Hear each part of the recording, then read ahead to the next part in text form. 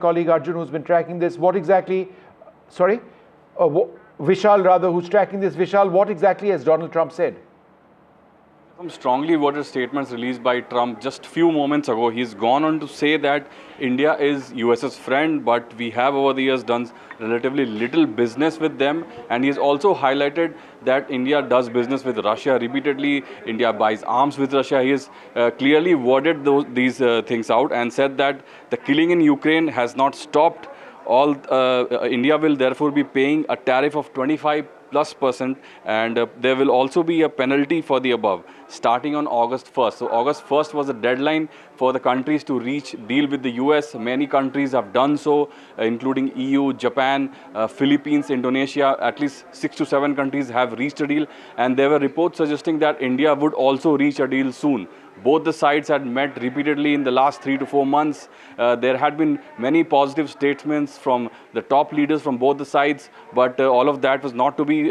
Trump has come and given this bombshell of a statement and said that India has the highest tariff rate in the world. They have the most strenuous and obnoxious non-monetary trade barriers of any country. Also, they have always bought a vast majority of their military equipment from Russia, and also are Russia's largest buyer of energy along with China.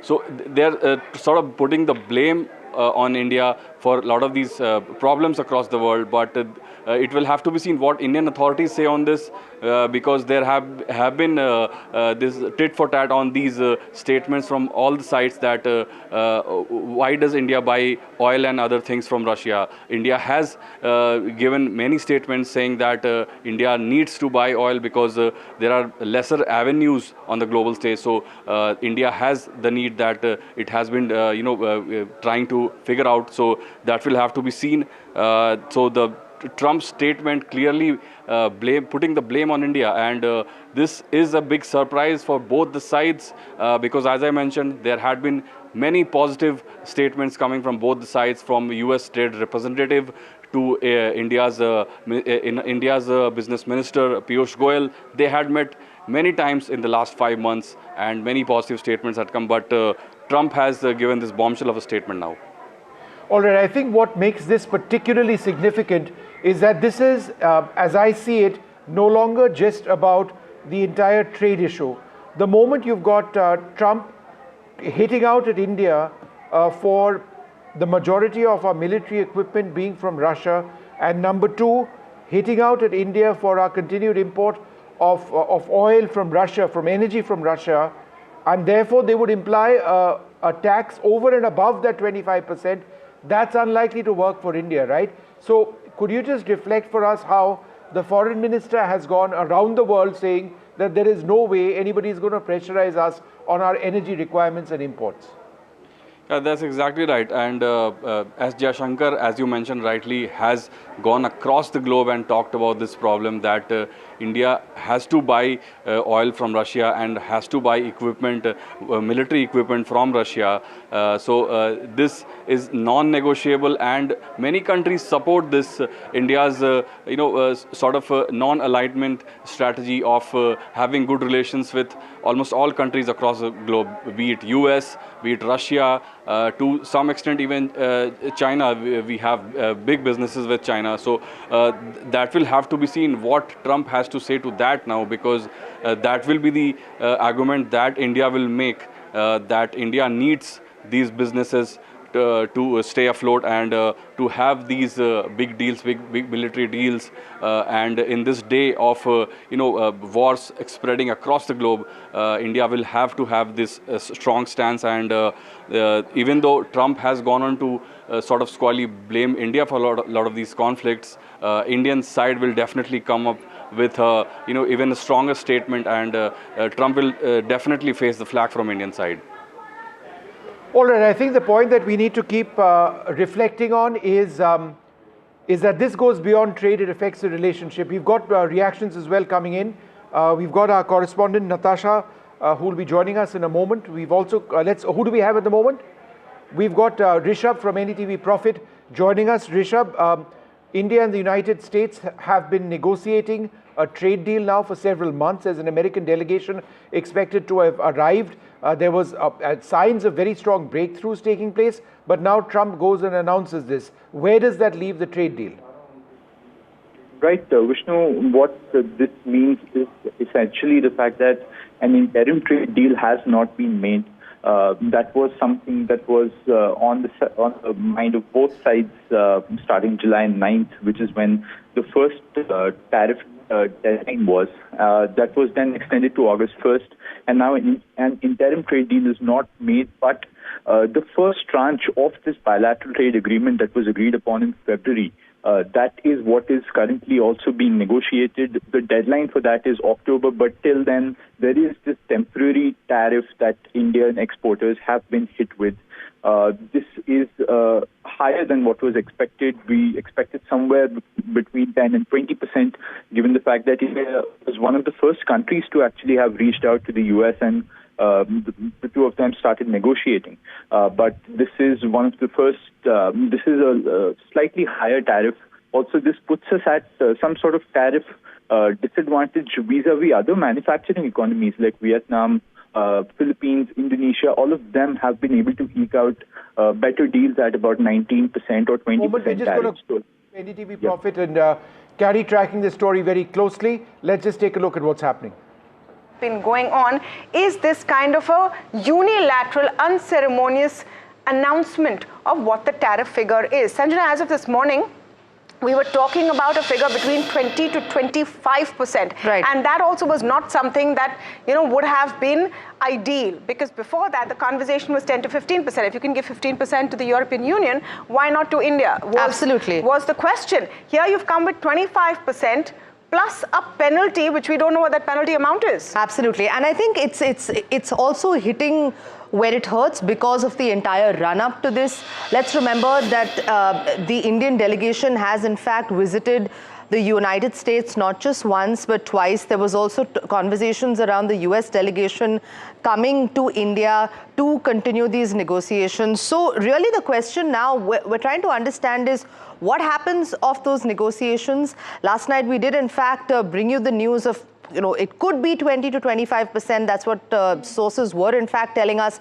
But now we're getting the news that, Trump not just saying it in an official statement, but coming out on Truth Social. It's quite offensive for him to call our policies obnoxious. I mean, yes, we shouldn't be surprised because this is what Trump speak now looks like. But I'm going to go across to Rishabh Bhatnagar, my colleague who's been tracking the story very, very carefully. Rishabh, you've been speaking since this morning on the various scenarios that could play out. I think this is worse than the worst. Right, Tamanna, this is a tariff that is not expected. This is slightly on the higher side. What most people were expecting was somewhere around 10 to 20% tariff. That would put us somewhere around what other manufacturing economies like Vietnam, Cambodia, Indonesia, Philippines, they've been able to hammer out as part of negotiations with the US. But clearly, 5 in-person rounds of negotiations since February, a 6th one that is scheduled for August 25th. But clearly an interim deal not reached between the two sides. There is a 25% tariff now that Indian exporters will have to face. That is something that will put us at a temporary disadvantage versus other manufacturing economies. So that is what we're gathering so far. Stay on with us, Rishabh. I'm going to go across to Ajay Bagga, who has been actually going through this story with us through its various twists and turns. Mr. Bagga, your first response to, frankly, what is an obnoxious post? I think that's the only way to describe it. 25% plus more. Now, what is this more? No. See, he's done it to everybody from Japan to European Union, even Australia, which has an FTA with them, or Korea, which has an FTA. He's put a 25% unilateral tariff. So this is like, on expected lines. We should not feel humiliated by this. It's okay. 5 rounds of negotiations have happened. Apart from the obnoxious language he used, when Prime Minister Modi was there with him in the White House, where he said India is a tough negotiator and India has a lot of non-tariff barriers. Mostly we have got away lightly because we were working very hard on backstage with them. But this is a letdown, Tamanna, because our team came back 2 weeks back. After the fifth round. And then they said in the middle of August, we will send the US team to negotiate. So what we were conjecturing that probably they will let the tariffs run. And in September, Trump might be coming to India for the Quad meeting. He will want to sign a BTA himself. So maybe he's pushing it for a large agreement. But today is a negotiation tactic where he's thrown a maximalist position, he's thrown an outlier position, 25%, and he's talked about 100% if you buy Russian oil. So let's see whether he comes on that or not. We'll have to check that out. But we have to now go with this. This is a price. All right, big story that we are tracking here on NDTV. Donald Trump's unilateral announcement of 25% plus penalties as tariff against India, which will be applicable from August 1st. What does this mean? We'll decode all that. But first, just listen in to what Donald Trump, in fact, said while announcing these tariffs. He has put out a post on Truth Social as well, and he has also spoken about this. That listen into President of the United States announcing the 25% plus penalties on India. Is preparing to face higher U.S. tariffs between 20 and 25%. Is that what you're tracking, or what do you think the rate will be for India? That they are going to pay 25%. Yeah, that India is preparing to face higher U.S. tariffs between 20 and 25%. Yeah, I think so. Look, India's they're my friends, and he's my friend. And, they ended the war with Pakistan at my request, and that was great. And Pakistan did also. India's been a good friend, but India has charged basically more tariffs than almost any other country. You know that, right? Over the years. But now I'm in charge, and you just can't do that. My colleague Vishnu Shom also here in the studio with me. Vishnu, there is no other way to, in fact, describe this but a very unilateral, in fact, a blow as far as this entire, negotiations and this announcement of the tariff is concerned from Donald Trump. No, Ankit, it's more than just a blow for tariffs. I think we are now well beyond that tariffs phase. If Trump says that there are going to be tariffs over and above 25% because of India's continued import of Russian oil, plus references to India's continued import of Russian weaponry, one of the largest in the world, that's factually correct. But that affects the nature of the relationship itself. And it is just such a disappointment that at a time when India and the United States were on the verge of getting a really substantive trade deal done, intense speculation about whether this would be a mini deal leading up to a mega deal, whether India would ensure that our concerns, for example, in dairy and agriculture were protected, and the sense that that relationship where we've seen incredible growth, whether it's semiconductors, whether it's AI, whether it's weapon systems, whether it's green tech, whether it's all sorts of technology, whether it's cutting edge technology, all of it has been built on decades of work.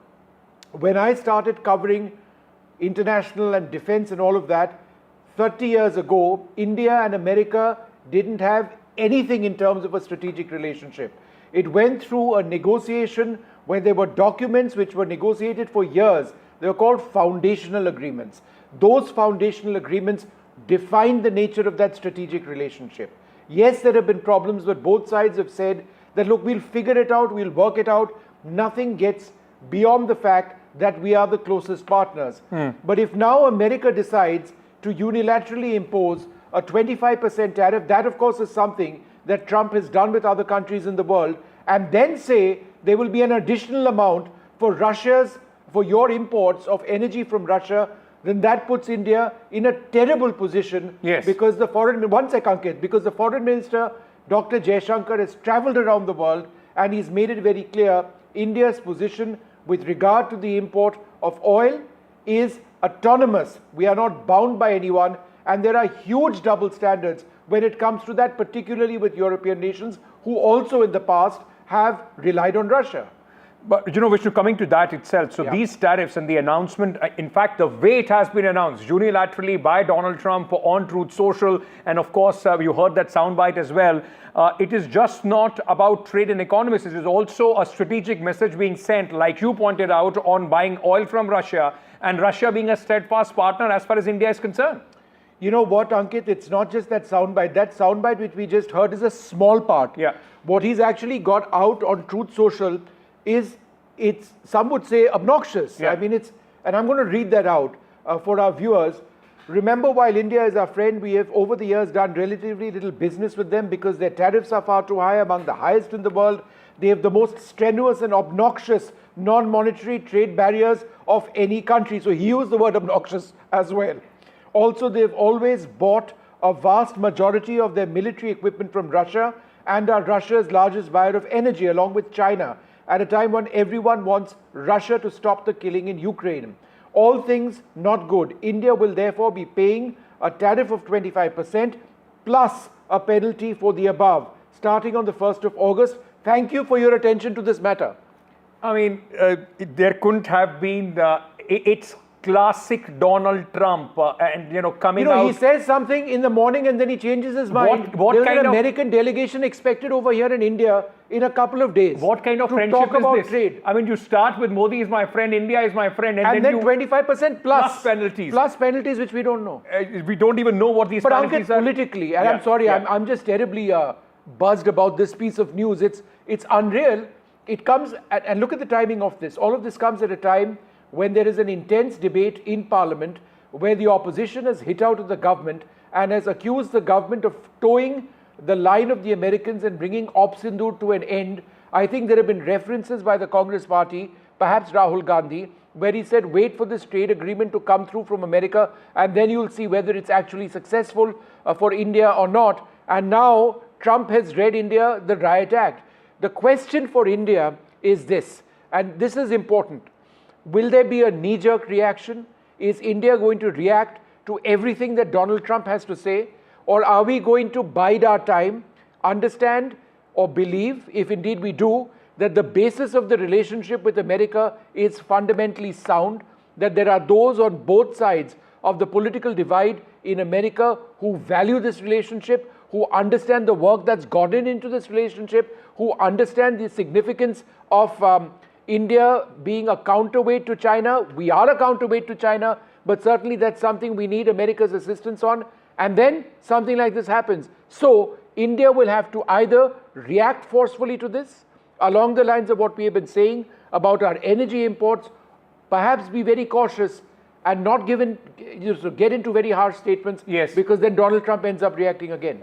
And it's also forcing India's hand in a way. I mean, you will have to react because of the way Donald Trump is trying to negotiate, in a maximalist like of a position that he has put out this unilateral statement as well. And like you were talking about politics domestically as well, this is going to be a very, very big issue. Remember, the parliament is already going on. Yesterday, there was so much mention of Donald Trump, opposition's attack on the government, and it comes right at the time when the government had said, that there has been no intervention. At the time when Donald Trump comes out with this kind of a statement, it is going to give them a renewed ammunition as far as the current session of the parliament is also concerned. Let me very quickly at this moment go across to Congress Member of Parliament, Mr. Dipender Hooda. He was one of the speakers yesterday from the Congress side. We are getting the first reaction of an opposition MP on this. Mr. Hooda, thank you for speaking to us. Let me start by asking you, sir, Donald Trump, the US president, has just announced 25% tariff plus penalties,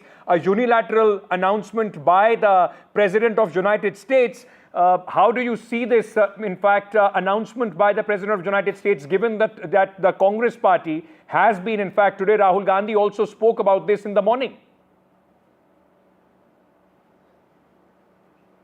See, if you look at what we have been saying, the government needs to put a strong foot forward as far as America is concerned. The government's diplomacy, foreign policy is at the moment not very clear when it comes to America. And it happened in the aftermath of Operation Sindur. After Operation Sindur, the kind of decisive victory that our forces were able to deliver for us, unfortunately the government has not been able to deliver the same kind of diplomatic victory on the global stage. Not one country openly condemned Pakistan, and when it comes to America, the whole issue about American president announcing the ceasefire himself before the ceasefire was announced by our government on the Twitter, and repeating the claim 30 times continuously ever since, is something which has to be completely unacceptable to the Indian government. No, but Mr. Huda, Vishnu here. But the Indian... Mr. Huda, Vishnu here, just one or two key points. Our Prime Minister has not come out and condemned the statement or denied the statement openly by taking name of America or President Trump. No, but the foreign minister has categorically denied this on the floor of the House, that America was responsible in some way for ending Op Sindur. In fact, it was the Pakistanis who came to the table. There was a categorical sort of mention of this from the foreign minister today. This is the way it's always been reported. But my question to you, sir, is not about Op Sindur, because what we are looking at now is beyond Op Sindur. Donald Trump has now said, number one, there will be 25% tariffs on India, and number two, over and above that, there will be more tariffs because we continue to import Russian oil. Therefore, sir, how does the Congress react to what many would say is bullying from America? Is unacceptable. Just like the unilateralism in him declaring the ceasefire and equating India with Pakistan. See, that's where what the point I was coming at it, where government has fumbled as far as America is concerned. You did not take a strong enough stand directly. See, our Prime Minister should have denied what Trump was saying, because when the head of a state is saying and making certain claims, and that to 30 times, and our head of the state and our Prime Minister is not directly denying that or condemning it and saying that it is unacceptable to India that you keep on saying this, that itself puts us in a difficult... If you look at what message is going at the world stage, and the same President of America is dining with Asif Munir, who's the sargana of all these terrorists, and the same America, their general, is calling Pakistan their best friend when it comes to counter-terrorism or operations. And in every breath they are equating India and Pakistan. For this has been going on for 3 months. And now this about coming to the trade. See, I've been always pro-trade. I've been always pro-business. But you know, if one of the things I said in Parliament, I don't know if you picked on that, I said कि अब diplomacy से बात करके या तो Donald का मुंह बंद कराओ, या समय आ गया कि हिंदुस्तान में मैकडोनल्ड को बंद कराओ, as in McDonald being the symbol of American enterprise, American business. McDonald's is the symbol and iconic company of America. My point was that they cannot take us lightly. India is 11 times bigger economic power than Pakistan. They are equating us. India is one of the topmost economies in the world today. How do you think, American Mr. Huda, the government should respond to this? Do you think that the government now needs to take... It is not that we will only be affected. Take a very strong position, because this is almost forcing India into a corner. Chinese 25% held their ground. Is among the highest. The Mexicans held their ground. The Americans Brazilians held their ground. Argentinians held their ground. Canadians held their ground.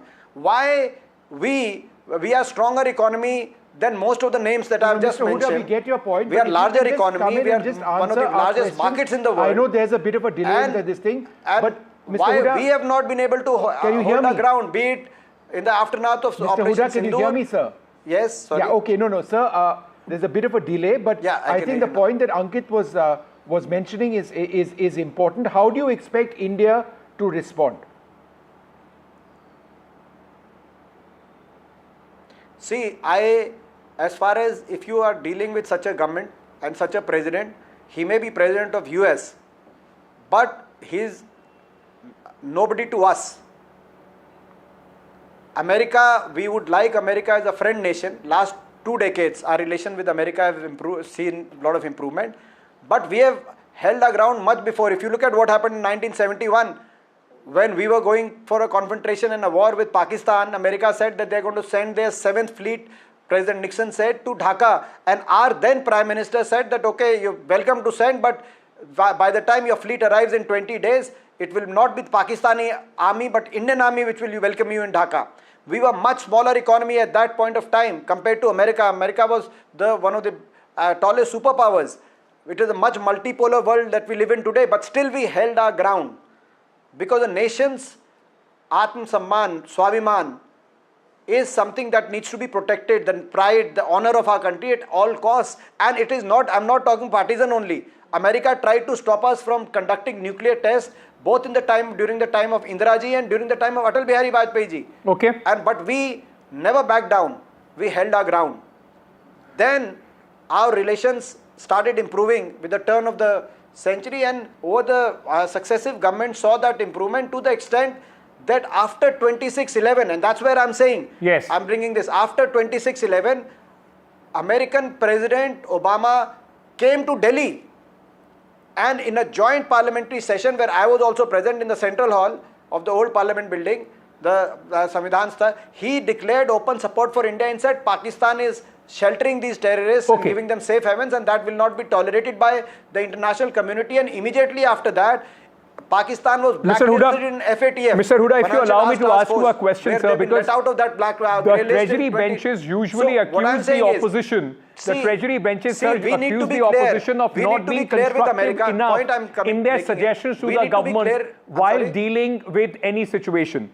Can I then ask you, sir, as a leader, senior leader of the opposition party, how should the government respond to this? Because it will also be seen as Donald Trump trying to force some negotiating tactics. It's a negotiation tactic because a team of Americans is coming to India. Before that, he's trying to make all this so that he can put some pressure as far as the negotiation on the trade tariffs are concerned with America. See, I think what needs to be made clear to Mr. Trump, that we cannot be bullied. India cannot be arm twisted. We are a sovereign, proud nation. And what needs to be made clear to him is that India and US relation has seen ups and downs, and while we would like to be friends,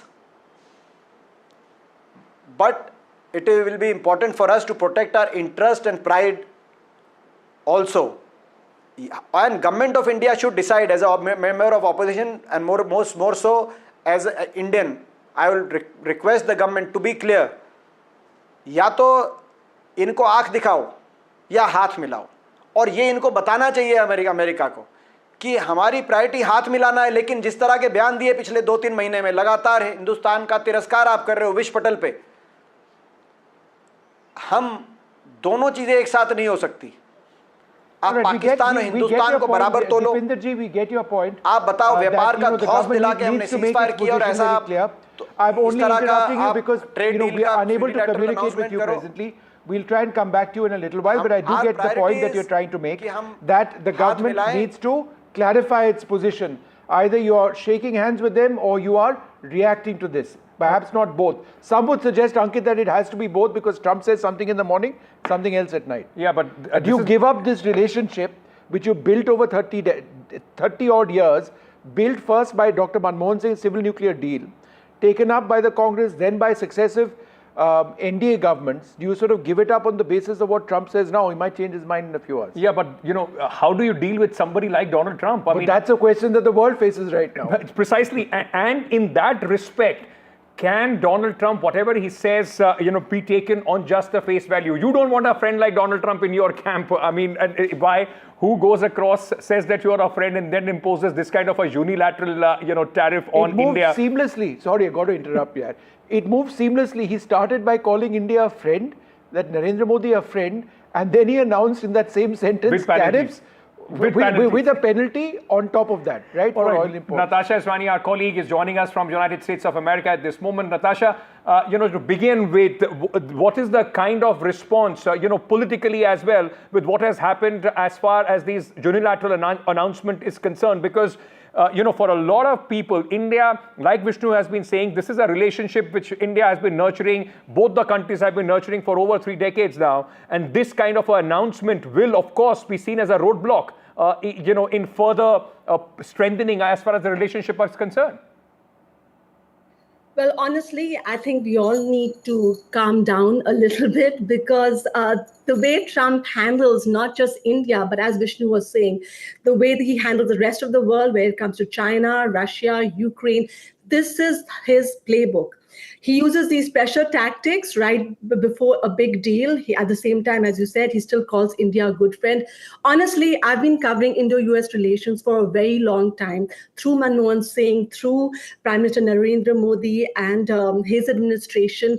And the Indo-US strategic partnership overall is still in place. I don't think that's going anywhere. We must understand the Indian government itself in the last couple of days had made noises, including telling government sources telling Reuters that they were expecting these 20 to 25% tariffs to come up. This is just firmed up with his tweet on Truth Social. They were expecting it. It is still seen by many sources on both sides as being temporary, which is, as you mentioned, that August 26 delegation from the United States that's coming to India for the 6th round of Indo-US trade talks is expected to look at the bigger picture.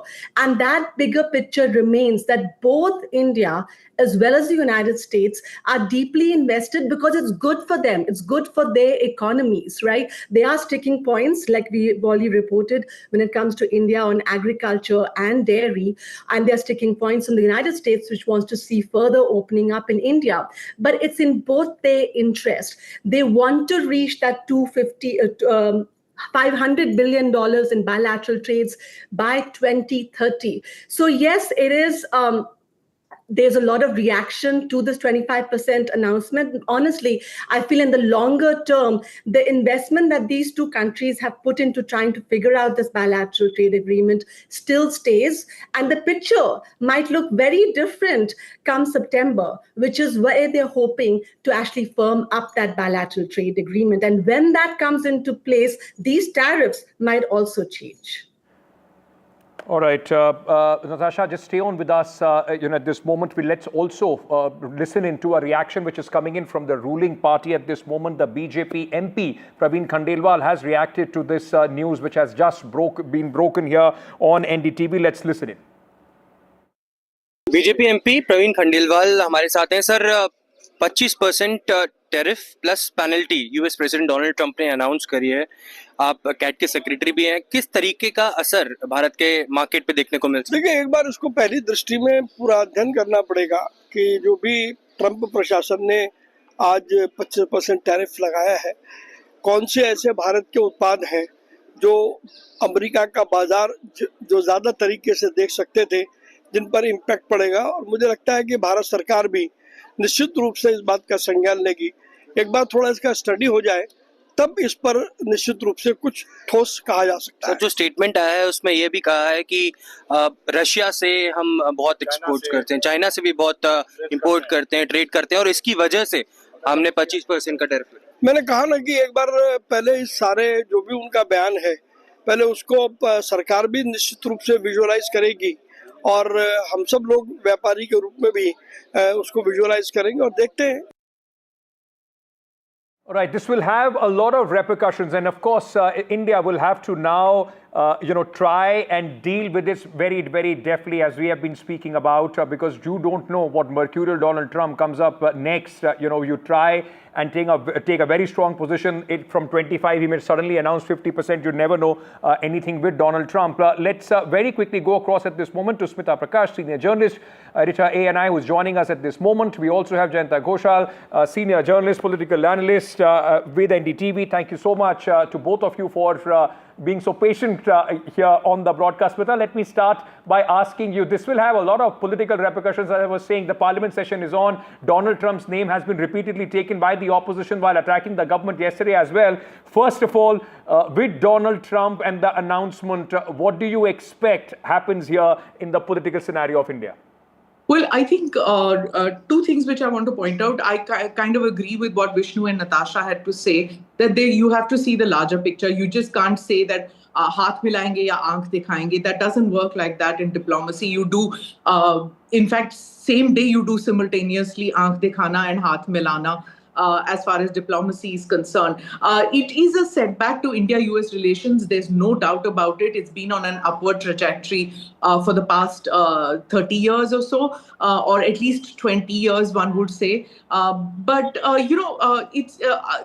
one can't go by what Donald Trump says, not just saying it, yes, slapping of tariffs, but then the negotiations are still on. This is worse than what I think I saw NDTV Profit, is it worse than what has come on Indonesia and the others, probably because of the Russian oil thing. Now, as far as the repercussions on Indian politics is concerned, of course, you saw what Mr. Huda had to say. They will put the Indian foreign policy mandarins on the mat and say that this is a failure and something that Dr. Manmohan Singh had worked with Bush and Obama has been undone. But remember, India-US relations has hit roadblocks several times in the past. It's not the first time. And those who are, the recent one probably is the Khobargade crisis. So much so that, the embassies had put boulders in front of each other and those kind of things that happened. Yeah. So we have gone past that, and it's not a smooth process. As far as the politicians are concerned, of course, they're going to make bombastic comments. But remember, this is not the era of the Soviet Union and Indira Gandhi and Kissinger, though we have gone past that era. Okay. This is a new place, and foreign policy is something which is very dynamic now. It's not these state rules by which earlier governments dealt with. Smita, I just introduce Peter Cardillo. He's the chief market economist at Spartan Capital. How do you see the markets reacting to this, or do you believe that they would essentially disregard this? Because quite frankly, what Trump says, between the morning and the evening could change. The other way of looking at it is that this is a hardline position because negotiations between India and America are continuing on that trade deal. Well, let's put it this way. Right now, the markets are reacting still positively, but I don't think it's due to this news. I think it's due to other news. We had good GDP numbers here in the States come out. The economy grew 3%. We had the unemployment, the ADP employment situation, which came in better than expected. 104,000 private jobs were added to the economy last month. And then we had some real good earnings this morning. So I think the market, is focusing on that. And of course, it's also Fed Day. And the market is expecting the Fed to stay on hold. Now, in terms of this Trump announcement, I think, it will go in effect, obviously, by August 1st, but I don't think it's going to be long lasting. I think this is a tactic that Trump is using to get India to come in line. And I would suspect that this hefty tariff that's being placed will probably be watered down over the next month or so. There was a great relationship between Trump and your prime minister, and all of a sudden we see that now has dissipated. And the fact that he's also adding another penalty for importing Russian oil suggests to me that this is another reason why he has imposed this 25% in order to get a better deal, which could happen within the next 60 days. So Peter, just for our viewers to understand, you believe that this is a maximalist position that Donald Trump is taking only to try and force India for a better deal as far as America is concerned, because it's a very long message, as Vishnu was reading out earlier. Some people would also term it obnoxious because then it goes into India's choice of who and how they are buying oil, and with Russian weapons and so on and so forth as well. So it's just not about trade. It becomes bigger than that with the kind of message that Donald Trump has set across. Absolutely, but I think it's a loud message to a lot of countries that Trump wants them to do business with the United States, and that they have to be loyal to the United States. And I think that's what this is all about. Remember now, imposing 25% is a steep tariff. The beneficiary here is the United States. Obviously, the loser is India. And so I think, when you begin to, whether it be India or whether it be another country on a global scale, when you begin to weaken economic activity, you're basically going to hurt yourself as well. So I think that is being taken into consideration.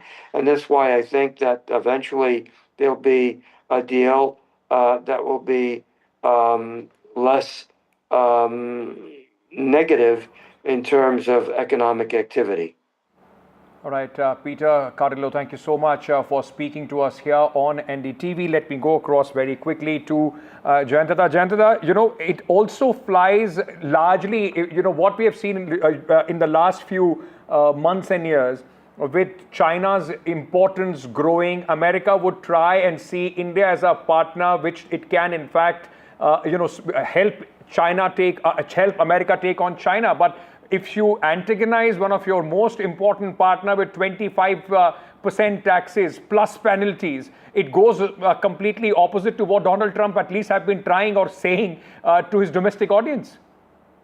Ankit, actually, I was listening, Mr. Cardillo, and I think Natasha also said the same thing, that there should not be any knee-jerk reaction now. And I think Prime Minister Mr. Modi also, this is economic diplomacy, and Vishnu was also repeatedly saying that this is Mr. Trump. So the opposition parties, they are doing their job, because this, what Mr. Huda is saying, that Aakh Dikhana, Haath Milana, and Smita, I completely agree with Smita, that it should be dealing with the domestic politics first. Because we should not be, if we go for anti-Trump reflex politics, then this is because we should be calm, because it can be a short-term bargaining diplomacy. It is like Karol Bagh, Sarojini Nagar market bargain politics of Trump. This is Mr. Trump. So I think after some time, because China, it's not only India, Canada, the old friend, the whole Europe. This is we are rather now there is an alignment of all European countries, EU, and we are not alone. Yeah. This is a Trump. What this war is now, this excise and this tariff war, we are not alone. It's a polycentric world now. The Cold War era is over. Yes. And now we should keep good relationship with China, and government of India is doing that. Why Jaishankar visited China? And what is the development? And China also settled recently with Trump. Trump has said that he is going to China. Trump is very inconsistent also for his manifestation. And I think if, and Mr. Modi is doing that, I think, as an onlooker of his diplomacy, okay. I think he's careful. And now, after 1st August, because it is not unexpected, yes. It can create impact in the share market, stock market. That is a different story altogether. But, rather we have read it will be 26%. अभी तो मुझे लग रहा है 1% कम हुआ है, क्योंकि what the speculation was 26, 27, and now I think the scope of negotiation is there. And it's an economic diplomacy. No, but Jayantata, let me also jump in over here and make one or two small points. Firstly, this puts this government in a slightly tight spot, because there's been this huge debate taking place in Parliament. A lot of that has to do with America's alleged role in bringing Sindur to an end. We know as journalists that America didn't have that role, irrespective of what Trump has had to say. But be that as it may, the Congress party has also said, wait for this trade deal to emerge and you will see what exactly happens. What Trump has now proposed is, in a sense, a worst case scenario for what the government was hoping for. The question is, will the government ride out this Trump storm or are they going to react? Because one way or the other, they're going to have to react. The moment you react, then Trump counter-reacts. You're not dealing with a standard international leader. You're going to have to look at how you react.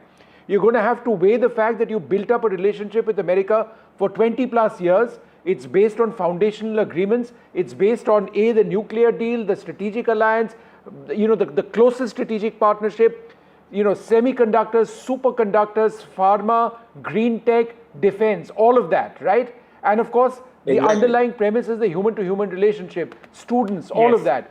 Now the question over here is, therefore, do we discount all of that? Can we just look the other way?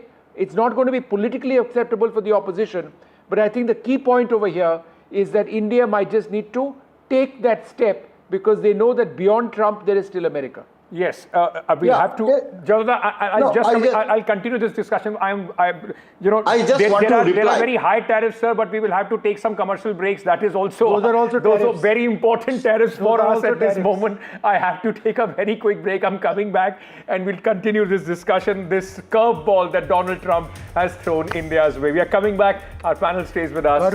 We will discuss this after a short break. Stay tuned.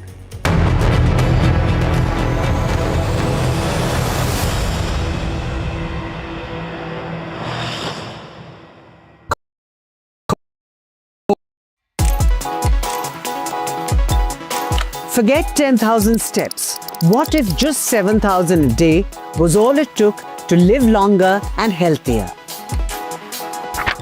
A major new study published in the Lancet Public Health has found that walking around 7,000 steps a day is strongly associated with better health and a lower risk of dying early. Researchers analyzed data from over 160,000 adults and found that people who walk approximately 7,000 steps a day had significantly lower risks for a wide range of chronic diseases.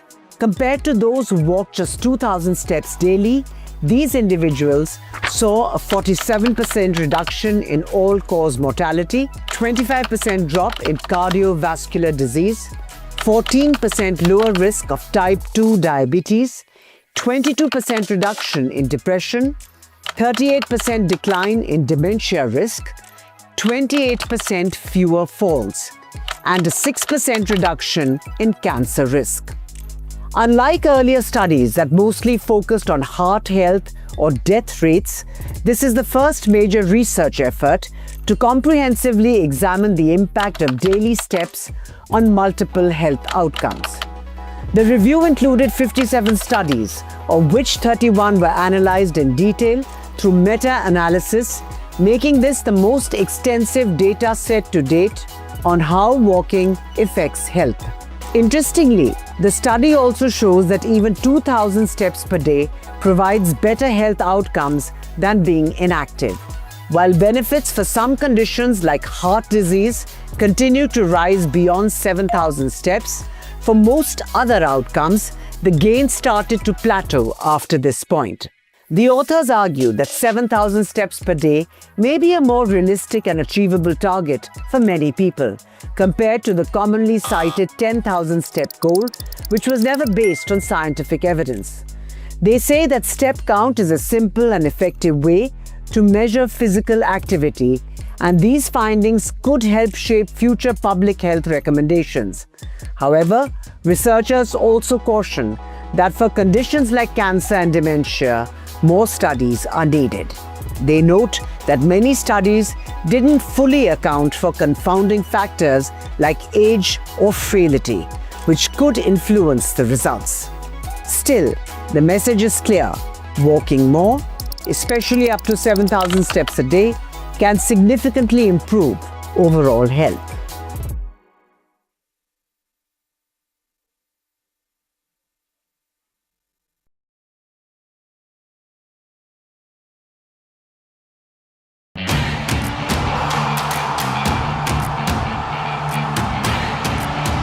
Some say sport is a matter of life and death. The truth is, it is far more serious than that. Sport is about ecstasy and agony, about pain and suffering, about joy and much more. Some say there's no one better to tell these stories. So here I am. Join me, Boria Majumdar, on India's #1 news network.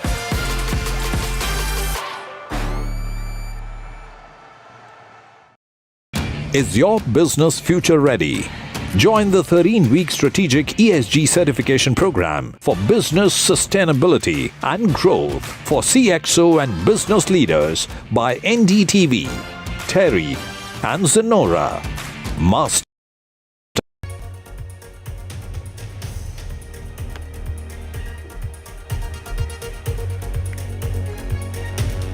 US President Donald Trump announces 25% tariff on India from August 1st. India pulls out of WCL semi-final. Legends say no game of cricket against Pakistan. Controversy over naming Operation Mahadev. Former Chief Minister of Maharashtra says, why Hindu name for military operation? Jaya Bachchan also pipes in, says, why name a military operation after Sindur? Tamil Nadu dishonor killing Gunda act against the accused. Sujit hacked sister's friend Kavin to death. Presented by Canara Bank. Together we can.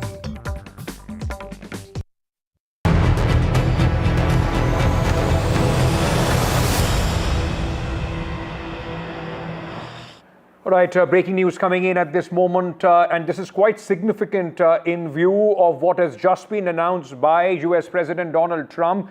The External Affairs Minister S. Jaishankar has met Minister Piyush Goyal, and remember Piyush Goyal is in fact the minister leading these tariff talks as far as the United States of America is concerned, and this comes after the announcement which has been made by Donald Trump. Now, remember, this is going to have a lot of reverence, a lot of echo in the parliament. The opposition feels they have suddenly got another ammunition to hit out at the government after these very high, unexpectedly high tariffs have been announced by Donald Trump ahead of the US delegation visiting India. Let me very quickly go across to my colleague Akhilesh Sharma, who is joining us with more details on this. Akhilesh, important this meeting, the timing of it, especially given the announcement made by US President Donald Trump.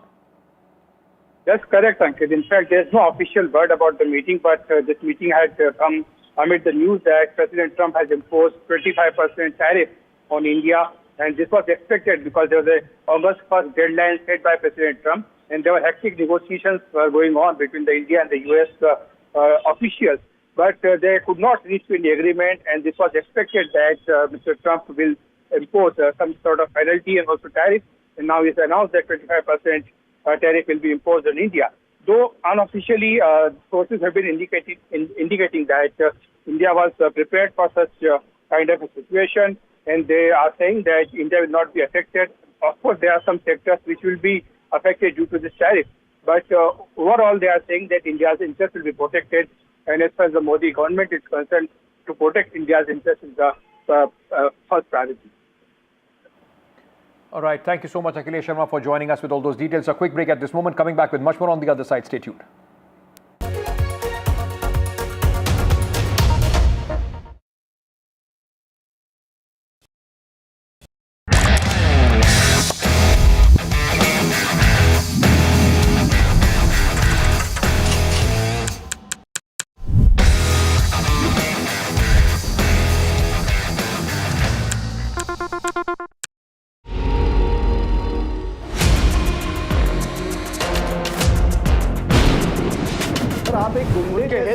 कर रहे हो sir, मेरी आप तो एक मेरा Gaikwad is running away from NDTV's questions. That issue is not before the High Command. It was not discussed so far. Kolhapuri couples costing $1,300. The noise we made finally got heard, and it's so nice that somebody took action on it. Pictures and videos of women that were taken in the Bengaluru metro, now on Church Street and other prominent places in Bengaluru. We managed to arrest both of them. We are bringing you now, for the very first time, is that the Air India preliminary crash report is out. This 15-page report into 10 key findings of what really is being said in this probe report. What's reporting without impact? NDTV 24/7. I've been reporting on all issues big and small from Andhra Pradesh, Telangana, rest of South India, bringing you all the action, all that you need to know, all that you want to know. The energy of Maximum City is infectious. I'm bringing that energy in our news coverage from financial capital Mumbai. Covering from the southernmost part of India over the last 23 years. I bring in-depth and 360-degree coverage from the Dravidian heartland. The land of Mishti, also known for its bitter politics. I have seen much water flow under the Howrah Bridge, covering Bengal in all its vivid colors. India's IT capital is always bustling, a city full of startups, stories and surprises. And I keep you ahead on all the Bengaluru buzz.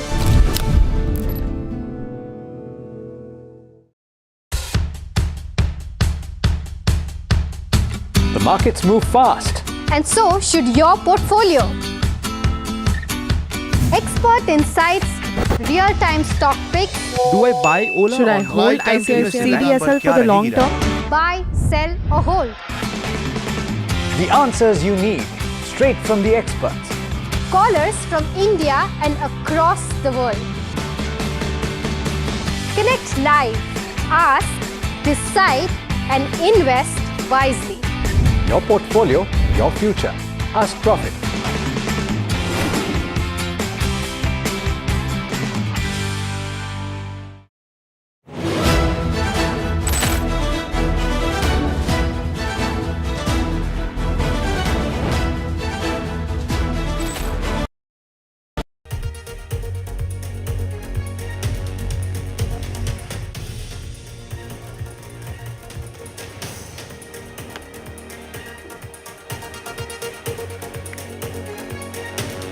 US President Donald Trump announces 25% tariff on India from August 1st.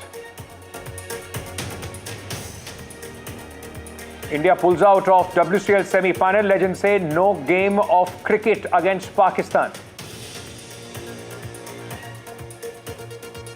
Controversy over naming Operation Mahadev. Former Chief Minister of Maharashtra says, why Hindu name for military operation? Jaya Bachchan also pipes in, says, why name a military operation after Sindur? Tamil Nadu dishonor killing Gunda act against the accused. Sujit hacked sister's friend Kavin to death.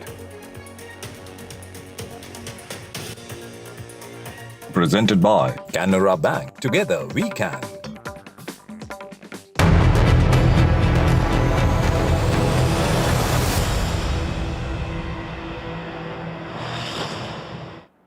Priyanka there, my colleague from NDTV World, is also with us at this moment to get us more reactions as far as this story is concerned. Priyanka, let me begin by asking you: is the American media and people there, are they seeing this as a Trump tantrum being thrown towards India? Something of a bargaining chip that he's trying to use, hardballing India before the trade talks take shape? Namaste. Thanks for having me on your show.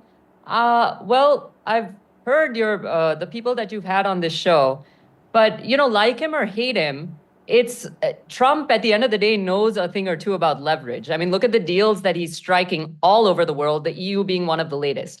So he knows how to play his game. His comments about India, about high tariffs, about Russian oil use as well, aren't coming out of nowhere. That's the first thing, and that was on his Truth Social. And for years, US companies have also struggled to break into Indian markets because of steep tariffs. For example, Harley Davidson is an example, the motorbike. American whiskey is an example. Sky-high duties on dairy, even full cars that are facing import duties. These are, I'm talking 100%, 150% tariffs. So it's impossible to break into the Indian market.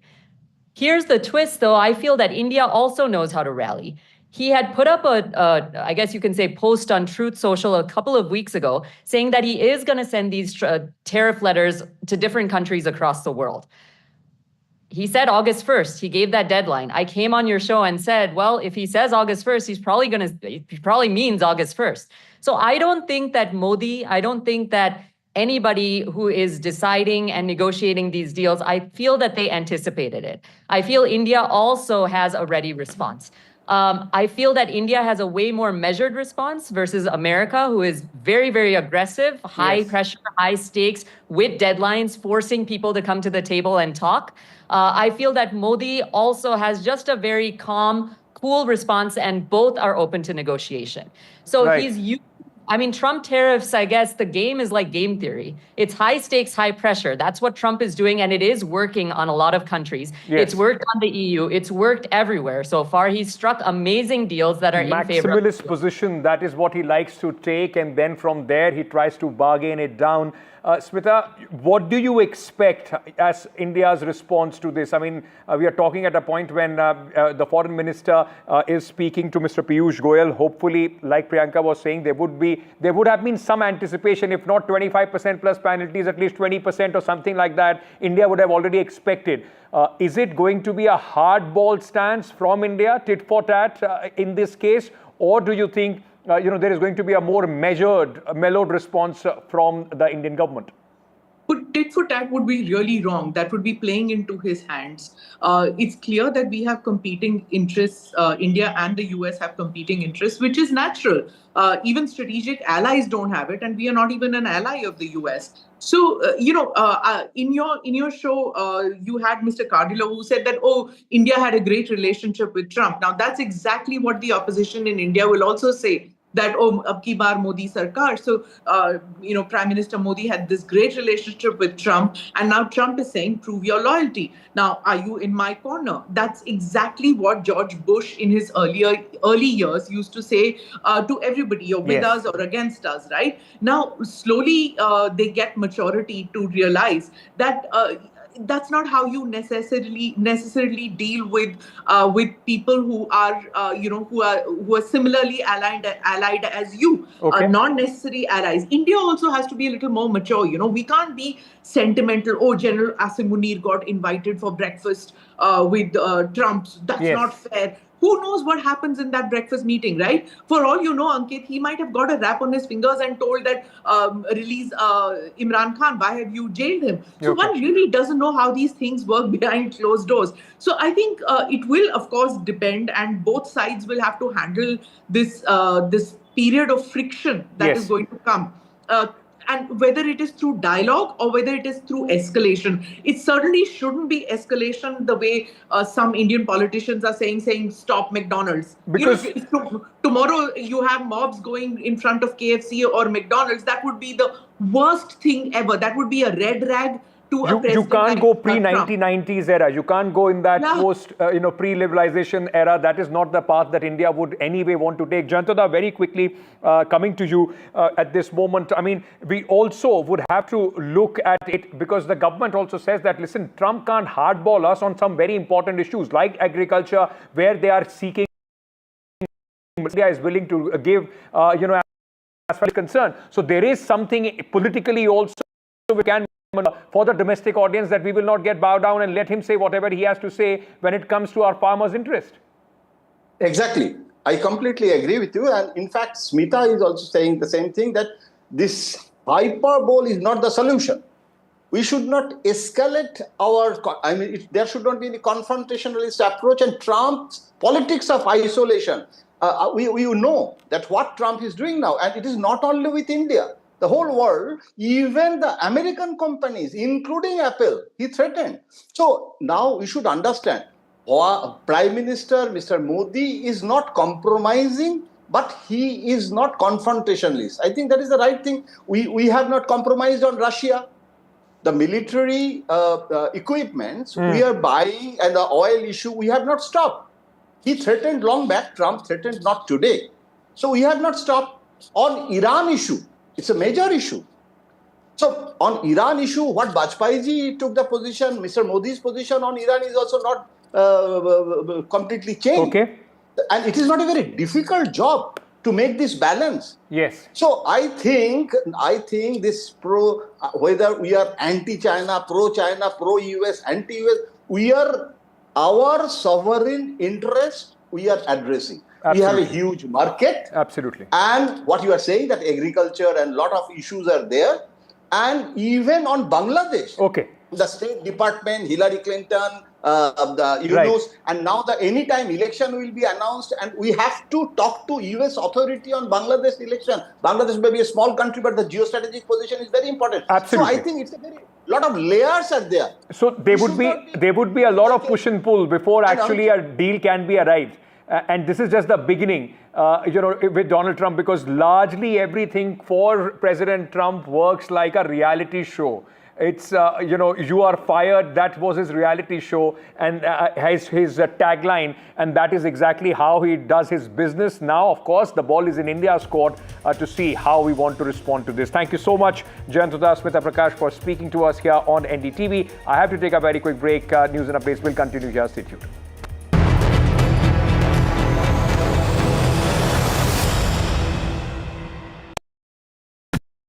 That's huge. That is a biggie. It's out there. Gold Plus Clear Glass. Par ho ya near, sab kuch dikhe clear. If it matters to you, if it matters to you, if it matters to you, it matters to India. It matters to India. And it matters to me. And it matters to me. India Matters with Shivaru, only on NDTV 24/7.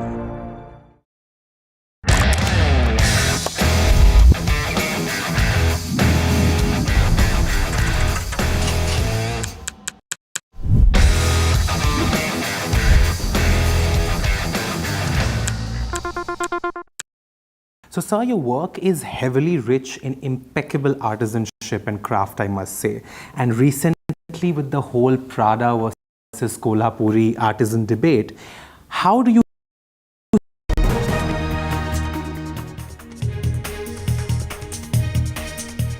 Hello and welcome to the Southern View. Lots of news breaking at this hour as we speak, Vasudha, from Donald Trump to Amit Shah in Parliament.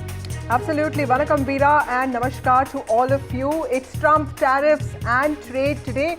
Even as Donald Trump has imposed 25% tariffs on India plus penalties. What are the consequences of this? That is what we discussed. But first up, the headlines. Donald Trump imposes 25% tariffs on India, 25% tariffs from the 1st of August over Russian oil. Centre acts post that Trump tariff slam on India. External Affairs Minister Jaishankar meets Commerce Minister Piyush Goyal to take stock of how India should be responding to a maximalist bargaining tactic, it would seem. ISRO has meanwhile successfully launched its missile satellite.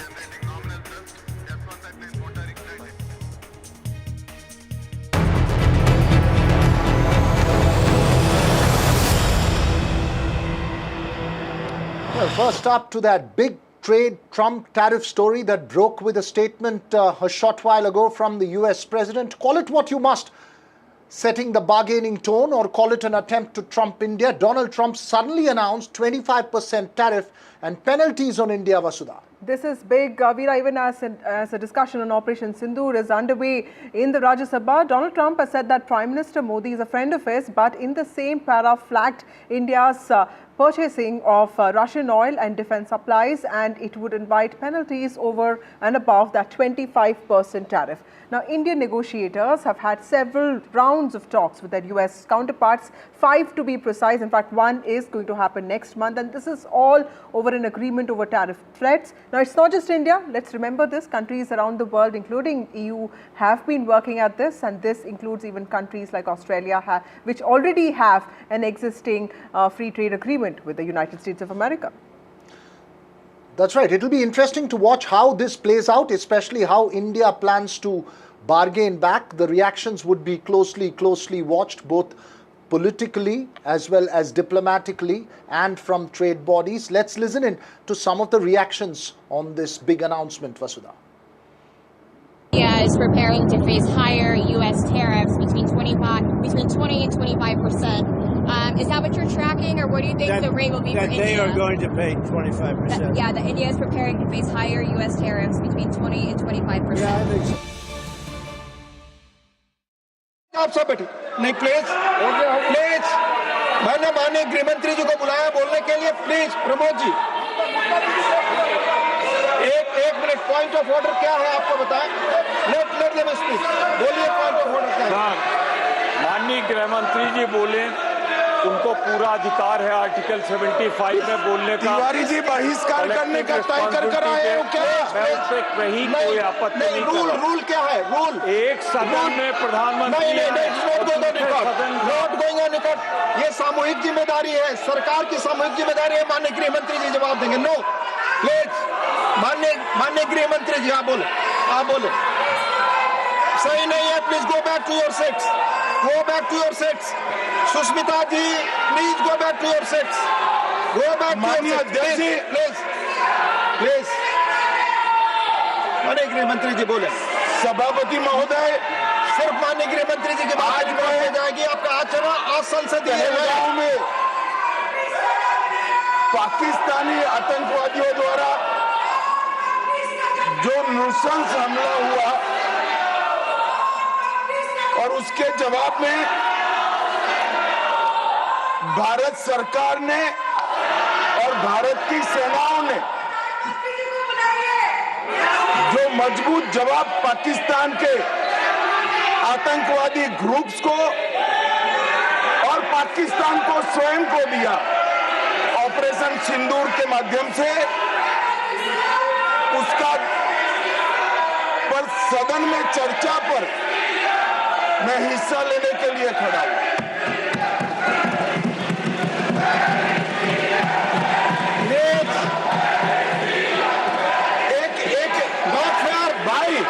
एक minute सुनो, एक minute please, मैं आपका जवाब देना चाहता हूँ। हाँ यार, एक मिनट सुनो, एक मिनट अपनी भाषण नहीं कर रहा। माननीय अध्यक्ष से पूछ रहे पीएम कहा है, इसका जवाब दे रहा हूँ। एक मिनट सुनो भाई, आपकी जो डिमांड है उसी का जवाब दे रहा हूँ। माननीय अध्यक्ष जी, अब इनकी ऑफिस में उनको ज्यादा सुनने का शौक है क्या? भाई मेरे से निपट रहा है, काहे को प्रधानमंत्री जी को बुला रहे हो? और तकलीफ होगी, ये समझते नहीं है साहब।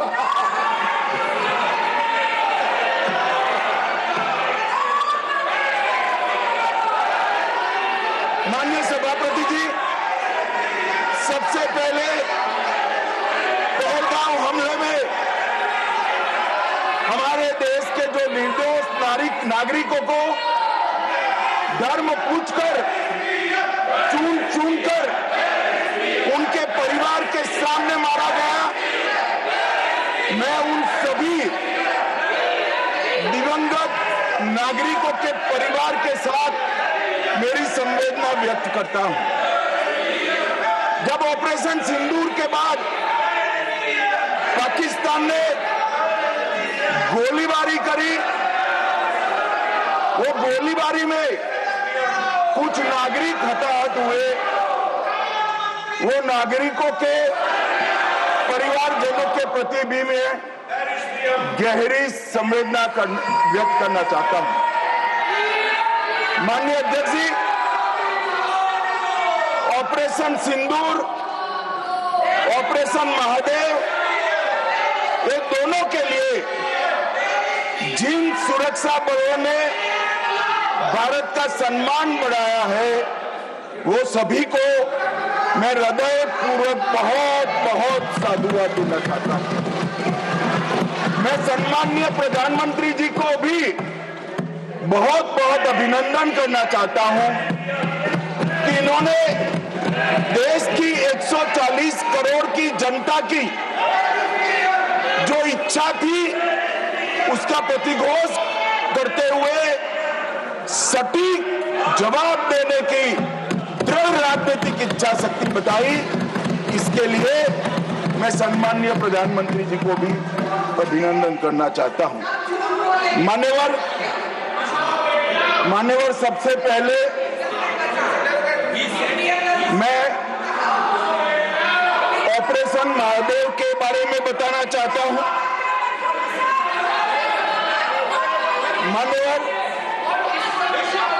परसों ही प्लीज कश्मीर में आपको माननीय नेता प्रतिपक्ष सबने सुना, ये सही आचरण नहीं है आप सबका। Please go back to your seats. No no, माननीय गृह मंत्री जी आप बोले। नहीं, खड़गे जी कुछ कहना चाहते हैं तो 1 मिनट के लिए बताने दीजिए। बताएं सर। आप सभी लोग अपनी सीट पर जाएं। माननीय एलओपी बोले please go back to your seats. Sir go back to your seats, first go back to your seats. Mister Gokhale, mister Saket Gokhale, अपनी अपनी सीट पर जाइए। आप अपनी सीट पे नहीं है, please go back to your seat.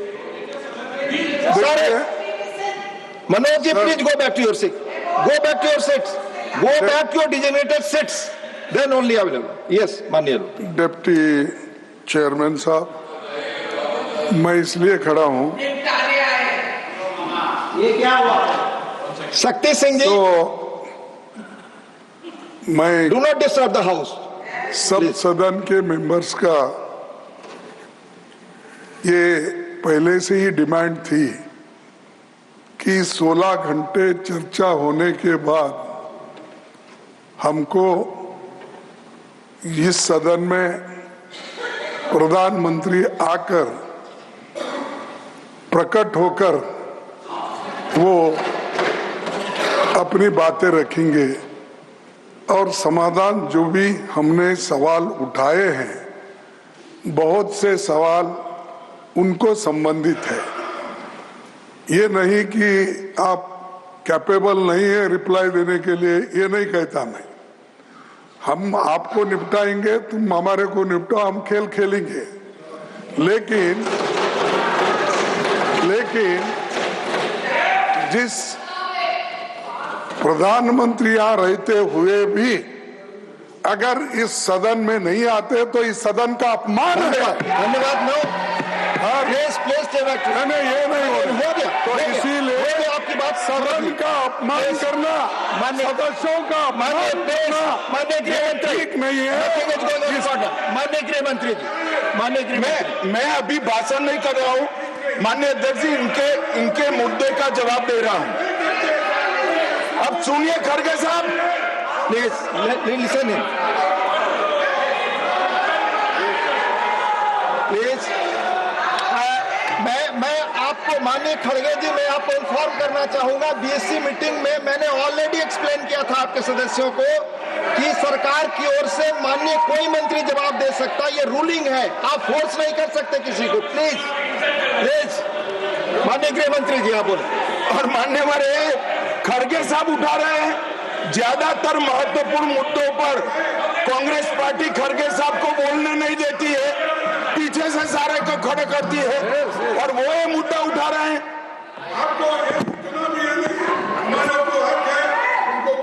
आपने बोल दिया। Please please please please let him speak. आपको मौका मिला, आपने बोला।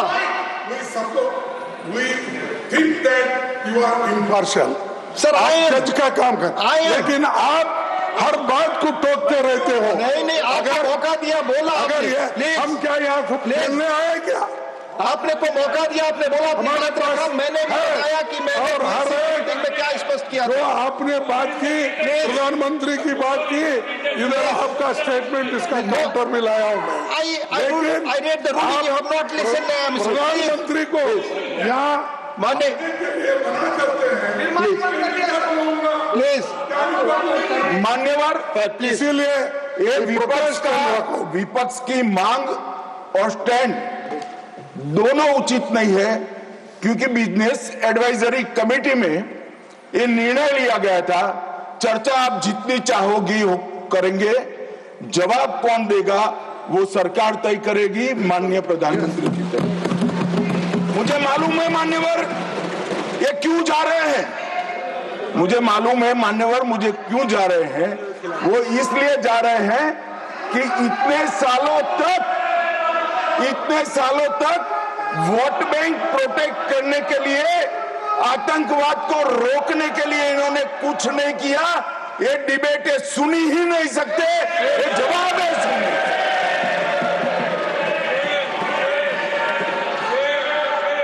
और जब भी ये कह रहे हैं और कोई लीडर ऑपोजिशन होता और बोलता तब तो मैं समझता, खड़गे साहब बोल रहे हैं। ज्यादातर महत्वपूर्ण चर्चाओं में कांग्रेस पार्टी उनके नेता को, लीडर ऑफ ऑपोजिशन को बोलने ही नहीं देती है। और वो मुद्दा उठा रहे हैं कि माननीय प्रधानमंत्री जी जवाब। मान्यवर, मैं सबसे पहले ऑपरेशन महादेव के लिए बताना चाहूंगा। परसों ही बहुत लंबे समय से चल रहे हुए एक ऑपरेशन का अंत आया और वो ऑपरेशन के तहत 3 आतंकवादी, सुलेमान उर्फे फैजल जट, अफगान और जिब्रान, वो तीनों हमारी सुरक्षा बलों ने इनको मौत के घाट उतार दिया। मानवर, सुलेमान ए श्रेणी का लश्कर तैयबा का कमांडर था। उसने पहलगांव हमले में उसकी ही राइफल से गोलियां चली थी। गगनगिर में भी उसकी राइफल से गोलियां चली थी और उसको हमारे सुरक्षा बलों ने कश्मीर छोड़कर पाकिस्तान भागने नहीं दिया। अफगान भी ए ग्रेड का लश्कर तैयबा का कमांडर था और जिब्रान भी उच्च आला दर्जे का लश्कर तैयबा का आतंकवादी था। मान्यवर, इससे स्पष्ट हो गया है कि ये आतंकवादी हमले में लश्कर तैयबा का हाथ था। इसके इशारे पर ही ये घटना हुई थी। और साहब देखिए, प्रधानमंत्री जी ने सेना को जो हुक्म दिया ऑपरेशन सिंदूर में, मैं बाद में बताऊंगा, उसने लश्कर तैयबा के हेडक्वार्टर को छिन्न विछिन्न कर दिया। इनको भेजने वाले भी मारे गए और जिन्होंने गोली चलाई थी वो भी मारे गए। एक प्रकार से ऑपरेशन महादेव और ऑपरेशन सिंदूर दो इकट्ठा होता है तो दुनिया के सभी आतंकवादी हमलों में सबसे सटीक, सख्त और त्वरित जवाब माननीय प्रधानमंत्री के नेतृत्व में भारत के सुरक्षा बलों ने दिया। लश्कर तैयबा का आप सभी जानते हैं कि एक प्रतिबंधित संगठन है। कुछ ही समय के बाद इनके एक आउटफिट टीआरएफ ने जिम्मेदारी ली कि हमने ये निर्दोष नागरिकों को मौत के घाट उतारा है। मान्यवर, उसी दिन मैं वहां पहुंच गया था। सुरक्षा रिव्यू की मीटिंग हुई थी और सुरक्षा रिव्यू की मीटिंग में तय हुआ था कि आप जल्दी से जल्दी इनको पकड़िए, मगर उससे भी जल्दी ये लोग देश छोड़कर पाकिस्तान न भाग जाए इसकी चिंता करिए। इसलिए 100 दिन के बाद भी वो उपलब्ध मिले और मारे गए। मान्यवर, उनके पास से 3 राइफलें बरामद हुई। एक 19M4 कार्बाइन अमेरिकन राइफल है और 2 AK-47 राइफलें मिली। जिस दिन पहलगांव में घटना हुई, हमारे निर्दोष नागरिकों को मारा गया, उस दिन वहां से एनआईए ने खाली कारतूसों को कब्जे लिया था। इनके मारे जाने के पहले ही वो खाली कारतूसों का फोरेंसिक साइंस लेबोरेटरी में एक प्रकार से इसकी जन्म कुंडली निकाली थी कि कौन सी राइफल से चले हैं। और जब ये मारे गए, इनके पास से भी जो राइफलें मिली, फोरेंसिक साइंस लेबोरेटरी में चंडीगढ़ में रात को फोरेंसिक टेस्टिंग कर 100% मिलान हुआ है कि इन्हीं 3 राइफलों का उपयोग किया गया था, जिसमें से 44 कारतूस AK-19M4 के थे और 25 कारतूस AK-47 राइफल के थे। इसलिए अब कोई बहस भी नहीं बची है, कोई शको शुबह भी नहीं बचा है कि इन्होंने मारा था या नहीं था। एनआईए ने बहुत विगत जांच करी है मान्यवर, लगभग 1055 लोगों के स्टेटमेंट लिए हैं। इसके आधार पर इनके रेखाचित्र भी बनाए गए। उसके बाद ट्रैकिंग करते हुए 2 दिन जिन्होंने इनको आसरा दिया था वो ढोंक के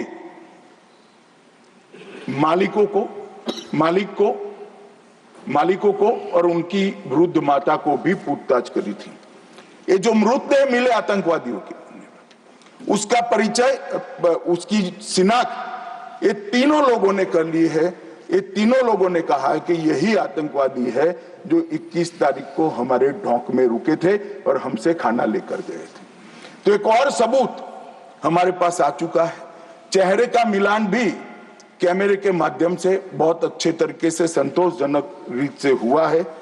और ये जो सफल ऑपरेशन हुआ मान्यवर, इसलिए मैं सेना, CRPF, Jammu Kashmir police, NIA के अधिकारी और एफएसएल के विद्वान अधिकारियों को बहुत बहुत साधुवाद देना चाहता हूं। और ये जो ऑपरेशन चला मान्यवर, आईबी द्वारा 22 मई को, मतलब लगभग 1 माह बाद हमें सूचना मिल गई थी कि ये जगह पे टेररिस्ट लोकेट है। उसके बाद आईबी और मिलिट्री इंटेलिजेंस ने और शिनाख्त करी और लगभग 22 जुलाई को इनके लोरा सेट को ट्रैक करने का काम समाप्त हुआ। एग्जैक्ट पिन पॉइंटेड लोकेशन को आइडेंटिफाई किया गया और फिर एक मीटिंग 4 पैरा, सीआरपीएफ और जम्मू कश्मीर पुलिस तीनों के अफसरों की हुई और स्ट्राइक किया गया। तीनों आतंकवादी मारे गए हैं।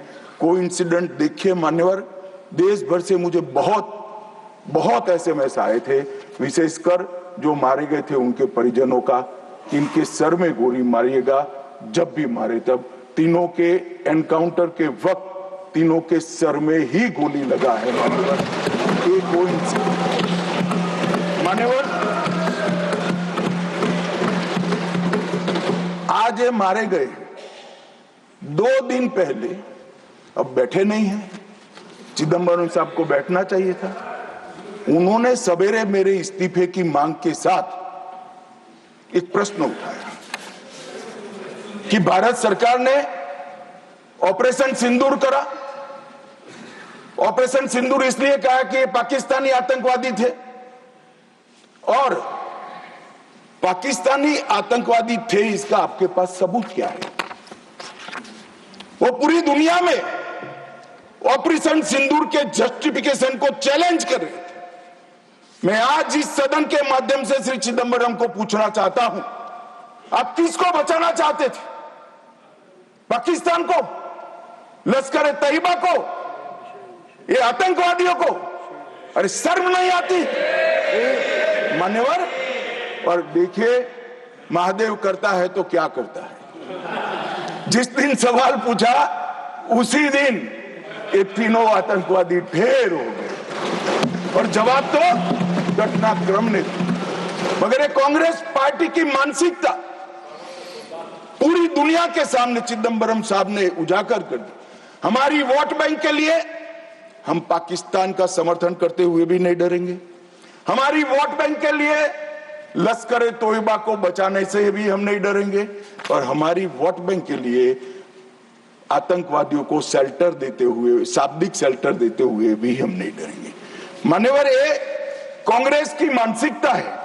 और अभी पृथ्वीराज चौहान साहब का इंटरव्यू आ गया, उन्होंने कहा ऑपरेशन का नाम धर्म के आधार पर रखने के अलावा इनको कुछ नहीं आता है। मान्यवर, कांग्रेस पार्टी बैठी नहीं है, उनको मालूम नहीं है हर हर महादेव सिर्फ धर्म का नारा नहीं है। शिवाजी महाराज ने जो मुगलों के खिलाफ लड़ाई लड़ी, स्वतंत्रता की लड़ाई लड़ी और शिवाजी महाराज की सेना का युद्ध घोष था हर हर महादेव। और ये प्रतीक है, ये प्रतीक है हर प्रकार के भारत पर के हमले का, भारत की संप्रभुता पर हमले का और भारत की सीमाओं पर अतिक्रमण के जवाब देने का। और मैं आज यहां से चौहान साहब को भी कहना चाहता हूं कि आप क्या नाम रखना चाहते थे, क्या नाम रखना चाहते, उसका जवाब दीजिए। मान्यवर, ये पूरी चीजों को हिंदू मुस्लिम के दृष्टि से देखते हैं। चौहान साहब का थ्योरी देखे तो आज हमारी सेना के कई सारे हमारी सेना के डिवीजनों का जो नारा है युद्ध घोष है, कहीं प्रभु रामचंद्र की जय, कहीं जो बोले सो निहाल सत श्री अकाल है, कहीं जाट बलवान जय भगवान है, क्या सियावर रामचंद्र की जय है, कहीं पर काली माता की जय है।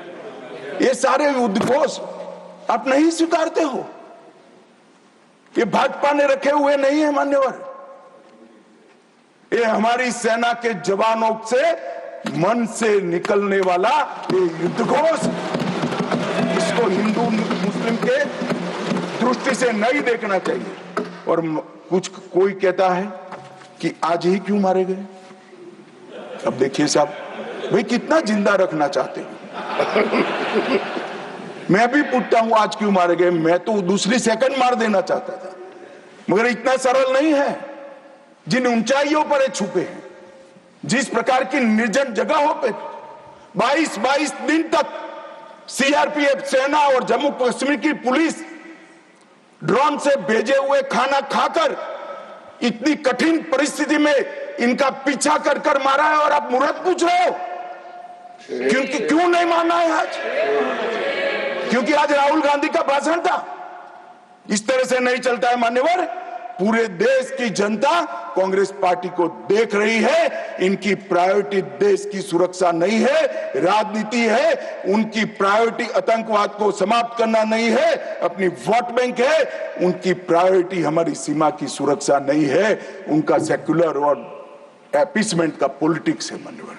मगर हम इससे इत्तेफाक नहीं रखते मान्यवर। आज मैं ऑपरेशन सिंदूर के बारे में भी बताना चाहता हूं। 22 अप्रैल को हमला हुआ। 22 अप्रैल को ही मेरी प्रधानमंत्री जी से बात हुई। वो विदेश थे। लगभग 2-2:30 बजे के सुमार पे बात हुई। मैं शाम होने से पहले ही श्रीनगर पहुंच गया था। दूसरे दिन सुबह सुरक्षा बैठक उसी रात को कर दूसरे दिन सुबह जहां मृतदेह थे वहां जाकर उनको श्रद्धांजलि देने के लिए गया। मान्यवरों, मेरे जीवन का ऐसा दिन है जो मैं कभी नहीं भूल सकता। एक 6 दिन की शादी, एक बच्ची ने जिसकी शादी को 6 दिन हुए हैं, वो विधवा होकर हमें पूछती थी कब इसका बदला लिया जाएगा। मान्यवर, सब लोग क्षुब्ध थे, ना पानी पिया था, ना चाय पी थी, ना पीने की स्थिति थी। मैं मेरे जीवन में वो दृश्य नहीं भूल। आज भी वो दृश्य आ जाता है तो नींद से खड़ा हो जाए, इस प्रकार की वेदना होती है मान्यवर। ऐसा जघन्य अपराध कभी नहीं हुआ। धर्म के नाम पर पूछकर चुन कर इनके परिजनों के सामने मरे, छोटी बच्चियां, छोटे बच्चे, वृद्ध मां, उनकी पत्नियां, उनकी बहनें, इस सब के सामने मारा गया। और क्यों मारा गया? क्योंकि वो संदेश देना चाहते थे कि टेररिज्म से मुक्त हम कश्मीर को नहीं होने। मैं आज इस सदन से उनको संदेश देना चाहता हूं, जितना हो सके उतना प्रयास करना।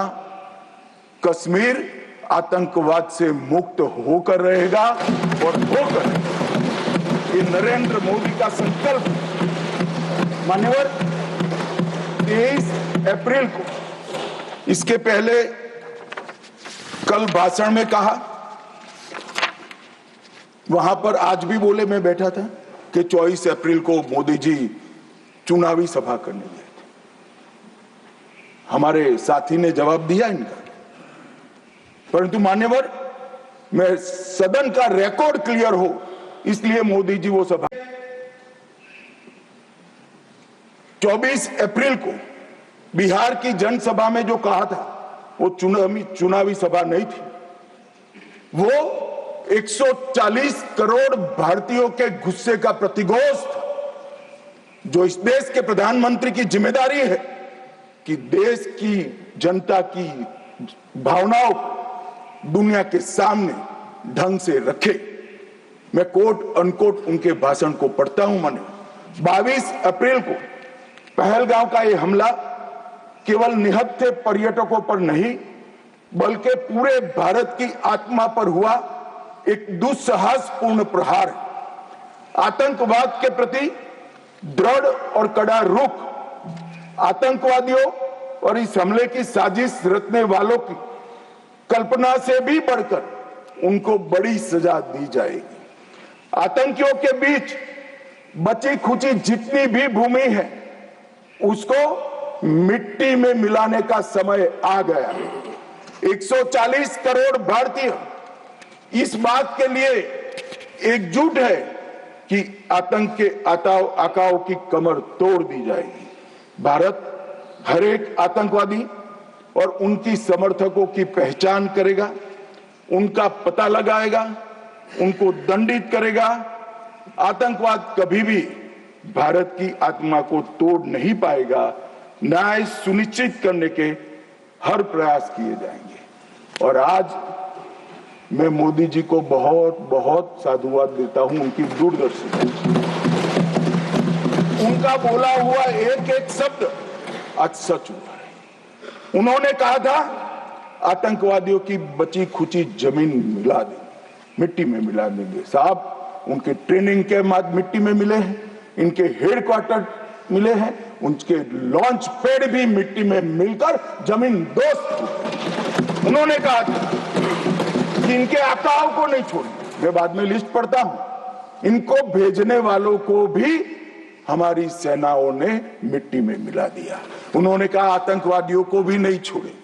ऑपरेशन महादेव ने वो तीनों आतंकवादियों को समाप्त कर दिया। मान्यवर, ढेर एक प्रकार से मोदी जी ने कहा हुआ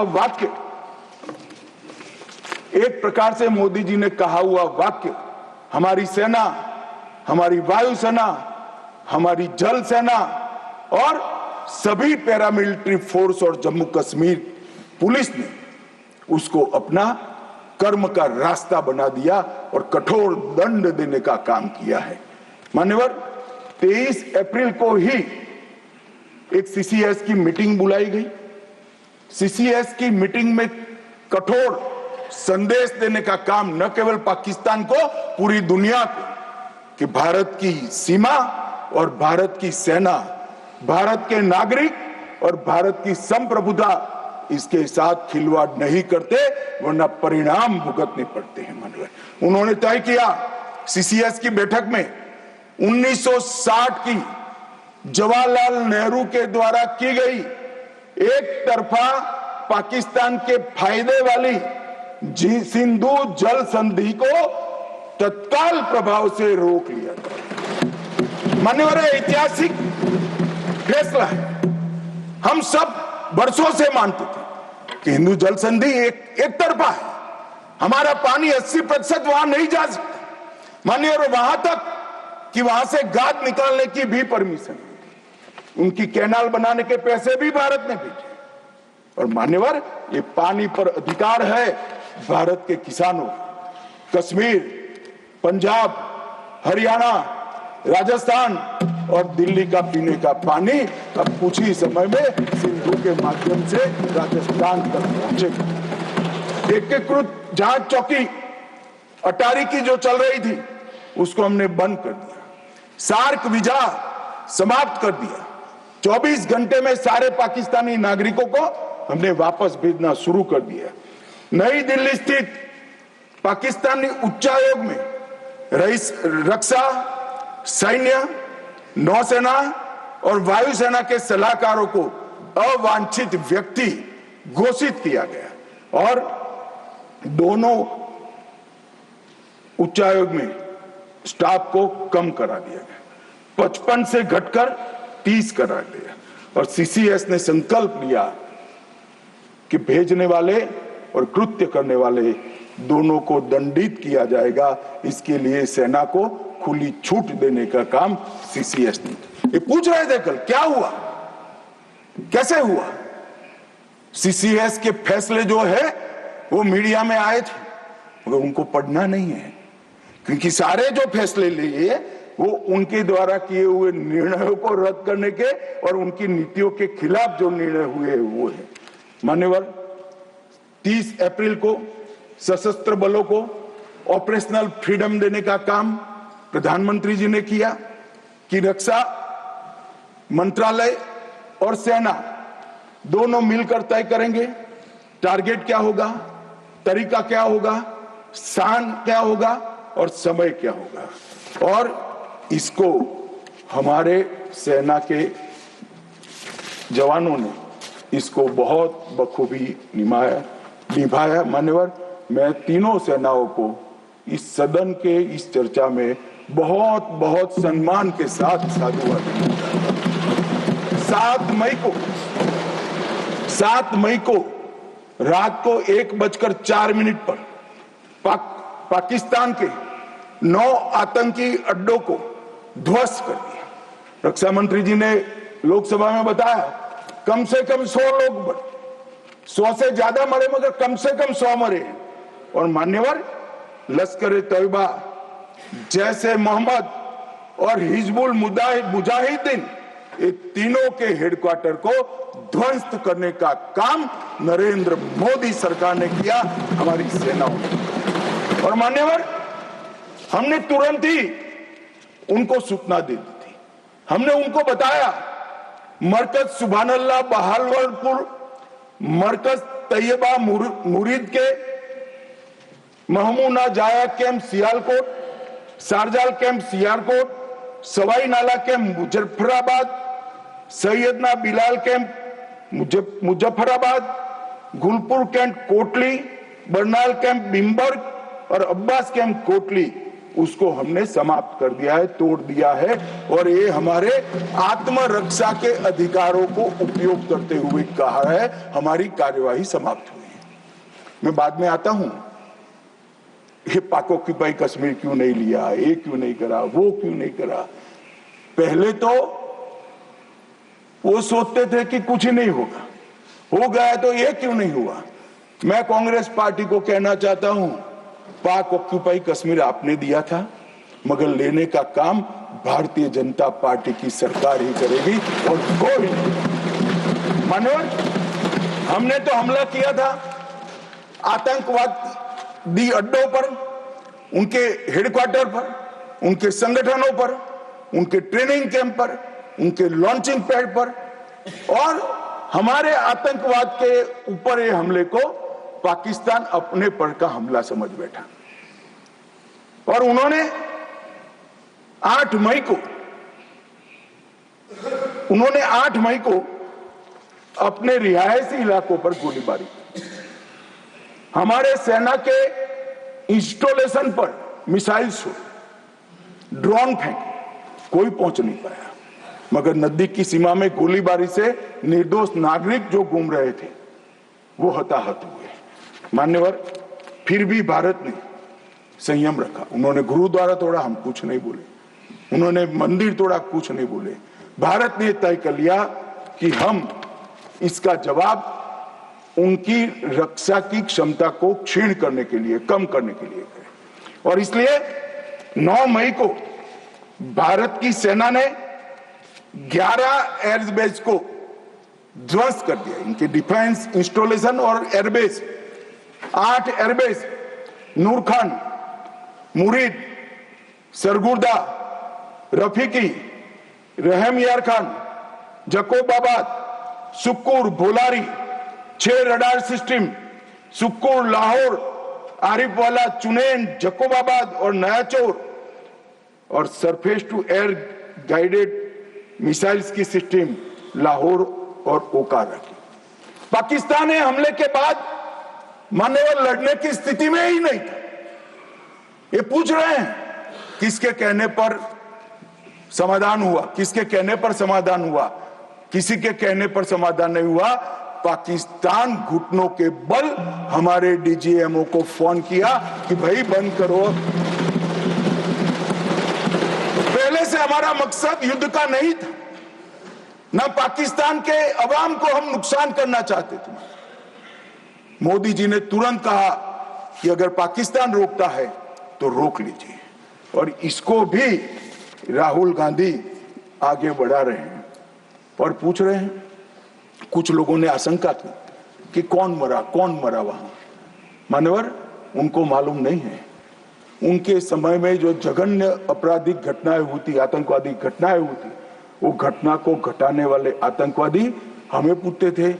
मुझे तो कई लोगों ने पूछा कि भाई 90 दिन हुए क्या हुआ, 95 दिन हुए क्या हुआ, रोज 5 फोन आते थे। मगर उनके समय में जो बड़ी बड़ी आतंकवादी वारदातें हुई थी, मुंबई ट्रेन ब्लास्ट से लेकर मुंबई पर हमले की, उसके आरोपी आतंकवादी हमारे ऑपरेशन सिंदूर में मारे गए। मान्यवर, ऑपरेशन हाफिज मोहम्मद जमील जैसे मोहम्मद का प्रमुख, मौलाना मसूद का बड़ा बहनोई, मुदस्सर खादियान मरकज तैयबा का प्रभारी, मोहम्मद हमजा जमील जैम और ऑपरेटिव मसूद अजहर का भतीजा, मोहम्मद यूनुस अजहर जैसे मोहम्मद का अमीर, मोहम्मद हसन खान जैम ऑपरेटिव, मोहम्मद हसन वो गंभीर रूप से घायल हुए हैं। जैम का वास्तविक प्रमुख अब्दुल मलिक, खालिद अबू अक्स और नोमान मलिक, ये सारे इतने घायल हुए हैं कि अब कुछ कर नहीं सकते। मान्यवर, ये जो हमला हुआ वो उन्होंने इनके दिल पर हमला किया है, आतंकवाद के दिल पर पहली बार प्रहार किया। मान्यवर, पहले भी हमने सर्जिकल स्ट्राइक करी, एयर स्ट्राइक करी। एक प्रकार से सर्जिकल स्ट्राइक और एयर स्ट्राइक दोनों पाक ऑक्यूपाई कश्मीर में थी। मेरे जैसे लोग तो मानते हैं कि हमारी भूमि पर ही हमने हमला किया था, क्योंकि पाक ऑक्यूपाई कश्मीर ये सदन के द्वारा स्वीकारा हुआ संकल्प है कि पाक ऑक्यूपाई कश्मीर भारत का है। मगर पहली बार पाकिस्तान की सरहद में जाकर हमारी सेना ने पराक्रम दिखाया है और आतंकवादियों के अड्डों को, उनके ट्रेनिंग कैंप को और उनके लॉन्चिंग पैड्स को खत्म करने का काम किया है। मान्यवर, ये चिदंबरम साहब कल भाषण में बोले कि ये नहीं कहा जा सकता कि ऑपरेशन सिंदूर निर्णायक था। चिदंबरम साहब यहां है नहीं, मगर मैं उनको जवाब देना जरूर चाहता हूं कि चिदंबरम साहब, अगर 65 की लड़ाई निर्णायक थी क्या, तो फिर टेररिज्म क्यों फैला? 71 की लड़ाई निर्णायक थी क्या, तो टेररिज्म क्यों फैला? और अनेक बार जो कार्यवाही हुई वो निर्णायक थी क्या? मान्यवर, जब तक दुश्मन या तो डर नहीं जाता या सुधर नहीं जाता, कभी निर्णायक अंत नहीं आएगा। मान्यवर, इतने सालों तक उनको डराने की, दंडित करने की कोई प्रक्रिया ही नहीं हुई। क्यों डरेंगे वो? हम तो डोजियर पर डोजियर भेजते रहे, कभी उनको जवाब नहीं दिया। नरेंद्र मोदी ने जवाब दिया। मान्यवर, सर्जिकल स्ट्राइक करी, एयर स्ट्राइक करी और ऑपरेशन सिंदूर। खौफ पैदा हो गया है। मुझे मालूम नहीं, मेरे पास सूचना नहीं, रात को भी जग जाते होंगे, स्वप्न में हमारी मिसाइल से दिखाई पड़ती होती है। ये डर से ही शांति होती है, ये सुधरने वाले लोग नहीं है। मान्यवर, मगर चिदंबरम साहब कहते हैं कि आतंकी पाकिस्तान से आए थे, इसका सबूत क्या है? चिदंबरम साहब, सबूत तो हमारी एजेंसियों ने ढूंढ लिया। अब आप क्या बोले थे, इस पर क्या बोलना चाहते? मान्यवर, इनके चिदंबरम जी के कार्यकाल में ही अफजल गुरी की फांसी जब तक वो गृह मंत्री नहीं गए नहीं हुई। मान्यवर, बंबई का हमला, बंबई के हमले के बाद आज ये दिग्विजय सिंह चले गए हैं, उन्होंने कहा है तो आरएसएस ने कराया था। मान्यवर, ये क्या बोल रहे हैं? किसके लिए बोल रहे हैं? किसको बचा रहे हैं? क्या कहना चाहते हैं? और हिंदू टेरर का सगुफा किसने छोड़ा? मैं आज दुनिया के सामने, देश की जनता के सामने गर्व से कहता हूं कि हिंदू कभी टेररिस्ट नहीं हो सकता।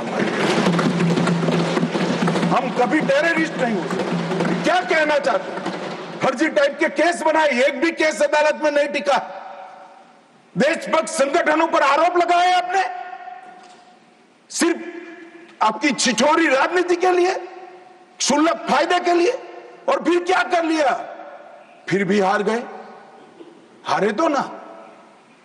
और अब हर रोज कह रहे हैं कि आप हमेशा है नहीं, आप हमेशा नहीं रहेंगे, आप हमेशा को तो मुझे मालूम नहीं साहब। मैं 61 का हुआ हूं, 14 से 30 साल तक भारतीय जनता पार्टी की ही सरकार रहने वाली है। मैं चिदंबरम साहब को कहना चाहता हूं, आप डाल दो, भारतीय जनता पार्टी की सरकार में जीने 30 साल तक भारतीय जनता पार्टी की सरकार रहेगी। मान्यवर, मैं 2015 में बोला था हमारी उड़ीसा कार्यकारिणी में, भुवनेश्वर कार्यकारिणी में। अब ये 5 साल गिन लो तो 15 तो हो ही गए और 15 भी हो जाएंगे। मान्यवर, भारतीय सेना के लिए कभी भी इन्होंने तैयारियां नहीं की। चीन के कई जवानों ने चीन की लड़ाई के बाद लिखा, हमारे पास बंदूक छोड़िए, कारतूस छोड़िए, नमक, चीनी और माचिस भी उपलब्ध नहीं थी। घनघोर ठंड में पहनने के लिए हमारे लिए ठंड के कपड़े भी नहीं थे। मान्यवर, आज वही सेना ब्रह्मोस से लैस है, आकाश उनके मिसाइलों को तोड़ देता है मान्यवर। और पाकिस्तान की पूरी एयर डिफेंस सिस्टम हमारी सेना आधे घंटे में उसको मलबे में बदल कर रख देती है मान्यवर। ये नरेंद्र मोदी के शासन में, मोदी जी के शासन में 11 साल में परिवर्तन। गोली नहीं बना पाते थे। मैं बाद में बताता हूं, लाखों करोड़ों का सामान हम बना रहे, विदेश में भेज रहे हैं, एक्सपोर्ट कर रहे हैं। हमारी सेना का काफी सारा कई सारी चीजें हमने ब्लैकलिस्ट कर दी, इंपोर्ट नहीं कर सकते। और R&D के लिए एक बहुत बड़ा इकोसिस्टम बनाने का काम देश के प्रधानमंत्री नरेंद्र मोदी ने किया है। सेना और पूरे देश को मोदी जी की ये पहल पर, आत्मनिर्भर भारत के गर्व पर और हमारे सेना के जवानों का हथियार उनको ऐसा देना चाहिए, इस बात की चिंता पर देश और सेना मोदी जी पर गर्व कर सकती है।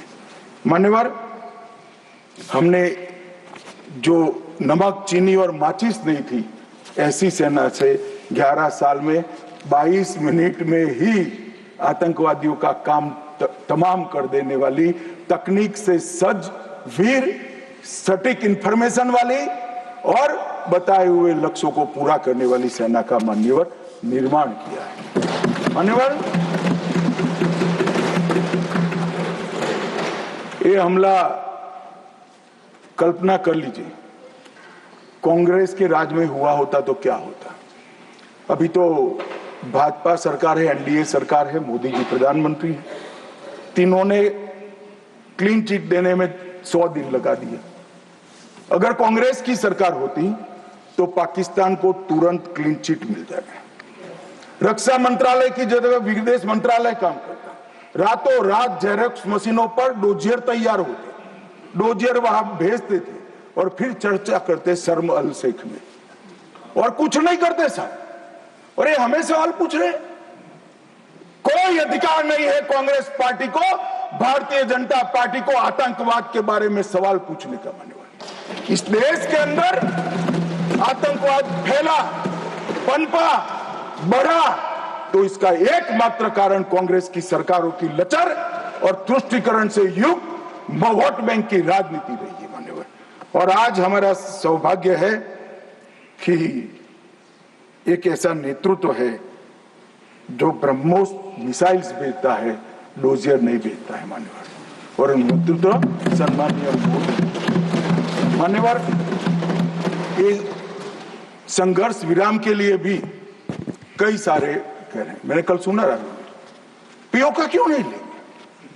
इतना उछल उछल कर बोलते थे। और यहाँ पर काफी विद्वान लोग बैठे हैं, इनको कुछ संसद की मर्यादा, संसद में बात करने का तरीका, मतलब वास्तविक चीजें बोलने की पद्धति कुछ नहीं सिखाते मान्यवर। मैं आज पूरे देश के सामने बात करना चाहता हूं मान्यवर। ऑपरेशन सिंदूर युद्ध नहीं था। यूएन चार्टर के अनुच्छेद 51 के चैप्टर 7 के तहत हमने आत्मरक्षा के लिए बल प्रयोग का जो हमारा अधिकार है उसको उपयोग किया था। 22 अप्रैल को पहलगाम में आतंकवादियों ने जो हमला किया, हमारे निहत्थे नागरिकों को मारा और इसके जवाब में आतंकवादियों की पूरी इकोसिस्टम तोड़ने का हमारा अधिकार है। जो विश्व के सभी देशों ने हमारे अधिकारों को स्वीकारा है, वो अधिकार का हमने उपयोग किया था। और जब पाकिस्तान ने ही कहा कि हमें संघर्ष नहीं करना है, तब हमने इसको स्वीकारा। और कहते थे, मैं बाद में बताऊंगा मान्यवर, वो हमें कहने लगे कि भाई क्यों करा, ये ले लेते वो ले लेते। मैं बाद में जब आपके समय में जो घोषित युद्ध हुए, ये तो घोषित युद्ध नहीं था मान्यवर, मगर घोषित युद्ध हुए कांग्रेस के समय में, इसमें आपने क्या किया है वो बाद में मैं मान्यवर बताता हूं। उसके पहले मैं आतंकवाद के परिदृश्य पर, जम्मू कश्मीर का आतंकवाद का परिदृश्य और देश का परिदृश्य, इस पर बताना चाहते हैं। मान्यवर, कांग्रेस देश की सबसे पुरानी पार्टी है और सबसे ज्यादा शासन भी कांग्रेस और उनके साथियों ने देश पर किया है। उनके समय में हमारे प्रधानमंत्री नरेंद्र मोदी जी को 3 नासूर मिले आंतरिक सुरक्षा की दृष्टि से। पहले कश्मीर का आतंकवाद, नॉर्थ ईस्ट की इंसर्जेंसी और वामपंथी उग्रवाद नक्सलवाद, ये 3 नासूर मिले और 30 से 40 वर्ष तक ये नासूर भारत की धरती को रक्त रंजित करते रहे। न जाने कितने लाल हमारी सेना के, सीआरपीएफ के, बीएसएफ के, सीआईएसएफ के मारे जाते रहे, शहीद पर शहीद। न जाने कितने निर्दोष किसान, न जाने कितने निर्दोष नागरिक आतंकवाद, इंसर्जेंसी और वामपंथी उग्रवाद की भेंट चढ़े, मगर कुछ नहीं हुआ।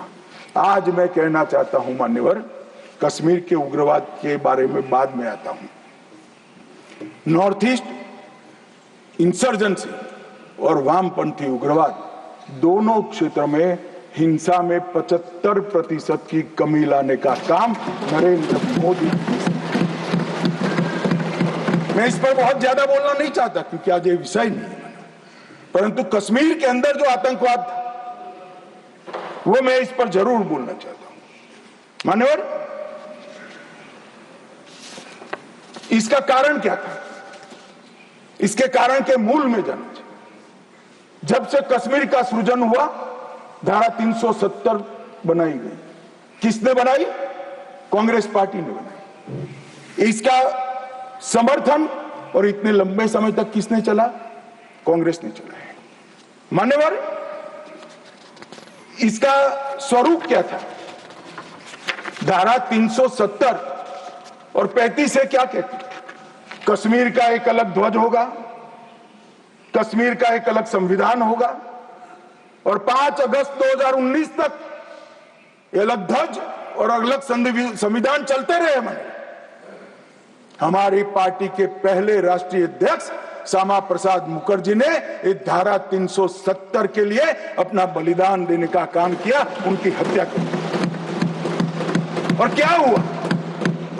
इससे हमेशा अलगाववाद को पोषण मिलता रहा कि हम भारत के बाकी राज्यों जैसे नहीं है, हमें कुछ और मिल सकता है, हमारा तो संविधान अलग है, हमारा राष्ट्रध्वज अलग है। तो हर युवाओं को बरगाले, उनको उकसाने का मौका हमने पाकिस्तान को। और कश्मीर के अंदर पहले अलगाववाद की बात हुई, फिर आजादी की बात हुई और वो ही आतंकवाद का मूल बना मान्यवर। और इसके बाद धार्मिक कट्टरता बढ़ाने वाले सारे संगठन इनकी तुष्टीकरण की नीति के कारण चलते रहे। मान्यवर, जमायत इस्लामी, कई सारे संगठन जो बच्चों में, युवाओं में, किशोरों में धार्मिक कट्टरता पर बढ़ाते रहे, अलगाववाद बढ़ाते रहे, चलने दिया, चलने दिया, चलने दिया। बैन लगाएंगे तो हमारी वोट बैंक नाराज हो जाएगी। मान्यवर, इसके साथ साथ पाकिस्तान ने टेरर ग्रुप बनाए और ये टेरर ग्रुप के प्रवक्ता, इसका नाम है हुर्रियत कॉन्फ्रेंस। हर टेरर ग्रुप ने अपना एक ग्रुप, सिविलियन ग्रुप बनाया, इसके साथ चर्चा करते रहे और उनके परिणाम स्वरूप यहां आतंकवाद बढ़ता गया। मान्यवर, मैं आज स्वर्गीय शम्मी कपूर को भी कोट करना चाहता हूं। शम्मी कपूर जी, मैं पार्टी का अध्यक्ष था तब मिलने आए। उन्होंने कहा, अमित भाई, मेरा जब गोल्डन पीरियड था, मेरा साल का 30% टाइम कश्मीर में जाता था, इतना शूटिंग होता था कश्मीर, और मैं वहां के लोगों को मिला हूं। प्रोग्रेसिव सोसाइटी थी, महिलाएं प्रोग्रेसिव थी, धर्मनिरपेक्ष बात करते थे, सूफी संतों की बात करते थे, वहां पर कश्मीरी पंडित भी मिलते थे। आज मैं देख रहा हूं कि वो बच्चियां पथराव कर रही है। क्या होगा, किसने बिगाड़ा? तब मैं इसके नीचे गया था मान्यवर, तब मालूम पड़ा कि ये जमात इस्लामी ने पूरी शिक्षा, प्राथमिक शिक्षा पर कब्जा जमा कर रखा था और बच्चों के दिलो दिमाग के अंदर जहर घोलना शुरू किया, तब जाकर स्थिति। मगर कोई भी कभी भी ये कांग्रेस इसके मूल में नहीं गई और मान्यवर धीरे धीरे ये बढ़ता गया। मान्यवर नरेंद्र मोदी जी ने तय किया कि ऐसा नहीं चल सकता और 5 अगस्त 2019 को यही ऐतिहासिक सदन में धारा 370 और 35 शुरू हुआ। टेररिज्म को फैलाने वाले, अलगाव फैलाने वाले टेररिस्ट और इनकी इकोसिस्टम का एक युग शुरू हुआ। मान्यवर, धारा 370 35 से हटाए गए, जीरो टेरर प्लान बना, एरिया डोमिनेशन की योजनाएं बनी, कैपेसिटी बिल्डिंग की योजनाएं बनी, मल्टी लेवल डिप्लॉयमेंट लगाया गया, तकनीक का उपयोग बढ़ाया गया, जेल प्रबंधन बढ़ाया गया, ड्रोन रोधी सिस्टम और गन तैनात किए गए। मान्यवर, हम सब ने देखा, देश की जनता ने देखा, कई आतंकवादी मारे गए, 10-10 हजार के जनाजे निकलते थे। मान्यवर, हमने कठोर निर्णय लिया, आतंक में लिप्त किसी भी व्यक्ति का जनाजा नहीं निकलेगा, जहां मरेंगे वही दफना दिया। और मान्यवर, इस वक्त कांग्रेस पार्टी ने विरोध किया था, फारूक अब्दुल्ला जी की पार्टी ने विरोध किया था, आतंकी समर्थन को चूर चूर कर नौकरियों से निकाला गया, पासपोर्ट और गवर्नमेंट कॉन्ट्रैक्ट के हेतु इनको अघोषित किया गया। 75 पाकिस्तानी समर्थक सरकारी कर्मचारियों को ड्यू लीगल प्रोसेस से बर्खास्त करा दिया गया। बार काउंसिल सस्पेंड कर भारत के संविधान को मानने वाली बार काउंसिल प्रस्तापित की गई। यूएपीए अदालतों की स्थापना हुई और लगभग मई 22 से लेकर मई 25 तक 2267 प्रकरण यूएपीए के दर्ज हुए। इनकी पूरी टेरर फाइनेंस की इकोसिस्टम को ध्वंस किया। एनआईए और ईडी ने बहुत अच्छी कार्रवाई की, कई एसओपी बनाई गई और 347 संपत्तियों को जब्त कर दिया गया। एक और जमाते इस्लामी और ऐसे संगठनों को हमने बंद करने का काम किया और दूसरी ओर मान्यवर इनकी इकोसिस्टम को भी हमने समाप्त कर दिया। मैं आज इस सदन के रिकॉर्ड के लिए बैन किए हुए संगठनों का लिस्ट पढ़ना चाहता हूं।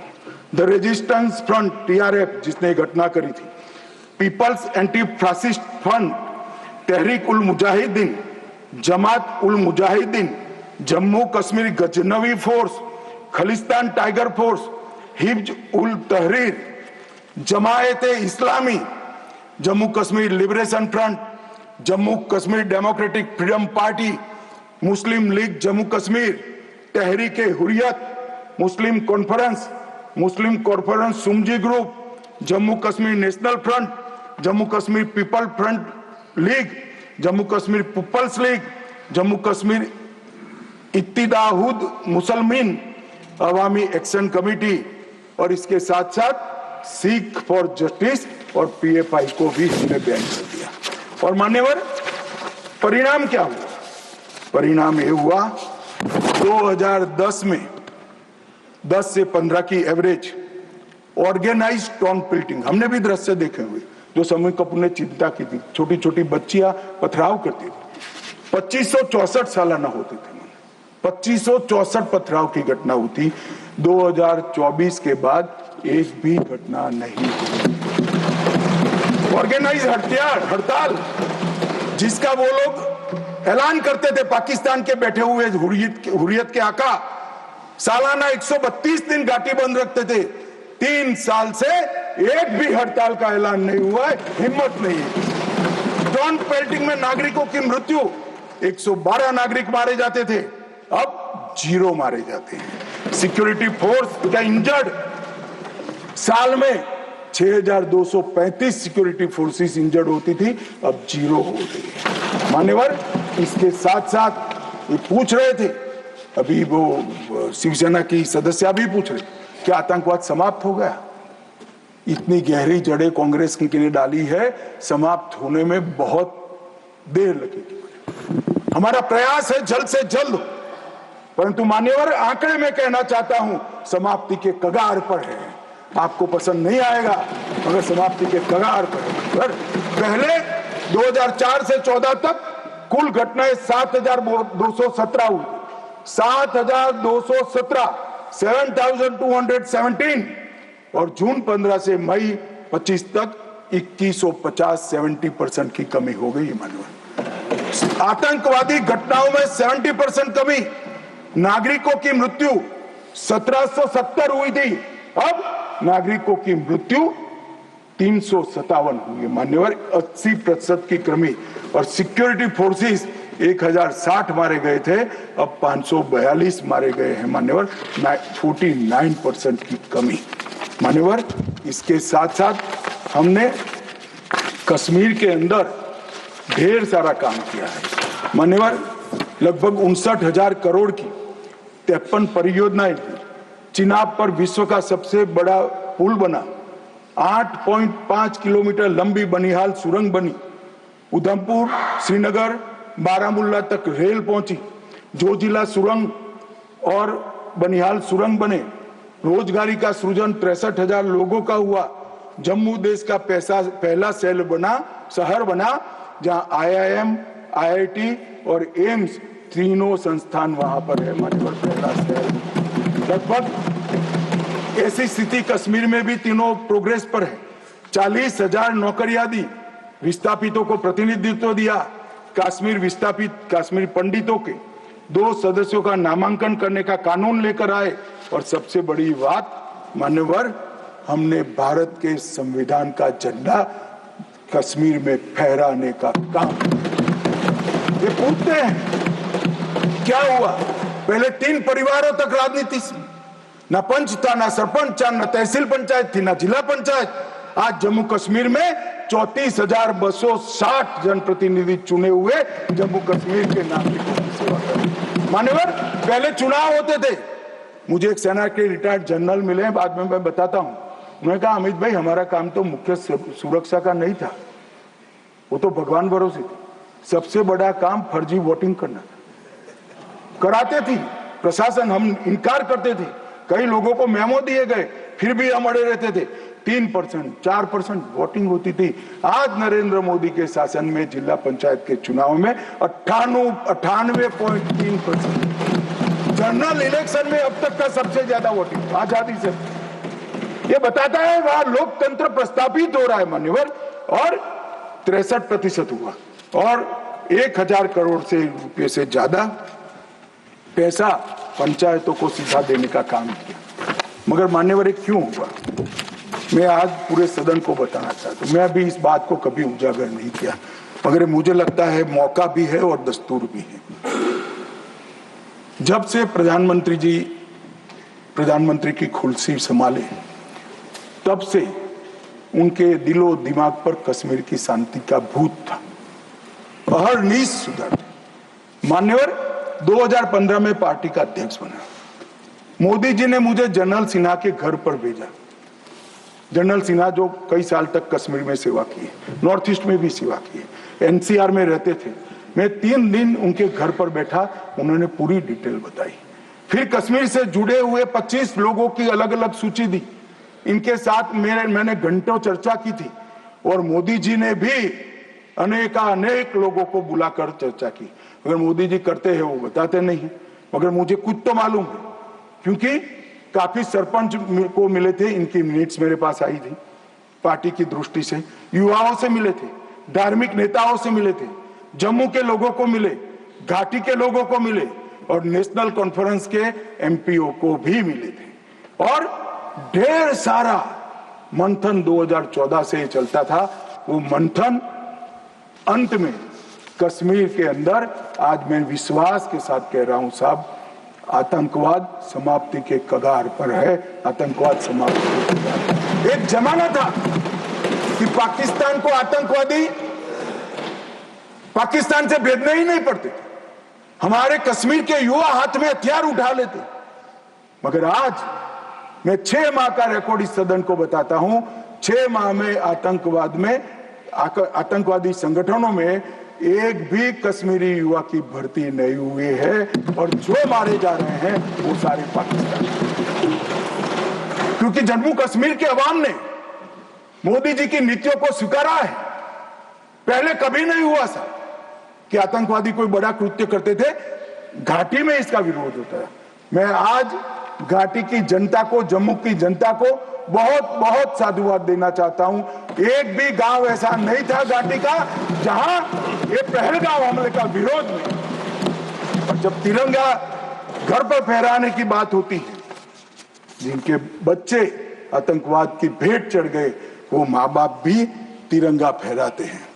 और मान्यवर, आतंकवाद पर तो कांग्रेस को बोलने का अधिकार ही नहीं है। मान्यवर, मैं आज सदन के सामने डिटेल रखना चाहता हूं। अटल जी की सरकार ने निर्णय किया था कि आतंकवाद को समाप्त करें। काफी मंथन हुआ। मंथन के बाद तय हुआ कि मजबूत कानूनी संरचना खड़ी करनी पड़ेगी जिससे इनको सजा कराई जाए। कानूनी संरचना खड़ी करने के लिए पोटा का कानून लाना, एक कांग्रेस पार्टी ने विरोध किया। मैं आज वो है नहीं, मगर पूछना चाहता हूं, पोटा का कानून का विरोध किसको बचाने के लिए किया था? खैर, उन्होंने तो विरोध किया, राज्यसभा में गिर गया। अटल जी का संकल्प मजबूत था, भाजपा का संकल्प मजबूत था। पोटा कानून संयुक्त सेशन में पारित कर दिया गया और पोटा का कानून आया, इसका अमल शुरू। मान्यवर, एक कांग्रेस पार्टी ने इसके घोषणा पत्र में लिखा कि हम पहली कैबिनेट में पोटा का कानून रद्द कर देंगे। अब मैं तो कई बार ऐसा सोच ही नहीं सकता, तो मुझे लगा ये झूठ मूठ का वादा कर रहे। और मान्यवर देखिए, पहली कैबिनेट में ही इन्होंने पोटा के कानून को रद्द कर दिया। और ये कांग्रेस टेररिस्ट की बात करी, टेररिज्म की बात करी। आप तो उसका पोषण करने वाली पार्टी हो। मान्यवर, इसके बाद क्या हुआ? 2005 में रामलल्ला के टेंट पर हमला हुआ। मंदिर उस वक्त नहीं बना था। मुंबई लोकल ट्रेन में 7 धमाके हुए, 187 लोग मारे गए। डोडा में हमले हुए, 34 हिंदू मारे गए। हैदराबाद में धमाके हुए, 44 लोग मारे गए। 2005 रामलल्ला का टेंट, 2006 मुंबई ट्रेन, डोडा 2006, 2007 2 बम धमाके हैदराबाद में, 44 लोग मारे गए। 7 यूपी में धमाके हुए, 13 लोग मारे गए। 8 रामपुर सीआरपीएफ कैंप पर हमला हुआ। 2008 आर्मी के काफिले पर हमला हुआ, 10 नागरिक मारे गए। 2008 आतंकी हमला हुआ, 246 लोग मारे गए। 2008 जयपुर में 8 बम धमाके। 2008 अहमदाबाद में 21 बम धमाके। 2008 दिल्ली में 5 बम धमाके। 2010 जर्मन बेकरी बम धमाका। 2010 वाराणसी में बम धमाका। 2011 मुंबई में बम धमाका, 3 लोग मारे गए। एक भी वर्ष खाली नहीं गए मन में। और हमें पूछ रहे कि आपने क्या किया? 100 दिन तक पूछते ही रहे, कहां गए, क्या किया, क्या किया, क्या किया। अब मुझे बताओ भाई, 2005 से शुरू कर 2011 तक आपने क्या किया? कांग्रेस पार्टी ने क्या किया? कौन से कानून लाए? कौन से कदम उठाए और कब जाकर पाकिस्तान पर सर्जिकल स्ट्राइक, एयर स्ट्राइक और ऑपरेशन सिंदूर का आपने प्रयोग किया? जवाब कांग्रेस पार्टी को, देश की जनता को देना पड़ेगा। मान्यवर, 54 जगह पे देश के अलग अलग हिस्सों में 609 नागरिक मारे गए और मैं आज गर्व से देश के गृह मंत्री के नाते उच्च सदन में कहता हूं, मोदी जी के राज में पूरे देश में कश्मीर छोड़कर कहीं पर भी टेररिस्ट घटना नहीं,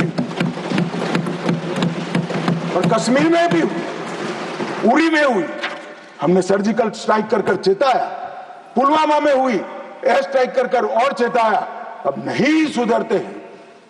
दुम टेढ़ी की टेढ़ी है, हम क्या कर सकते हैं?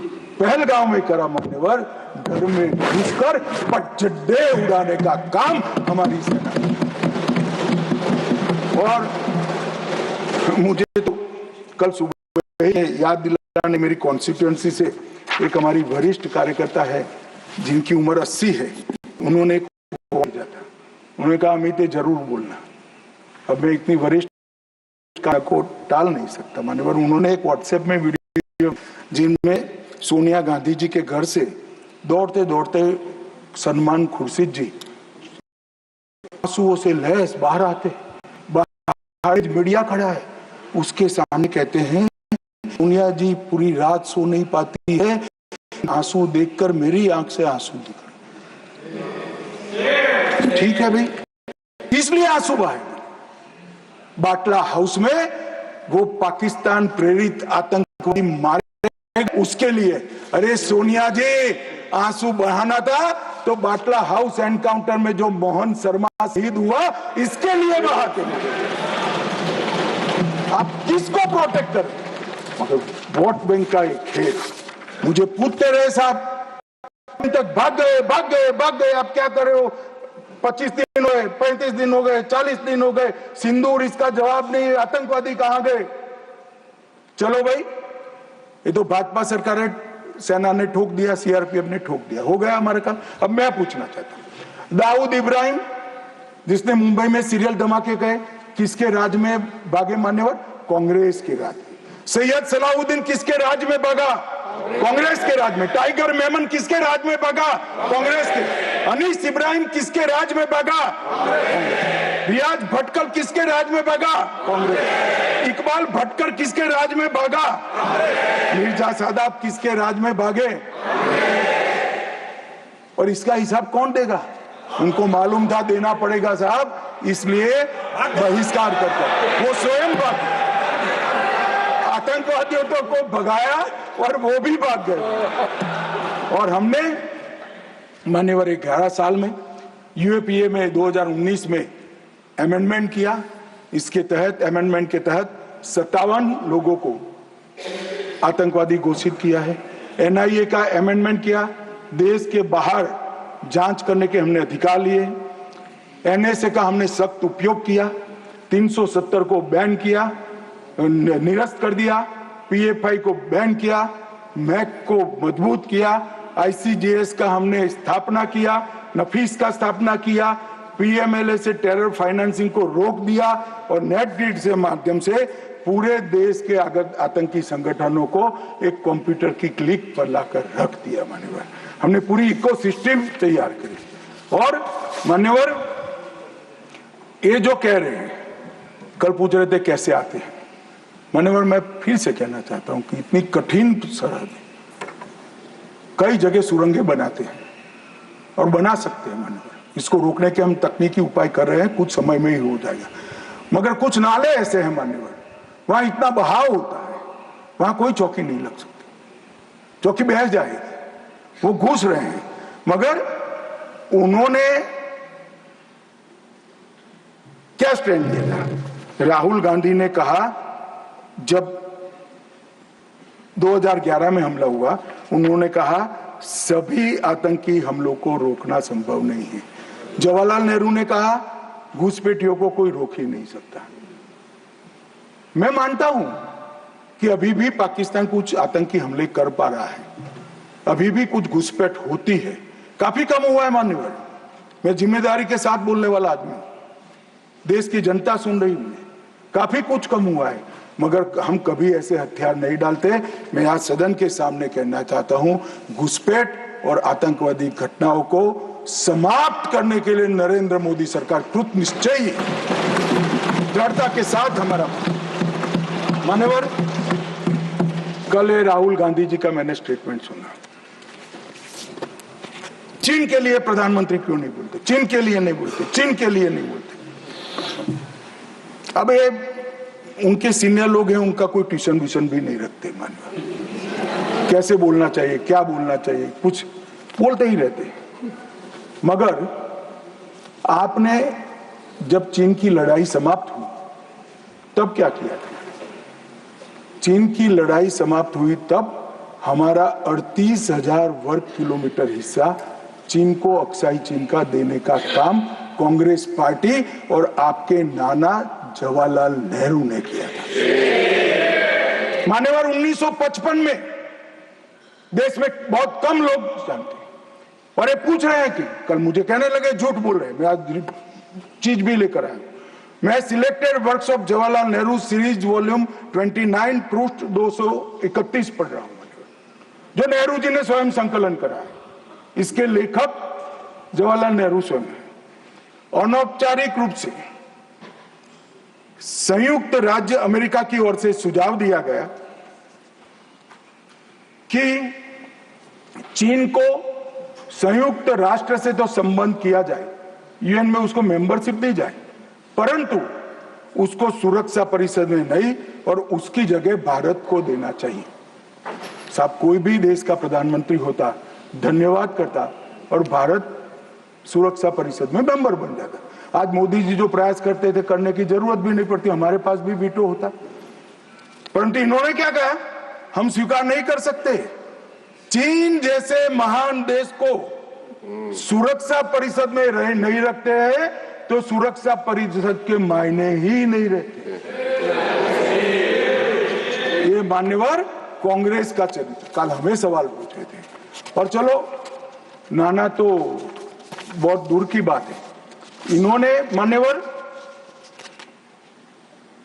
एक प्रकार से चीन के बारे में राजीव गांधी फाउंडेशन, जिसकी चेयरपर्सन उनकी माताजी थी, उससे एमओयू किया, चीन से पैसा लिया, हमने एफसीआरए का लाइसेंस यही बिना पर कानूनी तरीके से राजीव गांधी फाउंडेशन का एफसीआरए का लाइसेंस कैंसिल कर दिया। क्या राहुल गांधी देश की जनता को एक प्रेस कॉन्फ्रेंस करके बता सकते हैं कि चीन के साथ क्या एमओयू हुआ था? मान्यवर, हम जब हमारे सेनानी चीन की सेना के आंखों में आंख डालकर डोकलाम में सीना चौड़ा कर कर खड़े थे, तब ये चीन के राजदूत के साथ गुपचुप मीटिंग स्वयं राहुल गांधी करते। ये तो पीढ़ियों से चीन प्रेम चला रहा है। हिंदी चीनी भाई भाई से शुरू हुआ, सोनिया गांधी के राजीव गांधी फाउंडेशन से गुजरता हुआ चीन के राजदूत की मीटिंग तक आया। मान्यवर, और ये हमें कह रहे हैं कि आपने चीन का नाम नहीं दिया। अरे भाई, जब देना है तब देंगे। और हमारे विदेश मंत्री ने बहुत मजबूती के साथ इसका जवाब दिया।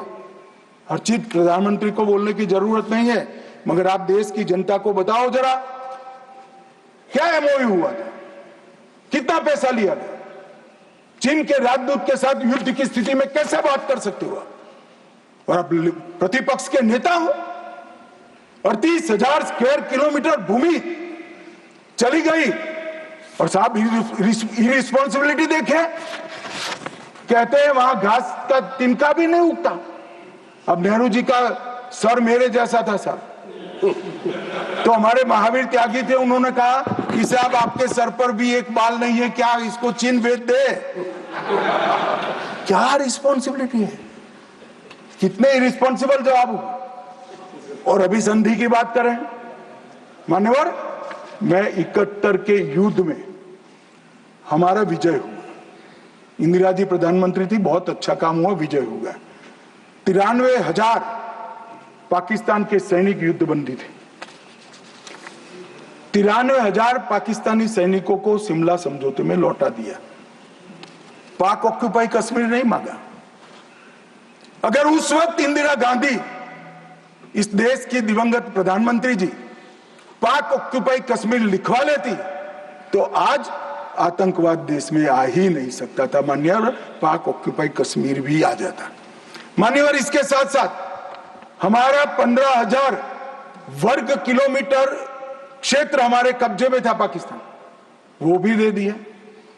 पाकिस्तान के 93,000 युद्धबंदियों को दे दिया। हमारे सिर्फ 54 पकड़े गए थे, वो वापिस नहीं आए। आज भी इनके परिवारजन उनकी राह देख रहे हैं। मान्यवर, क्या संवेदनशीलता है, क्या समझौता किया आपने। और साहब, जनरल मानेक साहब, जिनको 71 युद्ध का आर्किटेक्ट कहा जाता है, उन्होंने एक इंटरव्यू में कहा था, जनरल मानेक साहब के इंटरव्यू में कहते हैं, शिमला में भुट्टो ने भारत के नेतृत्व को मूर्ख बनाया।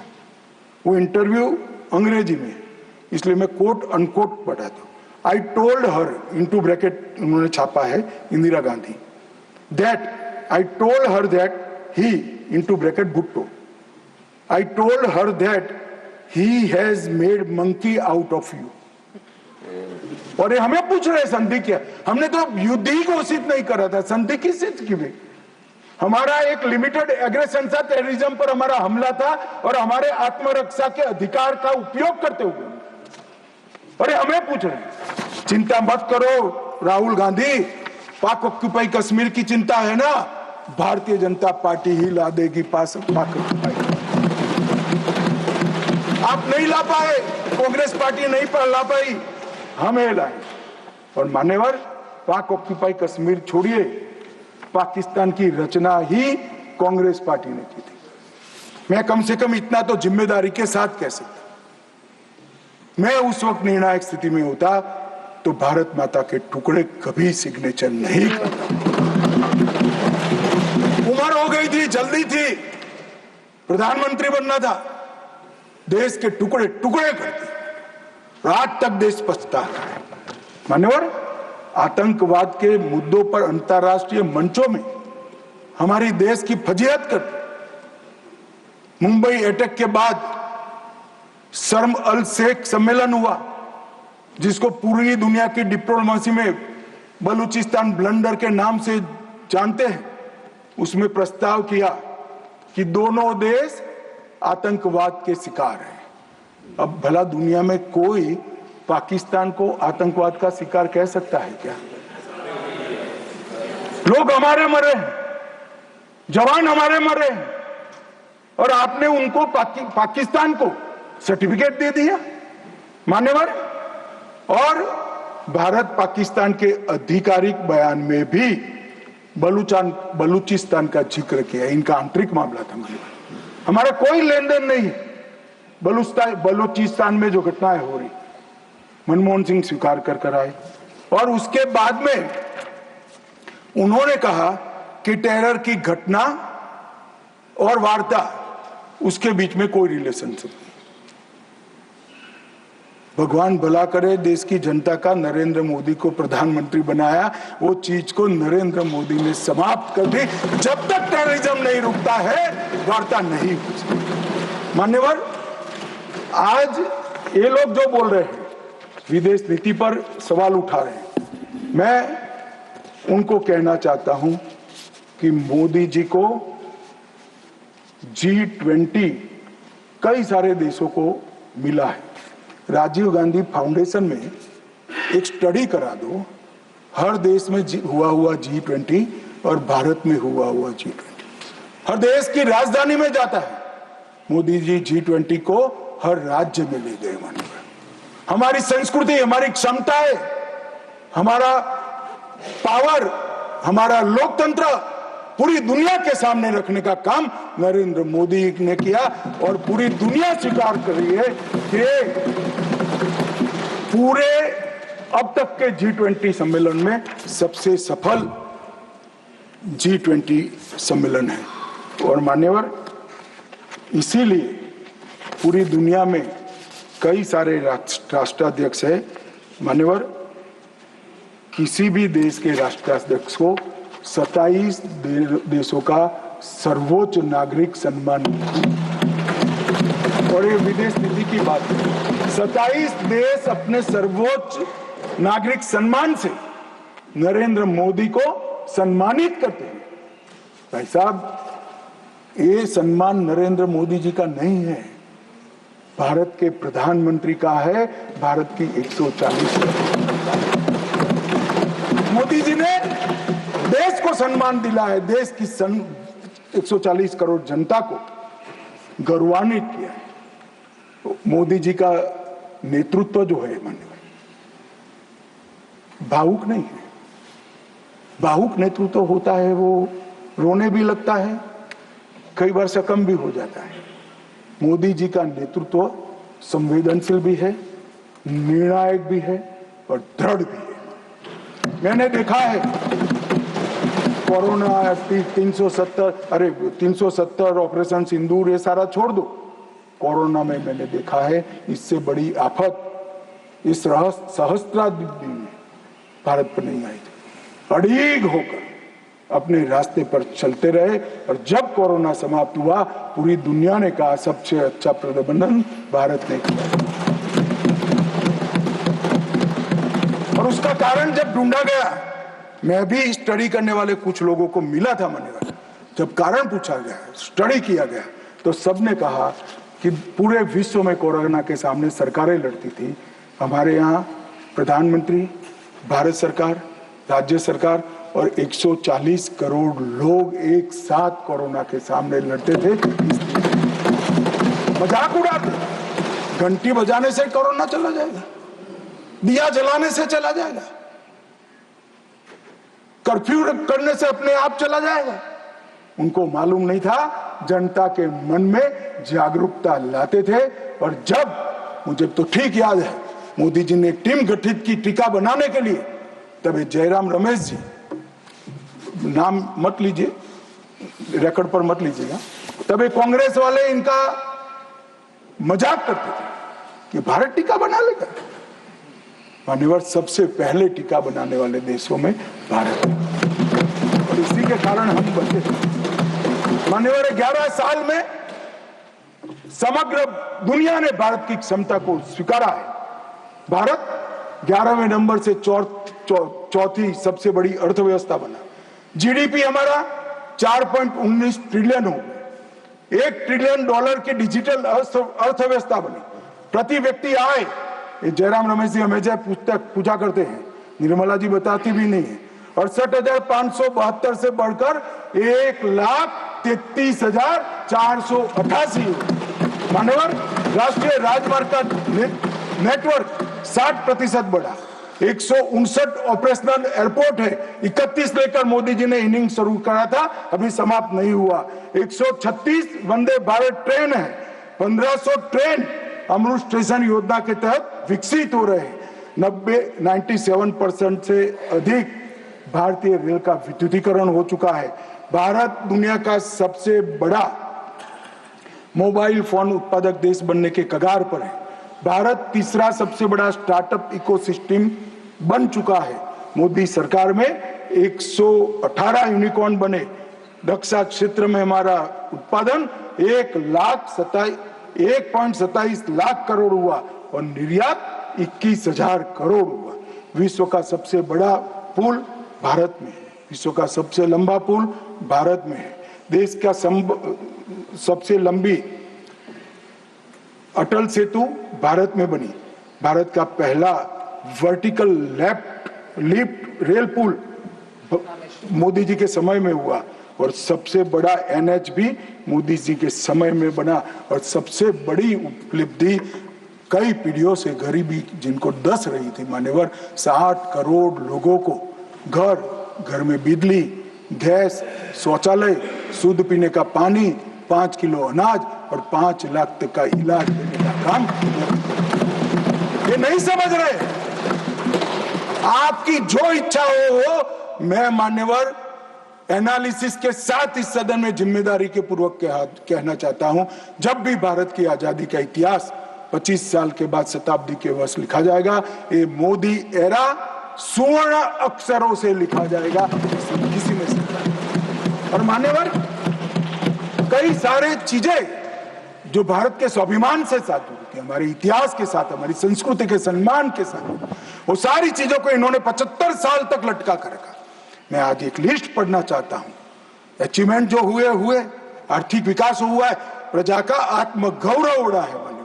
आर्टिकल 370 को हमने हटा दिया, 3 तलाक समाप्त कर दिया, यूसीसी शुरू हो चुका है, राम मंदिर का निर्माण अयोध्या में रंग चंग के साथ हो गया, न्यू एजुकेशन पॉलिसी में मातृभाषा में शिक्षा पर हमने बल दिया, काशी, उज्जैन, शारदा पीठ, करतारपुर कॉरिडोर बनाए, राजपथ का नाम बदलकर कर्तव्य पथ रख दिया, योग को वैश्विक पहचान दिलाई, नया नौसिक सैनिक चिन्ह वीर छत्रपति शिवाजी महाराज के निशाने पर रखा, संसद के अंदर सेंगोल की स्थापना की, राष्ट्रीय युद्ध स्मारक का स्वदेशी निर्माण किया, अंडमान और निकोबार द्वीप समूह के नाम बदलकर सुभाष बाबू और परमवीर चक्र विजेता बने हुए हमारे सेनानियों पे साथ रखे।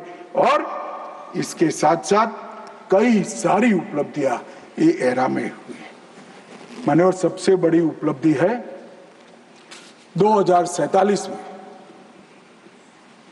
मुझे एक विदेशी पत्रकार ने कहा, मैं लंबा बैठा था, मैं उनकी थॉट प्रोसेस को जानना चाहता।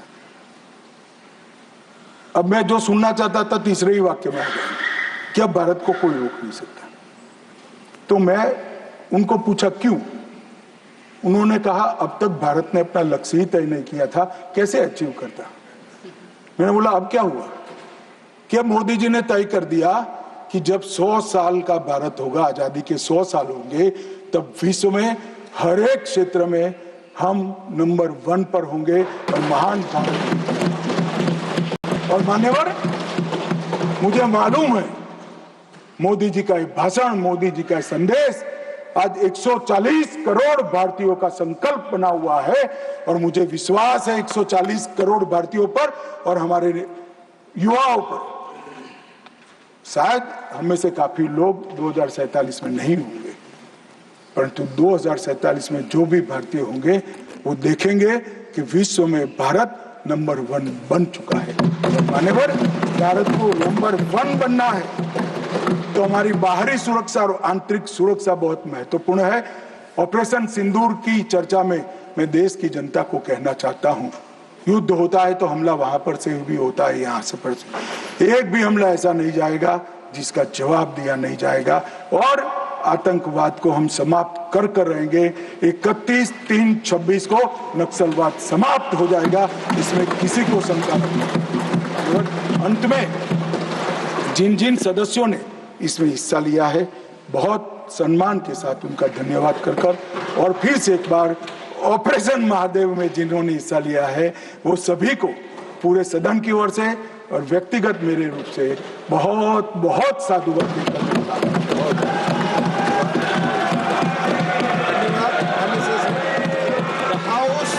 The House stands adjourned to meet at 11 a.m. on Thursday, the 31st July 2025.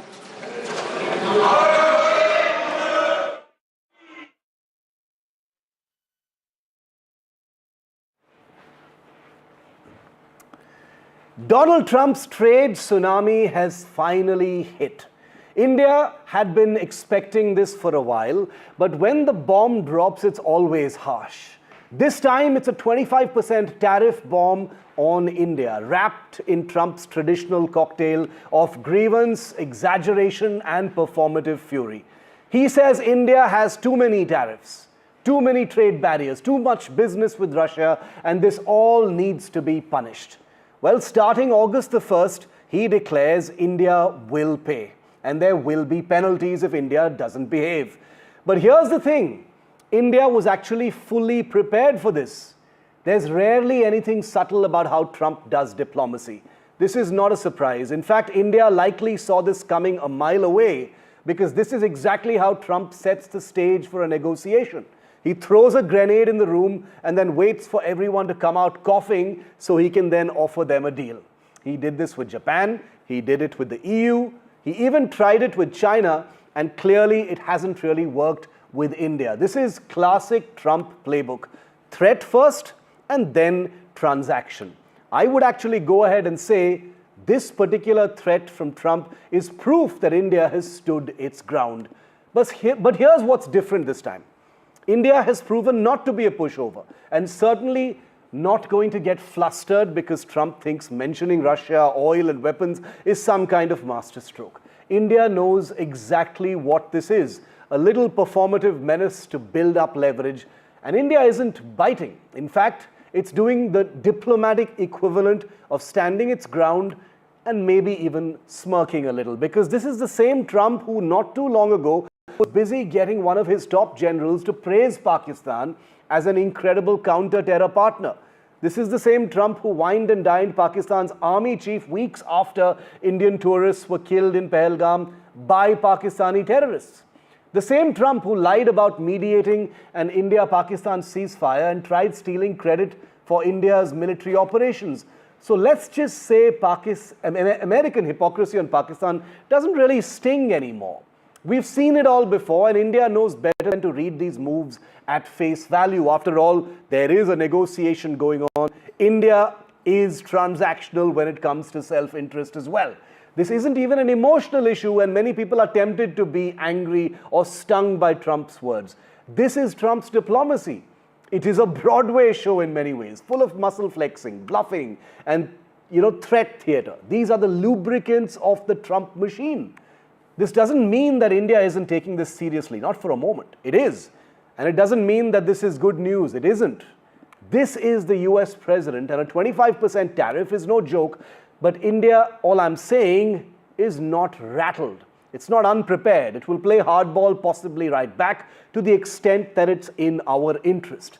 This isn't the collapse of trade ties or relations, as some may be tempted to say, even though it definitely will affect the larger fabric, perhaps, of India-US relations. It's just the latest chapter, however, in navigating the wild west of Trump world. And India, let's just say, has read this script before. So there's no panic. It's just time to prep work for what comes next. And finally, I wanted to say, Trump's tariff bomb is also a huge self-goal, isn't it? Because implicit in Trump's imposition of 25% tariffs on India is the confirmation that the US president has been dishonest in his claim that India agreed to a ceasefire with Pakistan when he threatened there would be no trade deal. He has claimed about 29 times so far that India accepted his deal for ceasefire offer, right? Since there is no deal and instead this tariff bomb, are we to infer that Trump has been lying all along and has just admitted to doing so? Joining me live now for the serious questions on what this Trump tariff bomb really means tonight, I'm very happy and privileged to be joined by Ambassador Javed Ashraf, former Ambassador of India to France and Monaco, one of India's best-known veteran diplomats. Ambassador Ashraf, welcome. Sorry to keep you waiting. There was a live coverage going on of Parliament. Harsh Gupta Madhusudan is a fund manager and author. Willem Buiter is an American-British economist and independent economic advisor as well. We also have Kushal Mehra, who's an author and podcaster with many strong views on this topic. Ambassador Ashraf, I'm going to kick it off with you. Your first reactions to what's going on. To the Indian public, a trade deal was being negotiated. There was expectations that there could be some hardball from Trump. This one was particularly harsh. What do you think, sir? Well, first of all, thank you for having me on the show. I think it was not very surprising because the signals were already coming. And despite some very strong, intense, frequent efforts by the Indian negotiators for a trade deal, I would say of a level of engagement and investment that is unprecedented in such a short period of time. And naturally, given that it is our largest export market, but we didn't reach any kind of a deal, and we were getting signals. But I'd like to point out two things on this show. One is that when he made this announcement, you could see that it isn't just about trade. He's brought in geopolitical consideration. Yeah. Ironically, about Russia, on which his ambivalence has been extremely well known. Second, you've pointed out right now that he said that he brought about a ceasefire between India and Pakistan by using the leverage of trade. Clearly, that is very obvious now that that wasn't the case, and that only bears out what the Prime Minister and government of India have been repeatedly stating, that there was no truth to his claim. And certainly there was no question of any discussions on trade at that point of time. The third thing I wanted to point out, that President Trump hasn't really been engaging in any trade negotiations. It's been a deal in the sense of take it or leave it. It's been asymmetric. Remember, even with his closest allies, Japan, Korea, and now European Union, it's really very one-sided. You will have to pay tariff. I don't have to pay tariff. Second, you have to buy a certain quantity of energy, defense equipment, and you have to invest several $100 billions in the US economy. This is of doubtful enforceability in the first place. The legality of what he calls a deal is absolutely questionable. So I think at the end of the day, what we have done is actually negotiate in good faith, but at the same time stand very clearly with regard to the red lines of India's interest. And having dealt with the United States for over a decade, I can tell you that some of those outstanding and sticky issues have been around for more than a decade, particularly with regard to agriculture, dairy, genetically modified crops. It was almost a deal breaker during President Obama's visit and subsequently during other summits from 2010 onwards.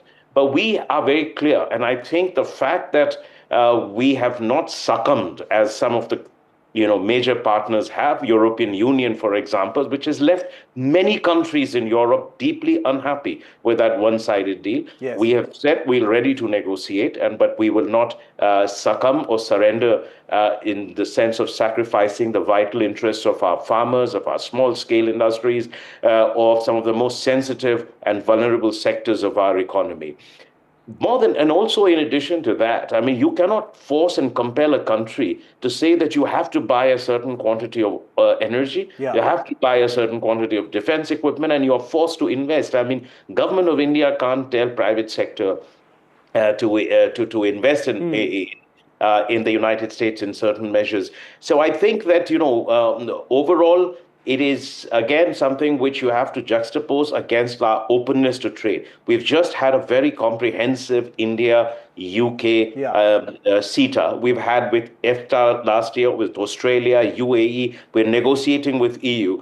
And today, in fact, in Indian Express, I have written a piece which is called Trade in the Time of Disorder, which speaks about a transition from multilateralism to bilateralism and regionalism. India has actually been taking a sort of a pioneering steps in this over the past few years, recognizing the trends. So it just shows that India is open to and willing to negotiate a fair, balanced, non-coercive trade agreement with the United States. But if the other side is not willing to understand that, then we'll have to find. But here, I think we need to not get into an alarm because, negotiations will still continue. Second, our trade community will respond in different ways, maybe perhaps initially absorb the tariff through cost. Maybe we can offer, easier interest loans and maybe also perhaps some ways support some of our more sensitive... Ambassador Ashraf, sorry to interrupt you. We're just getting some breaking news precisely on what you're talking about. The government has just issued its first response,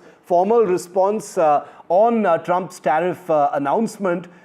This is the government's official statement. They've said they've taken note of Trump's statement and that they're studying the tariff implications. The government has said it is committed to these trade talks and committed to protecting trade interests and will protect national interests. So that's the statement that's just come out from the government at this time. I want to read that out again and I'll get a reaction from Ambassador Ashraf on that. He says, the statement says, have taken note of the Trump statement, studying tariff implications, remain committed to trade talks, committed to protecting trade interests, will protect national interest. Ambassador Ashraf, what do you think? That's what the government has said.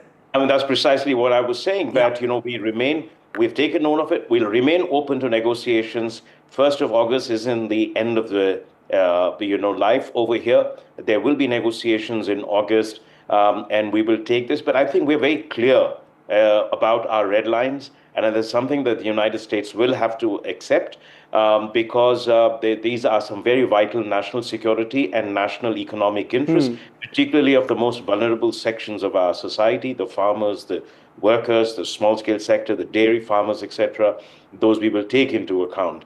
And I think this has been a very good, very measured response to this. And as I said, that in the immediate aftermath of this, we will have to study whether what they have announced is inclusive of that baseline 10% tariff, which in any case will apply to everyone. Second, we'll also have to examine what happens to the sectoral tariffs, which are already there. And then proceed on that basis of seeing what they negotiate with us on. Otherwise, I think in the meantime, the government will also work with the exporters to ensure that ultimately that we are able to remain competitive in the interim period till we strike a deal with the United States, which, as I said, has to be fair, balanced, legally enforceable, and it's not something which is what we are seeing in President Trump's tendency to negotiate with himself in public, raise tariffs, lower tariffs, change it another day. So this has to be put on a predictable platform. And in the meantime, industry and the government and the financial sector will have to work. We'll have to look through whether we can also work on currencies.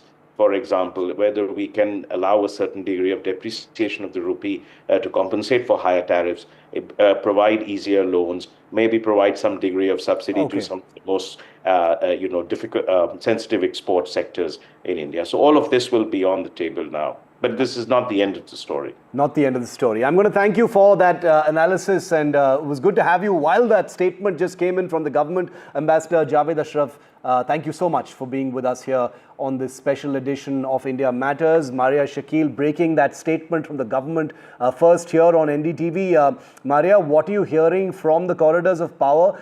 This statement says they will protect national interests. They're studying the implications of this. Trade negotiations are still very much on. What's the government got on its mind about its next steps? Look, Shiv, this is how the governments respond. This is how the governments react when the talks are ongoing. That's the reason why there is a great degree of caution in this statement. If you look at it, Government of India clearly saying that, yes, we are aware of what has been put out on Truth Social by Donald Trump. But when it is about India and Indian interest, the interest of the farmers, the entrepreneurs and MSMEs is priority for the Government of India. And if you would remember, Shiv, even in the White House, Prime Minister Modi was complimented by Donald Trump when he said that Prime Minister Modi is a tough negotiator. So even the US side realizes that when it is about these deals, India will always put the interests of Indians first. Maria, thanks very much for that news break. Important statement coming in from the government, and it says it is continuing to be committed to these trade talks. Okay, we'll try and get a more detailed word from the government in just a short while from now. And I finally have some time to go to my guests, and my apologies right off the bat to all of them for coming to them this late. You saw that we were on Parliament and then we had all this breaking news. I have time for one comment from each of you. I'm so sorry. Harsh Gupta, I'll quickly come to you first. What do you think of what Trump said? What are India's options right now? Negotiations still very much on. August the 1st is only a couple of days away. Thank you so much for having me on your show. In any negotiation where the other guy is using a maximalist strategy, where I partially disagree with the Honorable Ambassador who just spoke, it's not about what you can further concede. It's also how you can inflict pain. That's very important to understand. Because, for example, Trump's tariffs are all focused on goods. He does not talk about services where America has a structural advantage. We have given a complete carte blanche to US big tech. Just to give you some numbers on that. Official trade might be just in the $10-20 billion, but if you then include numbers that is routed through Ireland, it's another $20-30 billion. The deficit we always talk about is a goods deficit, but if you include software, internet, routed, rerouted, education spent by Indians in America, Actually, there is a study by GTRI which shows that the deficit is gone. In fact, even might be a surplus for the US. Most important thing is, first and foremost, put US big tech on the negotiating table. Put the companies, for example, Microsoft removed Nayara's access to its own data for a time, for 1 day, yesterday, even though it's a completely incorporated Indian business. And we should not take that lying down at all. There should be punishment for that. It should not just be forgotten. Number two, we must increase the defense budget. If you do not have a stronger defense spend, indigenous especially, you will not be in a position to negotiate any kind of geopolitical or economic upside. 2% is absolute peanuts for India as a percent of GDP. Even Europe is talking about 5%, even though they're including infrastructure and all of that by 2035. Number three, we have done too much of a good thing of virtue by having extremely tight and conservative fiscal and monetary policy. This, of course, relates to the first 2 points about, how do you put the domestic demand. So again, I disagree with the ambassador. It's not time to be defensive and again start depreciating your own currencies. Create domestic demand in India. We have a lot of slack. And number 5, finally, do not think of Indian IT exports or GCCs, Global Capability Centers, as a vulnerability. We have a tendency to be goody-goody frontbencher boys thinking, hum ye karenge, they will remove that from our... No, there is no other talent pool in this world at that cost, at that depth and scale, which can service Fortune 500 businesses. That is actually a point of strength and negotiation, not vulnerability. We cannot appease the bully. You have to be able to inflict damage to the bully. Otherwise, this negotiation might just settle with some optical concessions. But it's not just about Trump. It will be another president later on. This is not about waiting out till the midterms next year. J.D. Vance will follow Donald Trump. Somebody else will follow the prototype. You have to hit back at the bully. Willem, what do you think? How are you reading this? Do you think these endanger trade talks, or this is just signature Trump, hardball? Yeah, this is not a trade deal. This is a one-sided, rock-hard move by a bargaining bully.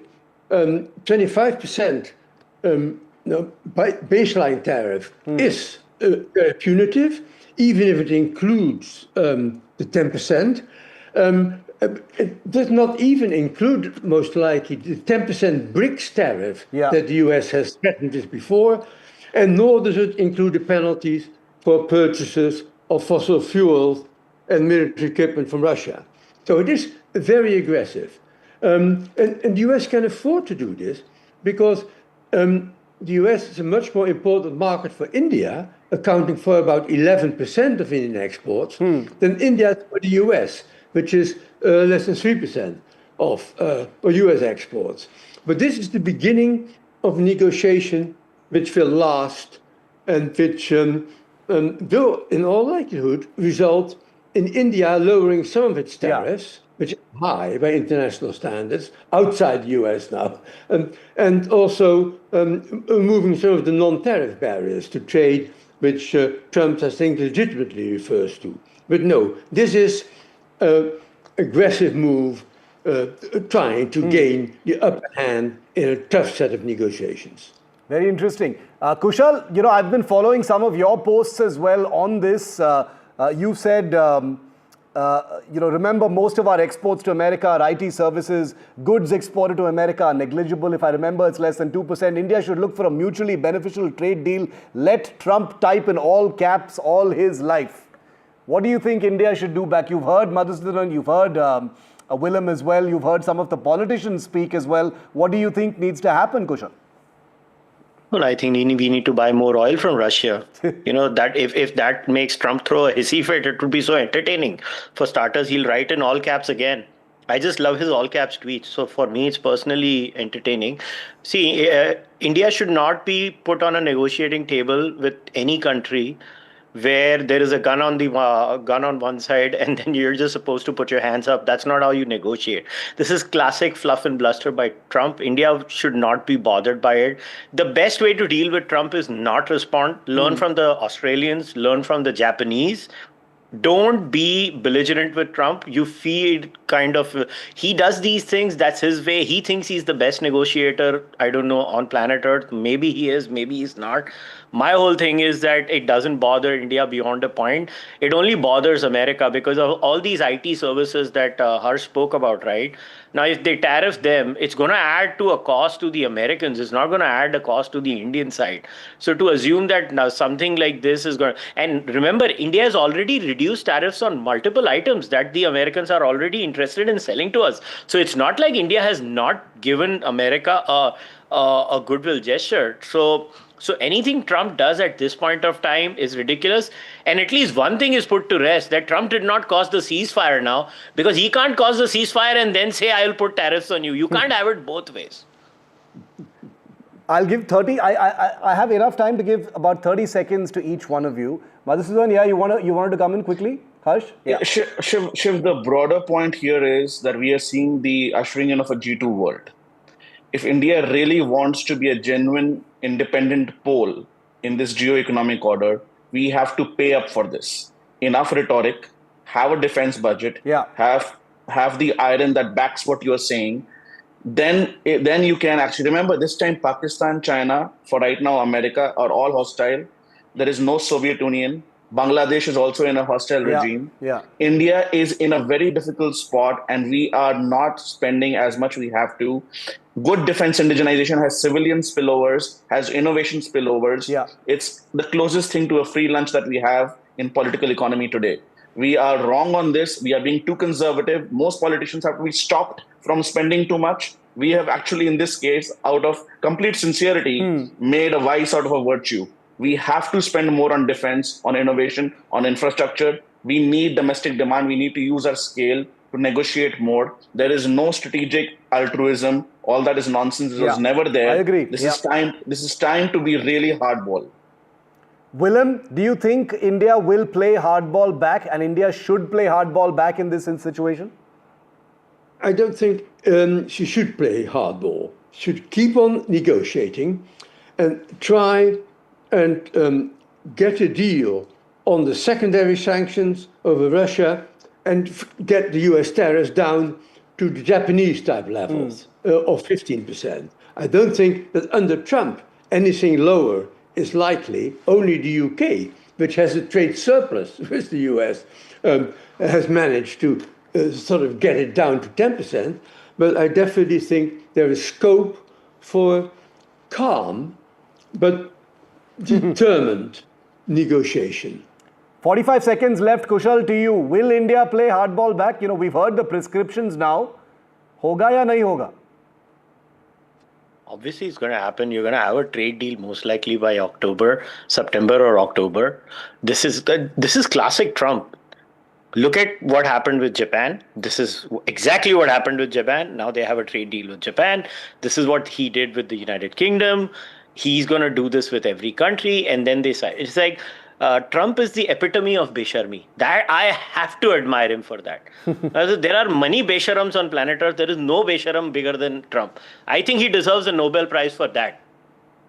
He deserves a Nobel Prize for that. Okay, we'll end it on that note. You know, there's a lot of humor, there's a lot of histrionics, there's certainly a very thick layer of a theater of the absurd when it comes to dealing with Trump. I think that just goes with the recipe, whether it is politics, diplomacy, or trade transactions. It's definitely all there. But thank you very much. This was all too brief. Again, my apologies to all of you. I couldn't come to you for a third round of questions. I did want to do it, but that's how live TV works. So my apologies to all of you, but learned a lot. Thank you very much. It's a story in motion, and hopefully we'll get some of you back as we continue to navigate this story on the Trump tsunami that has just hit. We will leave it there for the moment.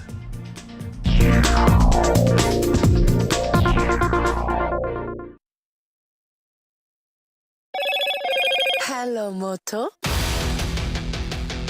Moto G96 5G.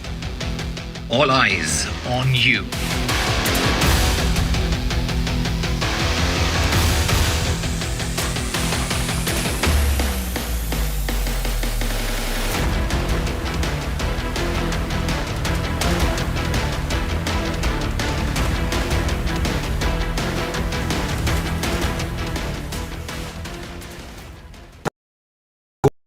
तू ही तो है जिसकी सच्चाई वाली clarity की वजह से मैं आज यहाँ हूँ। गोल्ड प्लस सिल्वॉक्सी मिरर्स, ऐसी क्लैरिटी कि आपको सिर्फ सच नजर आए, चाहे कितने भी साल बीत जाएं।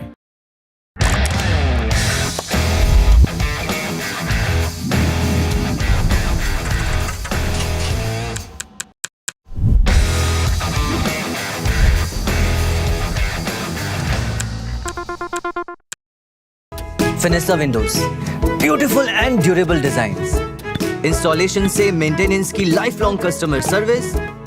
आपके घर में फिनेस्टा नहीं है तो कॉल कीजिए। Fine, finer, Finesta. If it matters to you, if it matters to you, if it matters to you, it matters to India, it matters to India, and it matters to me, and it matters to me. India Matters with Shivaru. Only on NDTV 24/7. Fenesta windows, beautiful and durable designs, installation से maintenance की life long customer service. आपके घर में फिनेस्टा नहीं है तो call कीजिए। Fine, finer, Finesta.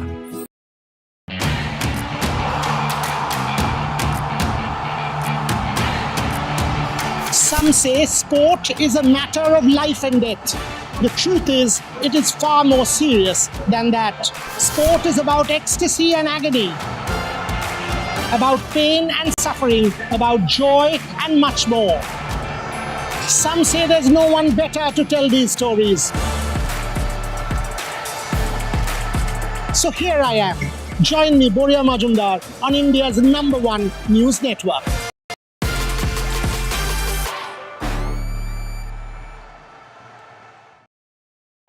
फिनेस्टा windows, beautiful and durable designs, installation से मेंटेनेंस की लाइफ लॉन्ग कस्टमर सर्विस। आपके घर में फिनेस्टा नहीं है तो कॉल कीजिए। Fine, finer, Finesta.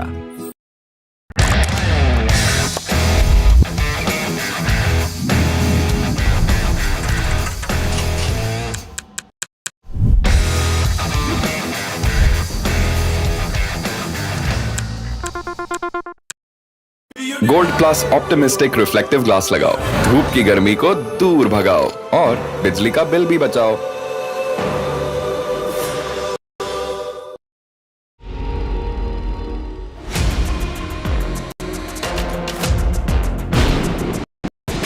आप एक गुंडे के कर रहे हो सुनो सर। मेरी आप तो आपने मेरा Gaikwad is running away from NDTV's questions. That issue is not before the High Command. It was not discussed so far. Kolhapuri couples costing $1,300. The noise we made finally got heard, and it's so nice that somebody took action on it. Pictures and videos of women that were taken in the Bengaluru metro, now on Church Street and other prominent places in Bengaluru. We managed to arrest both of them. We are bringing you now, for the very first time, is that the Air India preliminary crash report is out. This 15-page report into 10 key findings of what really is being said in this probe report. What's reporting without impact? NDTV 24/7. Gold plus optimistic reflective glass लगाओ, धूप की गर्मी को दूर भगाओ और बिजली का बिल भी बचाओ।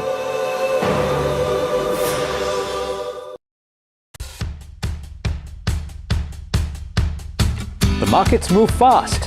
And so should your portfolio. Expert insights, real-time stock picks. Do I buy Ola? Should I or hold buy time to CDSL for the long term? Buy, sell or hold? The answers you need, straight from the experts. Callers from India and across the world. Connect live, ask, decide and invest wisely. Your portfolio, your future. Ask Profit.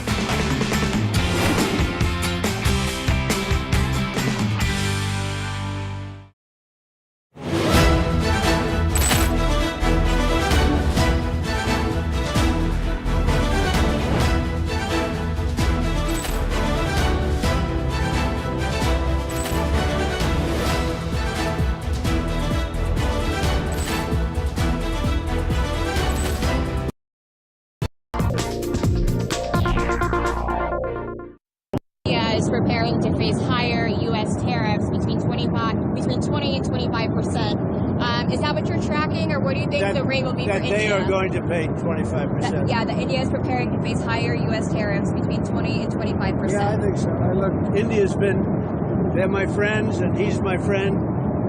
And, they ended the war with Pakistan at my request, and that was great. And Pakistan did also. India's been a good friend, but India has charged basically more tariffs than almost any other country. You know that, right? Over the years. But now I'm in charge, and you just can't do that.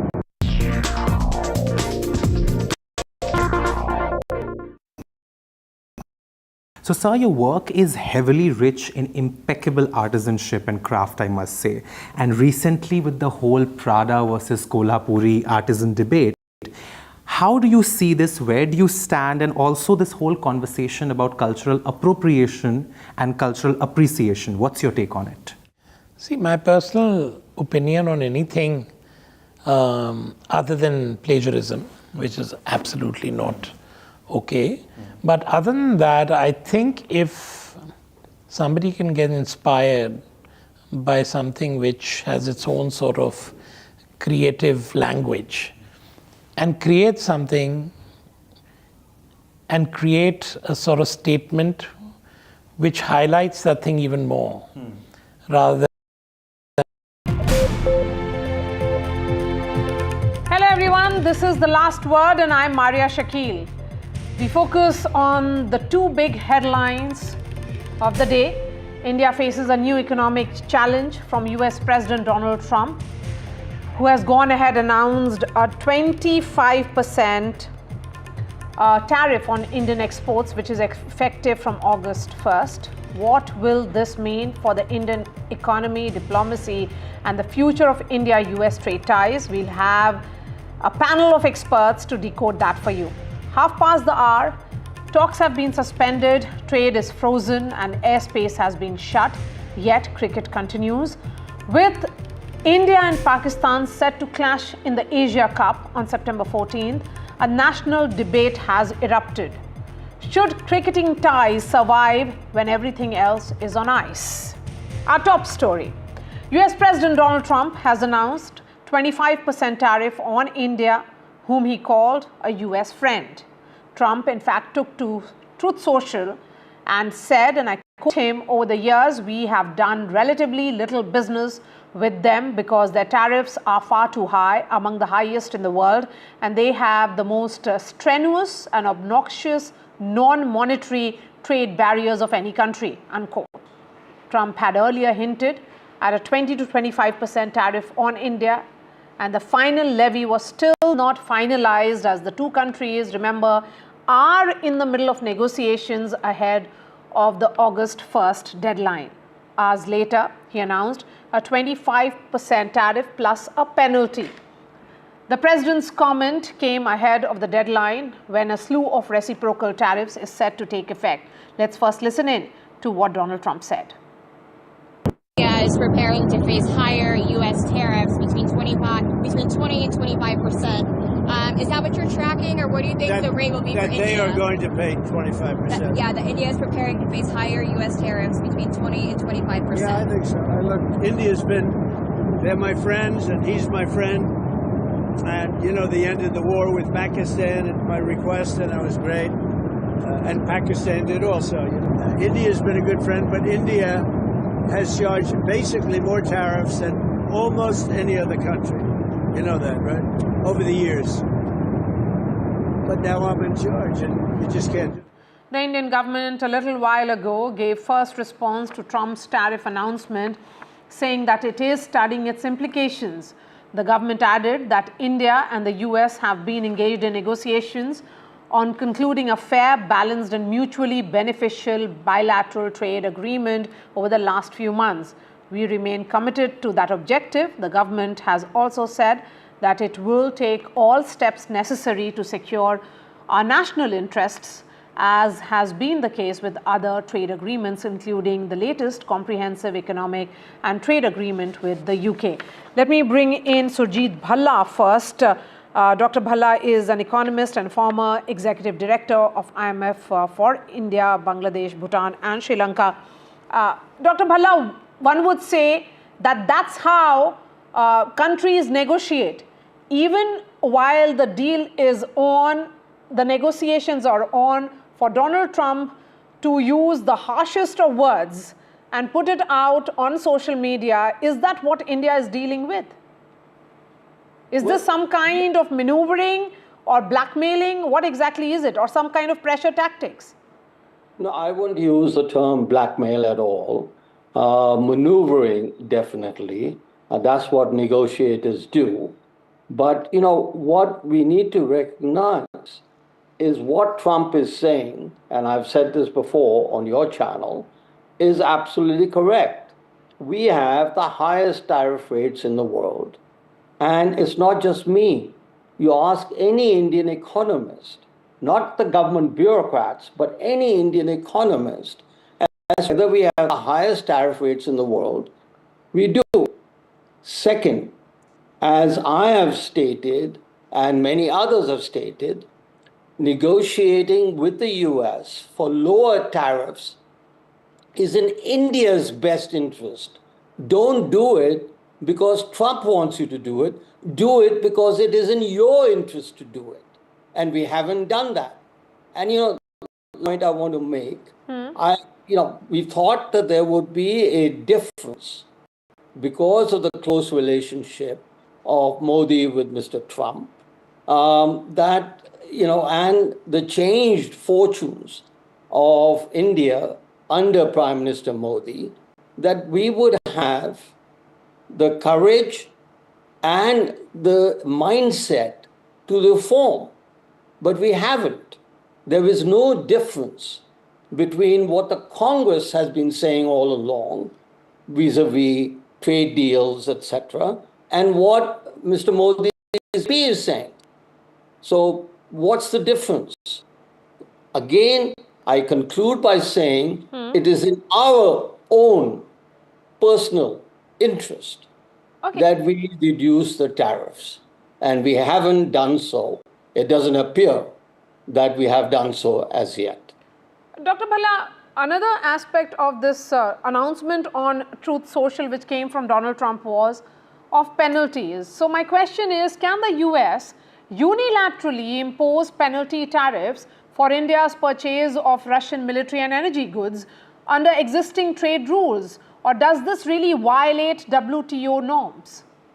You know, this keeps coming up. That's a very good question. Does it violate WTO norms? You know, the two biggest trading partners in the world, not necessarily partners, the two biggest trading nations in the world are US and China.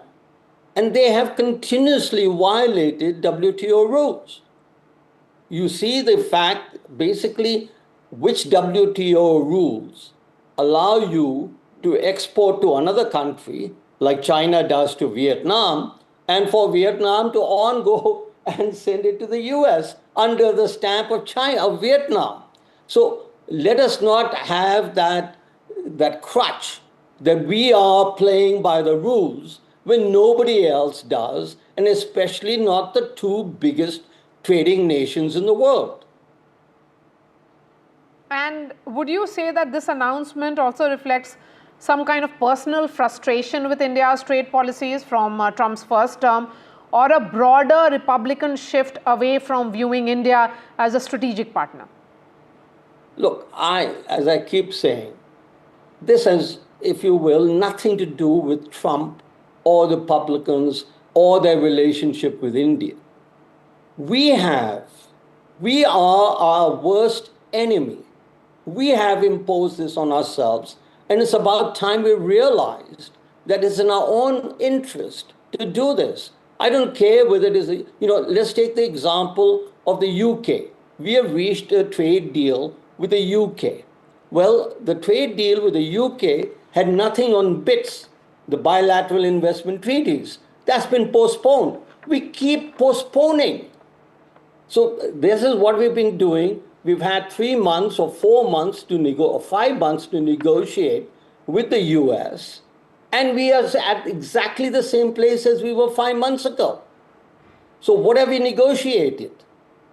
And last, one of the items of disagreement between the US and India are farm tariffs. Now, the Supreme Court, after the farm laws failed, after the farm laws were withdrawn, the Supreme Court ordered a survey of farmers in India as to how many of them would be in favor of the farm laws. 87% of Indian farmers are in favor of farm laws.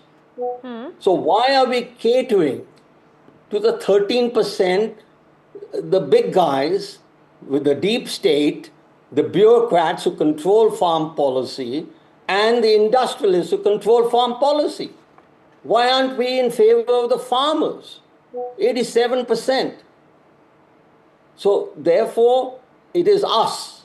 Please, I plead with India, and I've pleaded with Indian officials and everybody. It is our problem. Don't blame it on Trump, or don't blame it on nationalism, or whatever your interest might be. All right, Dr. Surjit Bhalla, really appreciate your time. Let me bring in Ajay Dua, former Commerce Secretary of India. Gurcharan Das is an economist. Anjali Prasad is India's former ambassador to the World Trade Organization. We have Ambassador Sajanhar joining us as well. Ms. Prasad, I'm going to begin with you, because lots being said about this kind of announcement and also penalty which has been announced. So the question that I asked Mr. Bhalla, as someone who has worked at the WTO, does this actually violate WTO norms? Thank you for having me on your show, Maria. First of all, may I say that I am a bureaucrat. I was a bureaucrat. So, I am also trained in economics. Now, if I were to answer your question in one word, it is yes. It violates all principles and norms of the multilateral trading system. You cannot unilaterally alter your tariff, impose such tariffs on any member country. That is one. Secondly, this penalty. What is this penalty? We don't understand until we actually see it in black and white. Penalty tariffs, there is nothing like penalty tariffs. You impose certain duties when you violate certain provisions of the WTO, like safeguards, anti-dumping, things like that. But to impose duties just because, in your opinion, a country has so-called high tariffs, and then impose certain so-called penalties, rather, is something that is completely ultra-vires the WTO rules.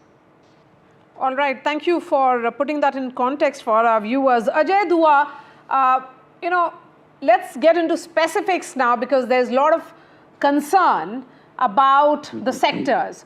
What specific Indian goods or sectors will be hit by this 25% tariff, and how might this impact bilateral trade volumes between US and India?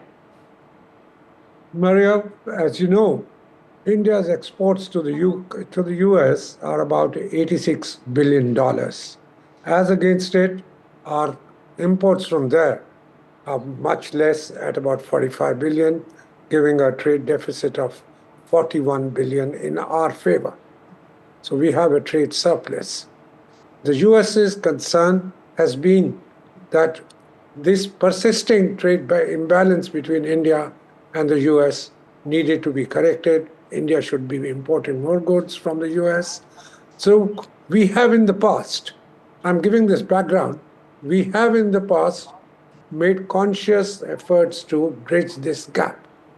If you include the services imports from the US, what the the gap I mentioned was in the merchandise exports, merchandise trade, including royalties, services, and the arms which we get from the US. If you include that, the surplus is already in favor of the US.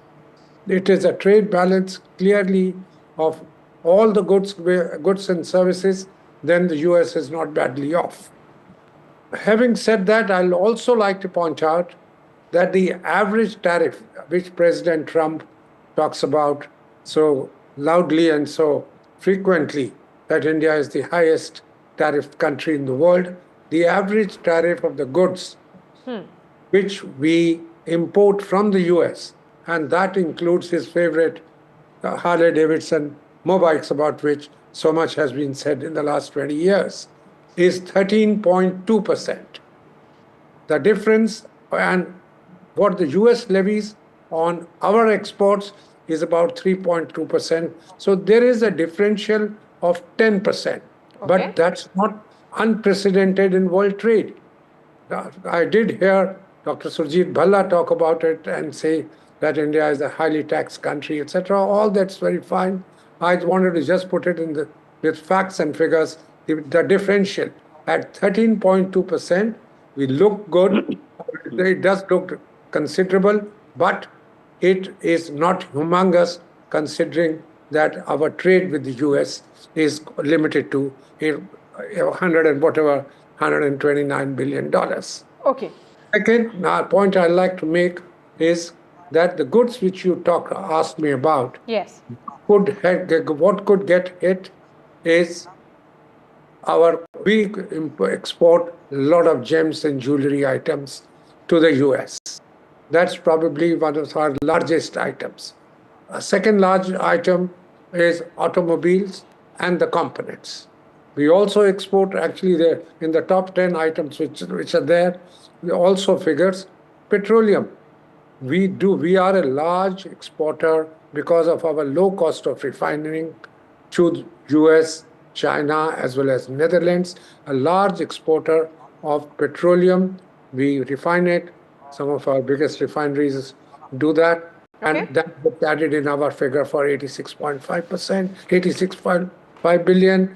And also, we are an exporter of pharmaceuticals.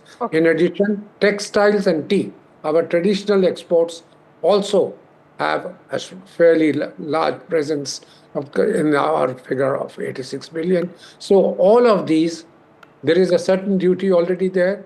10% was levied across the board on all the items by President Trump as soon as his second term started.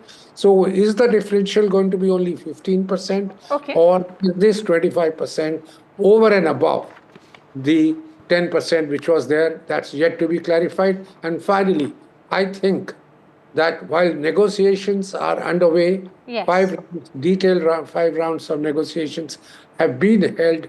If we are able to enter into a bilateral trade agreement in the next few days, I think the burden of this higher rate of duty of 25%, which is coming for geopolitical reasons rather than whatever President Trump might have said about it being highly. Gurcharan Das, a response from you, and then I'll speak to Ambassador Sajjanhar with regards to the strategic autonomy. Please go ahead. Gurcharan Das. India's number one priority is jobs. Yes. 45% of our working population is on the farm, and only half of that is needed. And so therefore half is redundant. And the problem is that we have failed to create an industrial revolution. And to do so, we have to export. No nation became a middle-class nation from a poor nation without exports. So therefore, the best examples were the Asian countries, the Asian tigers who become middle-class countries. And they did it through labor-intensive manufactured exports to the United States primarily. So therefore, our tariffs need to be competitive to the East Asian, to the ASEAN countries in particular, and countries like Vietnam, Indonesia, whose tariffs are 20 and 19%. So we will be disadvantaged. And this is, if this goes through, this is bad news. Even the great Apple story that we are in the midst of, the iPhones, is threatened now with this. So the point for India is, Surjit is absolutely right. It's in our own interest to do this, to join up with the global value chains. And so the attitude today is still the attitude of the past, and we have to look to the future. And therefore, I would say that this is bad news. I would hope that our trade agreement we should put some priority and energy and urgency to the trade negotiations, because frankly, India needs the United States. So it's in our own interest to look to the future. And therefore, I think that really if this goes through, this is bad news for India. We are giving up our future if we allow this kind. And it is, as Surjit pointed out, it's our fault that we are in this situation. And so let's do what is in our own interest. Okay. Ambassador Sajanar, how do you think this tariff decision will affect India's strategic autonomy? Because given Trump's criticism of its defense ties, our defense ties with Russia and energy trade amidst this entire Ukraine war. Yeah, thank you very much, Maria. If you permit, I'll just make one or two comments on the discussions we've been having so far. I think having low tariffs is something like talking about motherhood and apple pie. Everyone says it's very good to have low tariffs. And it's not that India has said that we will not have low tariffs. We have stated we are going to have low tariffs. We have reduced tariffs on 90% of our goods that are coming from the United Kingdom. We have signed FTAs with Australia. We have signed FTAs with UAE. We are going to have an FTA with the European Union. With the United States, it was only a bilateral trade agreement. It was a mini agreement trade deal. It was not a full-fledged FTA. And there also, I think there was, comments have been made, we need to give priority, energy. I think we've been giving priority and energy. That is why Prime Minister Modi visited the United States on 13th of February, within a month of Trump taking over, because we are interested in this relationship. Our Commerce Minister, their Commerce Minister, they have come to India. We have tried to negotiate this deal. And there are a couple of items. All others, what I understand from press reports, they were resolved, but there were issues like, some of the agricultural products, soya, etc., that Mr. Trump is particularly interested. As far as dairy products are concerned, as far as GMOs are concerned, those are some of the red line issues on which we have stood firm. And I think what Mr. Trump has come out and the sort of language that he has used, I think it's both an unfriendly act and an unfriendly language, in terms of, obnoxious, and it shows the peak. He's trying to sort of, make a point. Now, coming to, the point, the last point here also is, it's not only that the penalty that he's talking about is ultra vires the WTO.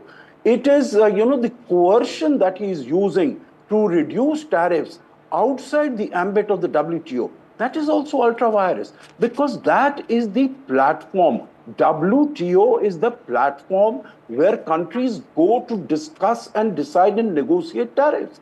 And we have negotiated our tariffs on different products, on different countries in the WTO. So we are very much in consonance with our international and global rights. Now, as far as, the question that you have put, I think it definitely does leave a bad taste in the mouth. But then that having been said, I'll make 2 points. Number one, our relationship with the United States is not based only on trade. There are so many other issues, whether it is technology, whether it is defense, whether it is our diaspora, whether it is, in terms of geopolitics, our cooperation in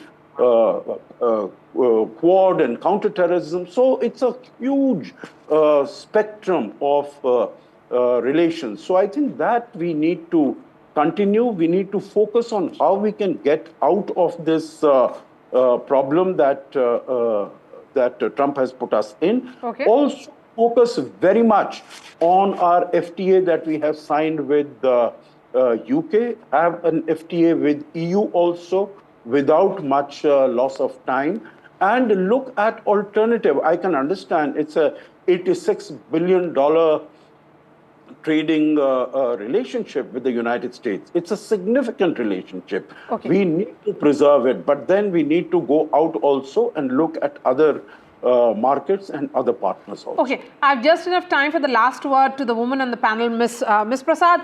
What options does India have through WTO, bilateral diplomacy or counter tariff to respond to this?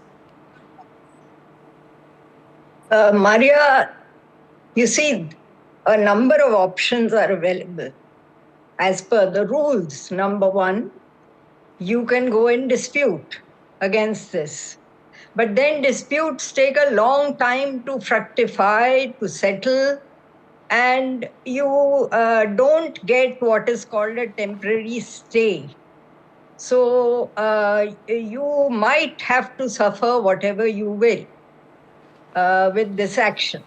That is one. Second, you retaliate, have the guts to retaliate and say that if this is done unilaterally, we will be forced to do something unilaterally on the items that the US exports to India.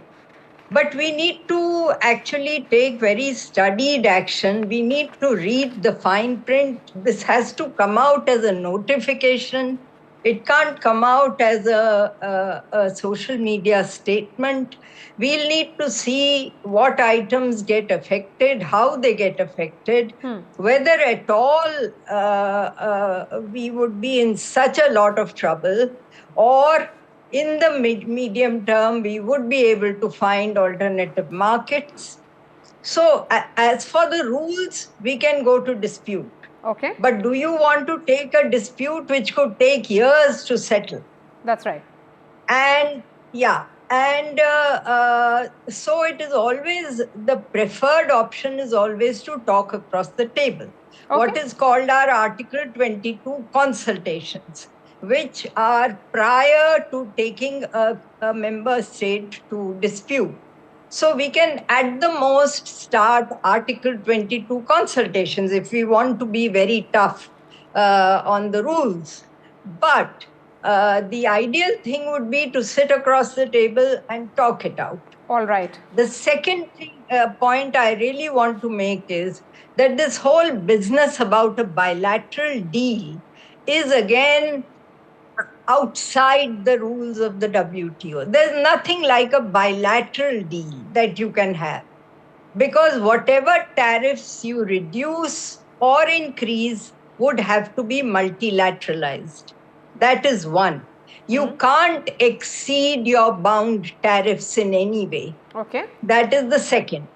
So if you have space between applied and bound tariffs to play around with, and you think that you can, it's in your national interest, it's another matter. But to say that this will remain a bilateral deal, I really don't think so, because either you have an FTA, which is a derogation from WTO rules, which you can have just bilaterally. But this kind of a deal, which is neither here nor there, is certainly not going to be restricted to the United States. All right. The competitive exporters might make better use of it than the United States. All right, Ms. Prasad, a pleasure having you on my show. Ashok Janhar, Gurcharan Das, Ajay Dua, thank you for joining us Thank you so on the much. show tonight. Thank you. Shifting focus to another story now, the Pahalgam horror is still fresh in country's mind. The anger with Pakistan has not subsided, nor will it anytime soon. In such a situation, in such a scenario, is a cricket match with Pakistan feasible and tolerable? BCCI has green flagged India-Pakistan match on September 14th in UAE as part of the Asia Cup tournament, but the decision has outraged citizens who are asking, is this the time to play cricket with Pakistan, especially when India has snapped all its trade ties with Pakistan? Will BCCI prioritize country over cricket? First up the story, then I bring in the guests. Talks, no. Trade, no. Airspace, no. Water, no. But cricket, to play or not to play. They're up against Amid the national debate over India-Pakistan's match in the upcoming Asia Cup tournament in UAE, the legends have upped the game. Seniors India team has pulled out of the World Championship of Legends semi-final against Pakistan. The WCL is being played in England, and India and Pakistan did not face each other in the league stage. But will the BCCI take the Legends lead and boycott the Asia Cup matches with Pakistan? India has snapped all ties with Pakistan since the Pahalgam terror attack. The scheduled India-Pakistan match at Asia Cup on September 14 has evoked strong reactions. BCCI has come under severe criticism for going ahead with the match, though the emotions are still running high over Pahalgam and post-Operation Sindur. From social media, the issue also spilled into Parliament, where AIMIM MP Asaduddin Owaisi questioned the board's nod for the game. किस सूरत से आप पाकिस्तान से cricket match खेलेंगे जब हम पानी नहीं दे रहे हैं? 80% पानी पाकिस्तान का हम रोक रहे हैं। ये कहकर के पानी और खून नहीं बहेगा, आप क्रिकेट मैच खेलेंगे? मैडम, मेरा ज़मीर तो गवारा नहीं करता कि मैं उस मैच को देखूंगा। क्या इस हुकूमत में इतनी हिम्मत है कि उन 25 मरने वालों को फोन करके कहे कि देखो हमने ऑपरेशन सिंदूर में बदला ले लिया, अब तुम पाकिस्तान का मैच देखो? However, top sources have confirmed to NDTV that the clash will not be cancelled. They maintain that this is not a bilateral contest, but a match in a multi-nation tournament. If India does not play or forfeit the match, it will give Pakistan a huge advantage. This will be like giving them a walkover, which is not desirable. India and Pakistan are likely to come face to face on 3 occasions in the UAE. The issue has also divided the cricketing fraternity, while former captain Mohammad Azharuddin is against India playing Pakistan. Former captain and BCCI chief Saurav Ganguly has changed his tune and is now for sports to go on. I was always very clear on that. If you play with everything, otherwise don't play. I mean, this is for anything, for that matter, for anything. So when you don't have good ties, there's no point. Playing in ICC tournament or the ACC tournament. India-Pakistan cricket has always depended on government permission. So if the government allows the games to be happen, it will happen. India-Pakistan have always played in Asia Cup and World Cups. The bilaterals have not been happening for a while. So nothing has changed. The Sports Ministry has maintained that any bilateral sporting engagement with Pakistan is out of question at this point. But in multilateral contests, it would go by the Olympic Charter, which prohibits any discrimination based on political issues, which is why the government has stated that it will not stop Pakistan from coming to India for international events. However, the 8-nation Asia Cup is not an ICC event and will be conducted by the Asian Cricket Council, ACC, which is currently led by the Pakistan Cricket Board chief. But can sports go on when nothing else can? Can profit override national sentiment and patriotism? Will the men in blue go the legends' way, or will the BCCI continue to have its say? Joining me on the show tonight, Madan Lal, former Indian cricketer. We have Rakesh Rao, senior sports journalist. Akash Gupta is a senior sports journalist, and cricket commentator Sunil Doshi is also joining us. Madan Lal, starting with you, at a time when diplomatic ties are virtually frozen, cross-border terrorism remains a concern. Is it tenable for India to play Pakistan on a global cricket stage? If you ask me my personal opinion, we should not play against Pakistan. But again, the government has given the permission, and ACC is organizing this event. And ACC, the India, Pakistan, and other country comes in with the ACC. So they, who was sitting there? One of our person was sitting there. Mr. Rajiv Shukla was sitting there about all these things, whether we should play or not. And the government has decided not to play bilateral series, but they can play outside. But there's a double standard, I think. You see, they have cancelled the WCT match, but they are playing in the Asia Cup. I can't understand, You have to make a policy somewhere. You have to say, right, we are not playing. You have to take a decision. But again, they are saying that we are looking for a Commonwealth game, Asian game, and the Olympics. And looking at all these things, projecting the country, they have given the permission. Okay. This whenever this India-Pakistan match comes, series comes, so there is always going to be controversy. Pakistan is not going to stop. They're going to do the same thing again and again. Okay. Rakesh Rao, the question certainly is this dual policy consistent or simply selective morality? Because if it's ACC tournaments in which India is justifying to play Pakistan, then why refuse bilateral series?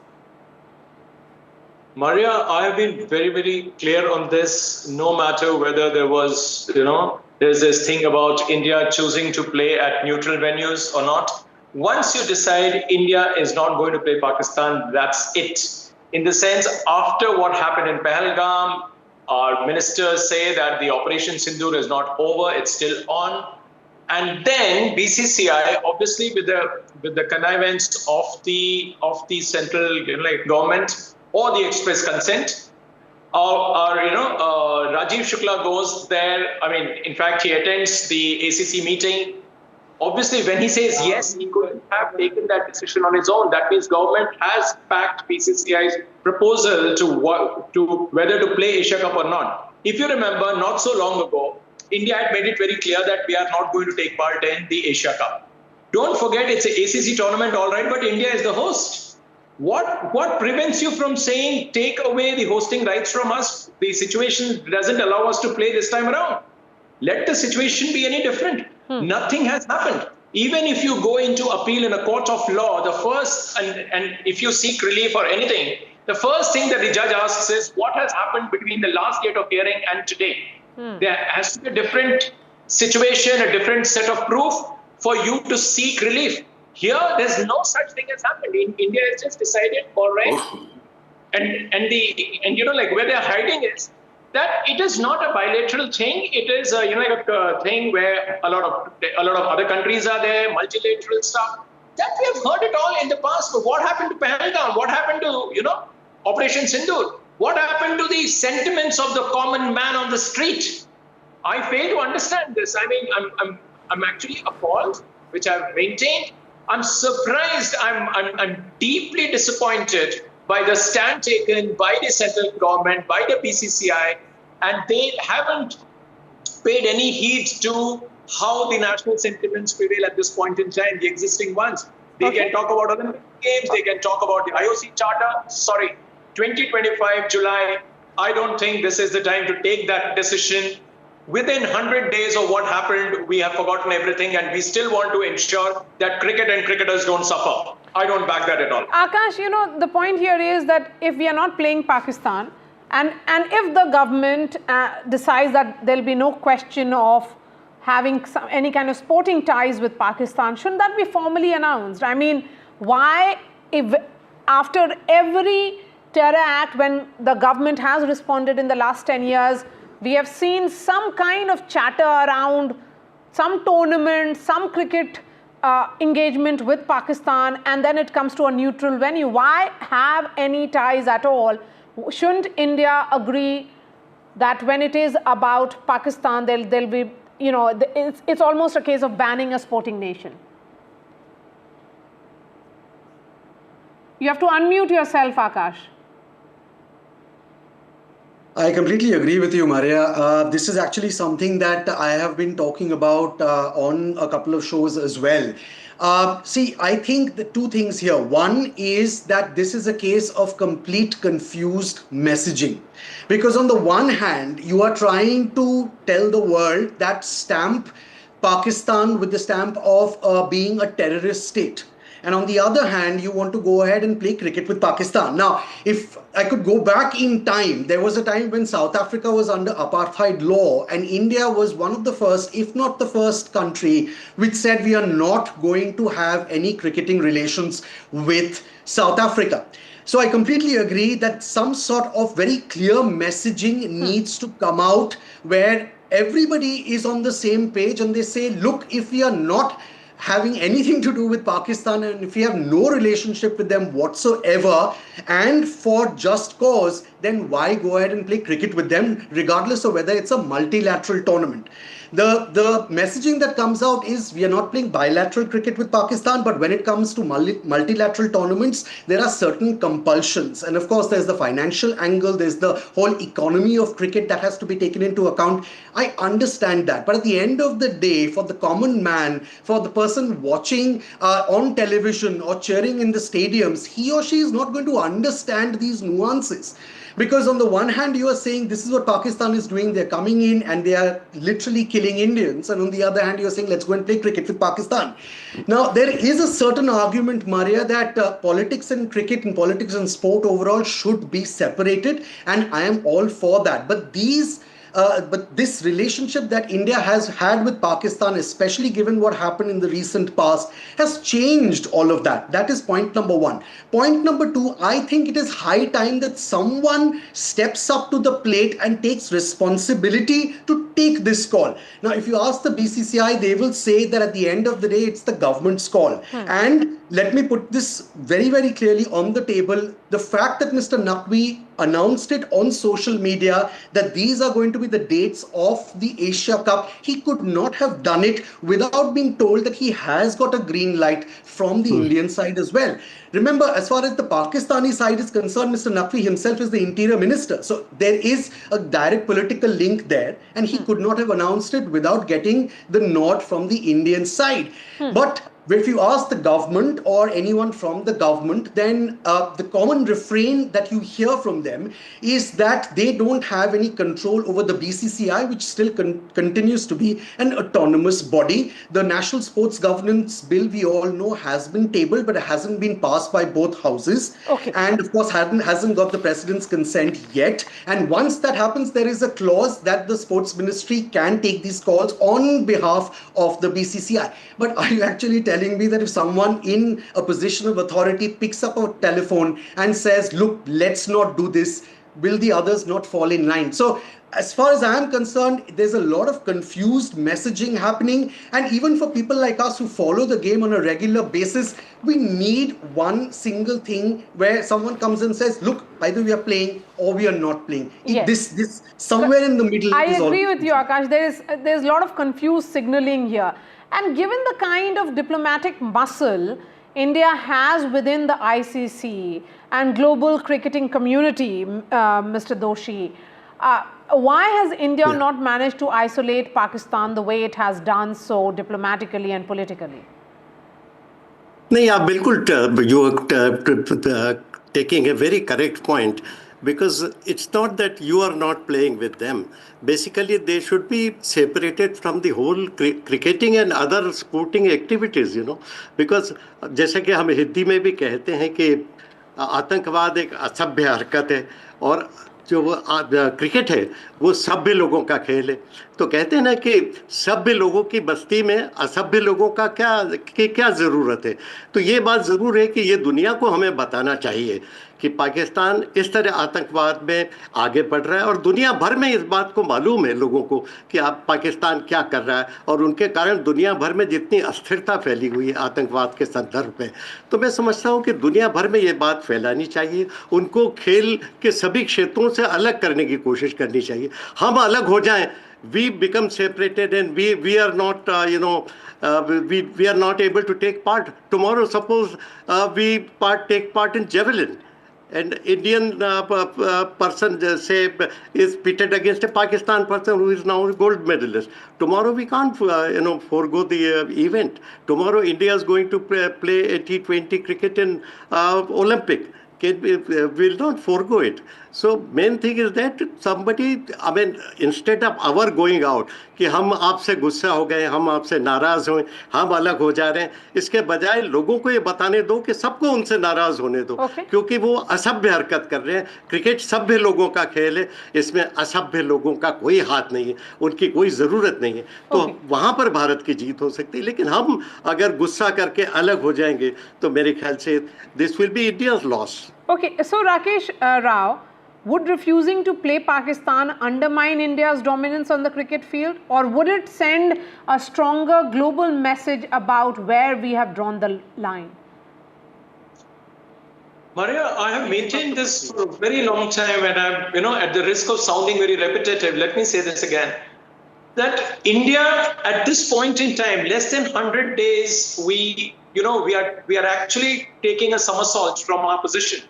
We should not be doing this, what we have actually decided to do. That is one. Number two, if we say that if we are not going to play Pakistan, the kind of, the kind of ramifications that we are likely to face, all I'm saying is, don't play Asia Cup this time around because you are the host. You have the right to decline to host the event. Period. That is about Asia Cup. Going forward, we are looking too far ahead. I am telling you, tomorrow another attack happens. Then what will be the stand? Then the ACC's, the ACC's commitment to, the broadcasters. That is also, that will take a beating. All the stands, everything that we are talking about at this point in time. If there's a Pahalgam 2, what happens?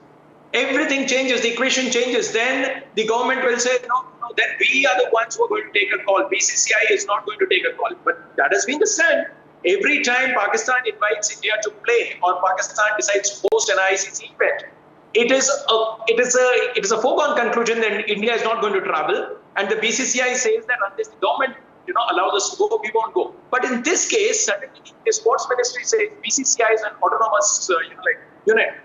How do you remember these things so selectively? Why can't you take a stand? I'm really surprised that day ACC announced the schedule, Indian side has been silent. There's been no official word from the board, from the ministry, from the government. Why? That means they've already told Rajiv Shukla to go ahead and express India's consent to them. A muted one at that, but that is what has given ACC the right to declare the schedule and so on and so forth. So I'm not waiting for anything else to happen. I think India has agreed. Tomorrow we are going to see India going to play there. But I wish and play something happens between now and September 9 and India doesn't play. That is A. And boycotting Pakistan on every kind of a platform, it doesn't matter because India is a cricket-loving country. If Nadeem and Neeraj are up against each other tomorrow, nobody is going to bother. Nobody is going to say, why is Neeraj taking part in the same event? But India and Pakistan playing even an under-19 cricket tomorrow, that will become headlines and me and you will be sitting on a show like this and talking about it. It doesn't happen with any other event. Let there be athletics, let there be table tennis, badminton, any sport. Nobody gives a rat's ass there. But the point is, you have to understand that India-Pakistan cricket, be it a women's cricket game or 2020, anything, everybody wakes up. That is what the problem is. So boycott Pakistan as far as Asia Cup is concerned.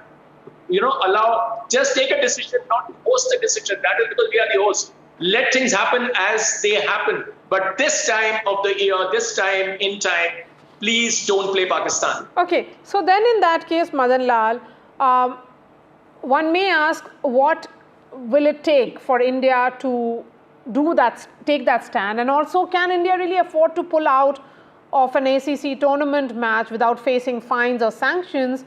Or do you feel that BCCI can lobby for changes in the ACC's stance on ties with state sponsors of terror? See, Maria, BCCI is not going to pull out. They're going to play. It's as simple as that. मैं आपको बताना चाहूँगा कि नहीं करेंगे ये, और ये डिसीजन भी नहीं लेंगे. डिसीजन इन्होंने जो लिया है, that's why they are playing. And Naqvi, there is another thing, which is a commercial angle. This India-Pakistan matches makes a lot of money, and Pakistan needs money. We are better off, financially. But nothing is going to happen to the Indian cricket team. They're going to still the same.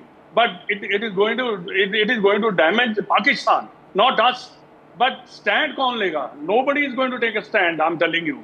Whatever you say, Pulwama की आप बात करते हैं, हमारे जो लोग हैं कितने ज्यादा उनको आहिस्ता आहिस्ता भूलते चले जा रहे हैं. ये बड़ी गलत बात है. कितने लोगों ने, जितने भी ज्यादा लोग शोर मचा रहे हैं, भी हमें नहीं खेलना चाहिए, ये नहीं करना चाहिए, तो उनकी हमदर्दी के लिए कौन गया है वहां पे? कहाँ उनको लुक आफ्टर करने के लिए लोग जा रहे हैं? जिनके तो चले गए, जिन लोगों की डेथ हुई है, उनसे जाके पूछिए ना, वो क्या फील करते हैं? वो तो बेचारे, उनके लिए तो सारी उम्र का लिया वो दाग दबा लग गया. बट ये हमारी आदत है, हमारी हैबिट है. We keep on forgetting. And then it comes to the cricket matches, then it comes to the financial, then it comes to the ICC tournament, the ACC tournament. We're not playing at home, then we're playing outside. It's going to be same like this, Whatever you say is going to be the same. But if I ask me, I will never have any tie with Pakistan, because unless they stop all this terrorism, that sort of thing. That's my personal view. And they will do it again. You wait for 1 year or two. You have made a very passionate argument, and so have Rakesh Rao, sir. But I want to understand then, why is it continuing?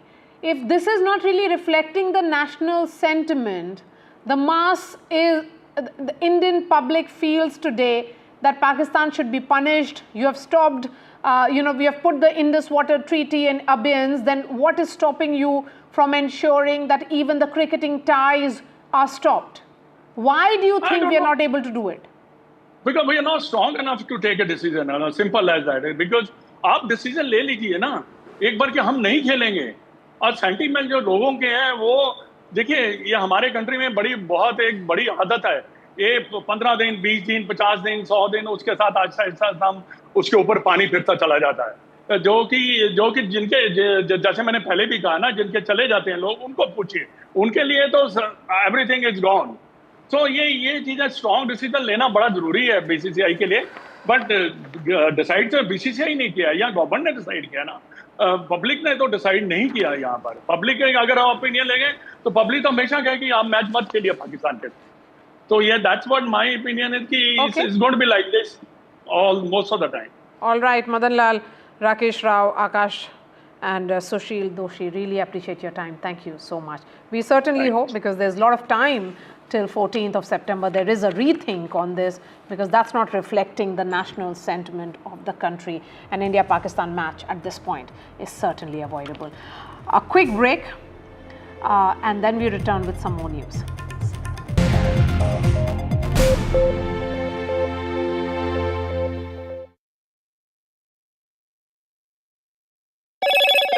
Hello, Moto.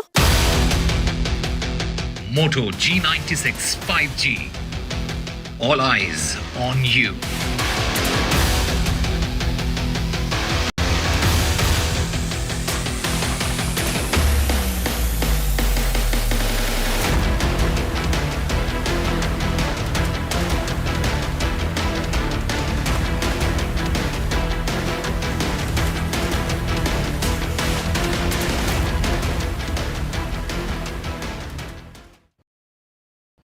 तू ही तो है जिसकी सच्चाई वाली clarity की वजह से मैं आज यहाँ हूँ। गोल्ड प्लस सिल्वॉक्सी मिरर्स, ऐसी क्लैरिटी कि आपको सिर्फ सच नजर आए, चाहे कितने भी साल बीत जाएं।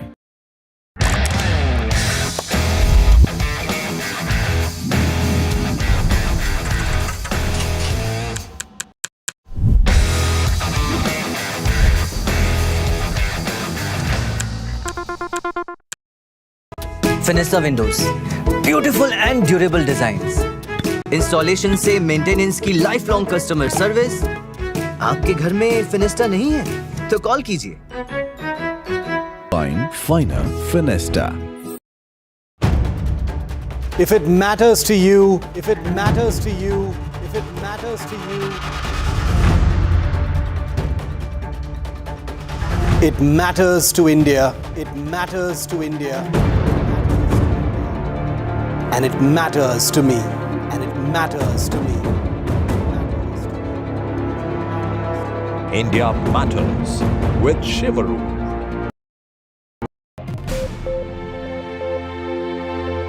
Fierce discussion over Operation Sindur continued in Parliament. Home Minister Amit Shah today spoke in the Rajya Sabha. This came a day after his fiery speech in the Lok Sabha. Rahul Gandhi, remember, continued to target the Prime Minister, now questioning his silence on former US President Donald Trump's claims. External Affairs Minister Dr. S. Jaishankar has issued a sharp rebuttal. Another highlight was when Samajwadi Party MP and veteran actor Jaya Bachchan sparked a row today after she questioned Operation Sindur's name and asked why it was named so when the Pahalgam terror attack actually destroyed the Sindur of so many women. Let's listen in. I'm leaving you with this. Thanks so much for watching, and I'll be seeing you tomorrow. There was no cause. Prime Minister, between Prime Minister and President Trump. मैं उनको कहना चाहता हूं वो कान खोल के सुन लें कि 22 अप्रैल से 16 जून तक एक भी फोन कॉल प्रेसिडेंट ट्रंप और प्राइम मिनिस्टर मोदी के बीच में नहीं। Please. Prime Minister has not said that Trump is lying. It's obvious what has happened. सबको मालूम है। बोल नहीं पाए। That is the reality. नहीं क्योंकि सच्चाई है ना। अगर पीएम ने बोल दिया, तो फिर वो खुल के बोलेगा और वो पूरी सच्चाई रख देगा। तो इसलिए नहीं बोल पाएंगे। नहीं अभी क्या होगा? अभी वो कह रहा है। वो कह क्यों रहा है? क्योंकि वो अपनी ट्रेड डील चाहता है। तो वहाँ पे दबाएगा इनको। आप देखना कैसी ट्रेड डील बनती है।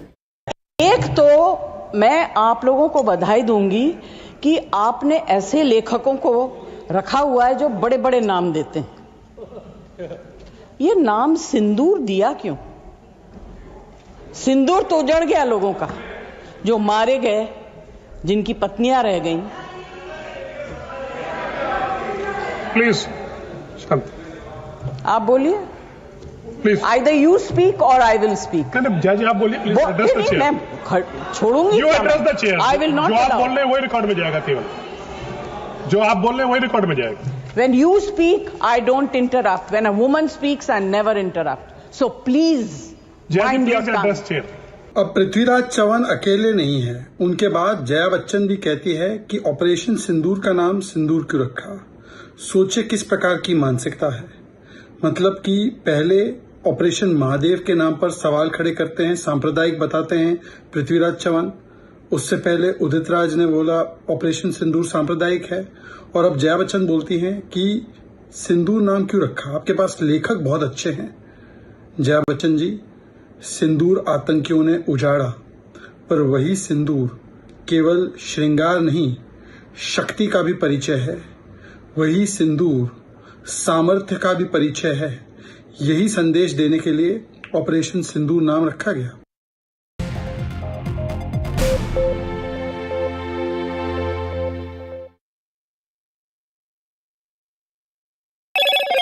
Hello, Moto.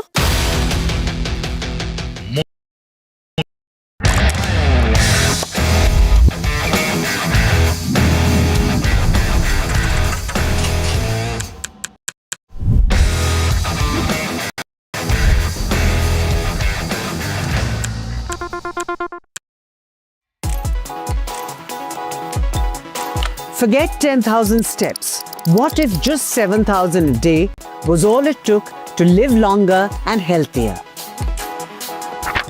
A major new study published in the Lancet Public Health has found that walking around 7,000 steps a day is strongly associated with better health and a lower risk of dying early. Researchers analyzed data from over 160,000 adults and found that people who walk approximately 7,000 steps a day had significantly lower risks for a wide range of chronic diseases. Compared to those who walk just 2,000 steps daily, these individuals saw a 47% reduction in all-cause mortality, 25% drop in cardiovascular disease, 14% lower risk of type 2 diabetes, 22% reduction in depression, 38% decline in dementia risk, 28% fewer falls, and a 6% reduction in cancer risk. Unlike earlier studies that mostly focused on heart health or death rates, this is the first major research effort to comprehensively examine the impact of daily steps on multiple health outcomes. The review included 57 studies, of which 31 were analyzed in detail through meta-analysis, making this the most extensive data set to date on how walking affects health. Interestingly, the study also shows that even 2,000 steps per day provides better health outcomes than being inactive, while benefits for some conditions like heart disease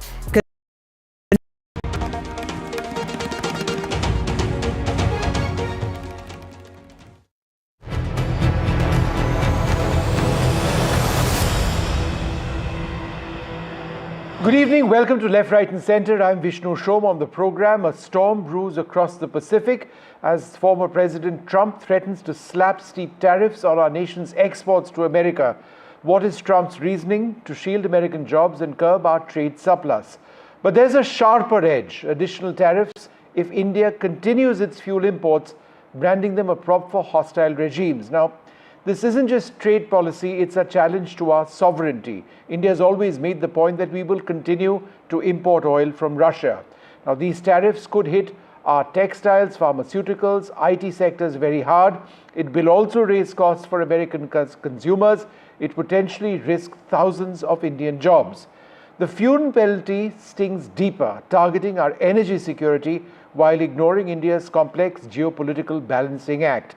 Yes, we import oil from Russia, but aren't we also investing billions in renewables? Is what Trump is doing fair at all? Now, Donald Trump's move demands a response. It's a test of India's resilience. Some say that we face these challenges and we'll work that relationship with America once again.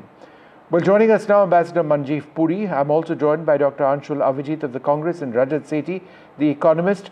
Ambassador Puri, how do we resolve this mess with America? Vishnu, thank you very much for having me on the program. Look, we have an ongoing set of relationships with the United States. And even on the matter of tariffs, their trade team is coming here towards the end of August. Look, I don't think this was particularly unexpected. The figures, exactly 25%, etc., may have been expected to be a little lower, 17 that the Indonesians got. And the fact that we are importing oil from Russia, and they've been saying about it, and you know that we have been on record, our ministers have said, look, we have to do what we have to do for our national interest and for the well-being of our people. We've said it. Now, therefore, these things are there. They are okay. This is the way the world sort of interacts, and hardball politics is being played by President Trump. We are a large country, a very large player, but also a country which believes that good relations with the United States is important, and I think we will continue to deal with it. I want to make one or two small points to you. Our total trade with the United States is about $125 billion. We export about 85 and they export about 40. Our trade to the United States, principally our exports to the United States, consist of bulk drugs. I'm not so sure they can easily replace them so easily, and polished diamonds, etc. So, you know, Vishnu, it isn't such a simple matter. This tariffs is not a straightforward matter. Mr. Trump and his advisors argue it's great for the United States. Most economists say that it'll hurt you. at least in the short run. We'll see what happens, but it gives a signal, as you very rightly said. It signals that, are you truly friend or you're not? But I would separate that. I would say, let's look at it like this.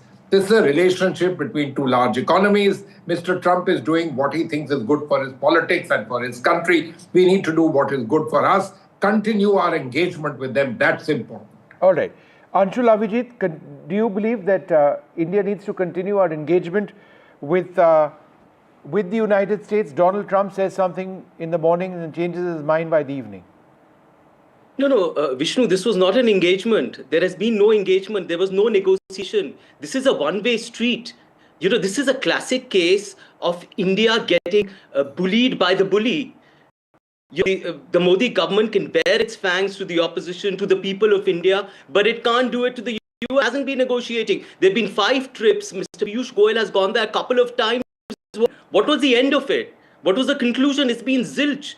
They have been terms have been dictated and we are forced to follow it. Doesn't speak well of our foreign policy. Doesn't speak, and by the way, everything will now be affected, right? So all these years of currying favor with the Modi government and Abki Baar Trump Sarkar Namaste Trump and all that has come to zilch. That's number one. Our exports are going to be severely affected. Vietnam has got a less tariff than we have, so our China plus policy will go into shambles. Anyway, our manufacturing was a complete disaster, as we've seen by it barely rose above 17% as a percentage of our GDP all these years. Modi promised to bring it to 25%. That's failed. So our economy is completely in shambles anyway. This is going to be severely affected. We no place in the negotiating table over there. Our rupee is going to get weakened because of more dollar inflows. That's another point. We've got hostile neighbors, and you can include US in that. I mean, you can call Trump whatever you want. You can call him impetuous. You can call him irrational. You can call him a maverick, whatever he wants. But he's the most powerful man by virtue of being the president of the most powerful country in the world, which has $30 trillion. I mean, where are we? We're 10 times less, and we haven't got any power. Okay. All right. Okay. Rajat, respond. I mean, I have no response to the opposition party. If they have a better plan to deal with Trump, please table it. I would be very happy from an intellectual standpoint to understand what does the India's principal opposition party have to say in terms of engaging with Mr. Donald Trump. We've seen how the Chinese attempted with dealing with Trump, and they saw officials walking off middle of the conversations. This is going to go on. I don't see this having material impact on trade because it is universal in nature. The base rate of 15% is true for every country. So all countries have to face that. Some of the critical items like pharmaceuticals and bunch of other things were anyway even previously left out of the scope of the tariffs, and it will continue that way. And I believe, Trump has issued those letters, and he had to, before the 1st of August deadline, he has to issue these letters. And every country in a round-robin manner will get those letters from President Trump. So we should just relax. Nothing, the heavens are not going to fall. If at all things happen, it is going to increase the prices of these goods and services for the audience or for the citizens of US. They need to worry about it. Trump is answerable to them. Let them figure it out. Okay. It is going to play out all the $300 billion that Trump has been able to raise through tariffs. Where has it come from? Of course, not from India and China. It has come out as a sort of a taxation on the people of US. So let's not jump with anxieties stretching from one extreme to the other extreme. To have a more sort of a longish view, India-US relationships is not going to change with one president coming in or going. It is a larger sort of a relationship between two very, very big countries, and look at the long arc, not at small events that happen. Ambassador Puri, we aren't talking about the real sting in what Trump said. It's not the 25%. It's actually India's continued import of oil. India has said repeatedly that, look, this has to continue. It's our energy security. We are a large country, etc., etc. The foreign minister has said it ad nauseum around the world and in America as well. If Trump now challenges that, then this goes beyond a trade discussion. It is something which, at one level, sort of challenges the relationship. I won't say threatens, but I do believe it challenges the relationship. Vishnu, you are absolutely right. And Vishnu, please pardon me. I am not a member of the government anymore. I'm a retired former Foreign Service officer. I don't want to answer our friend from the Congress party. I think he should know better as to, who started this bettering the relationship. Let me make one little point to you. We talk a lot about strategic autonomy, but we must start believing in it also. So let me leave it. I think I've said what I had to say on this business of relationship with the United States. You are right. Look, no, we are a very I'm not large going to let you economy. go so easily. If you say we must maintain our autonomy, does that mean that we need to tell America directly, we will continue importing oil, this you relationship deal with the it? This United States relationship is an interesting one as it has evolved over, let me say, the last 20 odd years. We now no longer use non-alignment. We speak of multi-alignment, all very well. We are a member of the Quad. We've had these relationships going with them for a long time, etc. All very well. We have this issue of China, a very major player. If we had been in Latin America, things would have been very different, but we are not. We have a border relationship. There is a contestation. There is an issue on all of this particular thing. We know all these things. So it's a relationship which, needs to take into account all of this.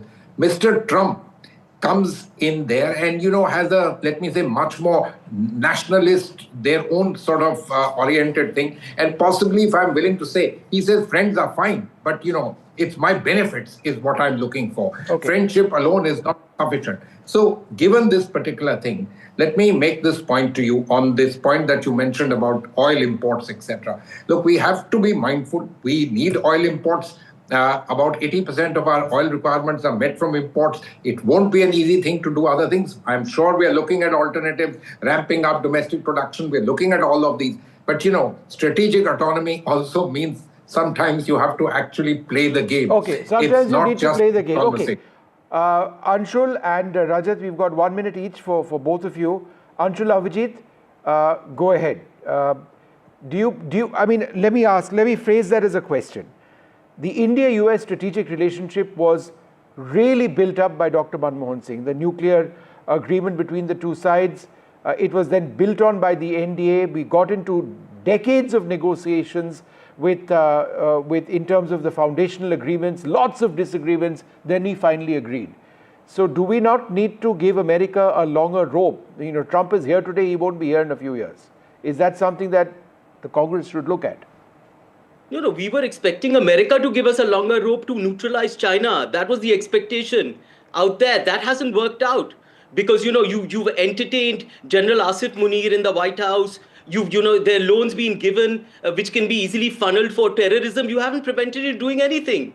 So it's really the other way around. And as far as Mr. Trump is concerned, well, he's not a difficult person. He's a difficult person to understand. But it's never America first for him because enough critics in America themselves have critiqued him for the very tariffs which will harm American interests. Okay. But nonetheless, that is not the point. China will get away with this. What China does is depreciates. It actually improves its imports after severe tariffs are imposed. India will just, we've lost our sovereignty. And by the way, that we don't know if these tariffs include the baseline 10% or not. No, they don't. That is supposed to be over and above. Okay, hold on. Yeah, Rajat, over and above. And the Rajat, 45 seconds. Go ahead. How much is that going to be? Anshul, out of time. That's the only reason Rajat, 45 seconds. I'm being unfair to you, Rajat. That's fine. I still don't agree that we have lost our sovereignty. That is too tall a claim to make. And we should therefore, not worry about the immediacy around it. There is a media spectacle that President Trump wants out of the 1st of August. It is all the buildup that he wants. And after a few couple of months, when the real fine details will be negotiated out, and we are in no hurry. And this is what has been clear even from the press release of the government of India, that we are in no hurry. We will protect our interest and we will keep negotiating. Okay. Where is the negotiating window of opportunity ended? It hasn't ended. It will carry on. Okay. And let's not worry about the 1st August deadline and look at what is going to happen over the next couple of months. All right. Well, I'd like to thank you all very much for being with us. I thought it's important to bring in an America perspective over here. I spoke to one of America's senior diplomats who's really built the relationship with India, Atul Keshap. Here's what he told me a little while back. I'm joined now by somebody who's really driven that diplomatic and economic partnership between India and the United States for years. Ambassador Atul Keshap, thanks very much, sir, for being with us. In just the last 5 minutes or so, Ambassador, there's been a statement from the government of India The upshot of it is that, and I quote, "The government will take all steps necessary to secure our national interest, as has been the case with other trade agreements, including the latest comprehensive economic and trade agreement with the UK." And they say earlier on in that same statement, the government has taken note of the statement by the US President. "We are studying the implications. India and the US have been engaged in negotiations on concluding a fair, balanced and mutually beneficial bilateral trade agreement."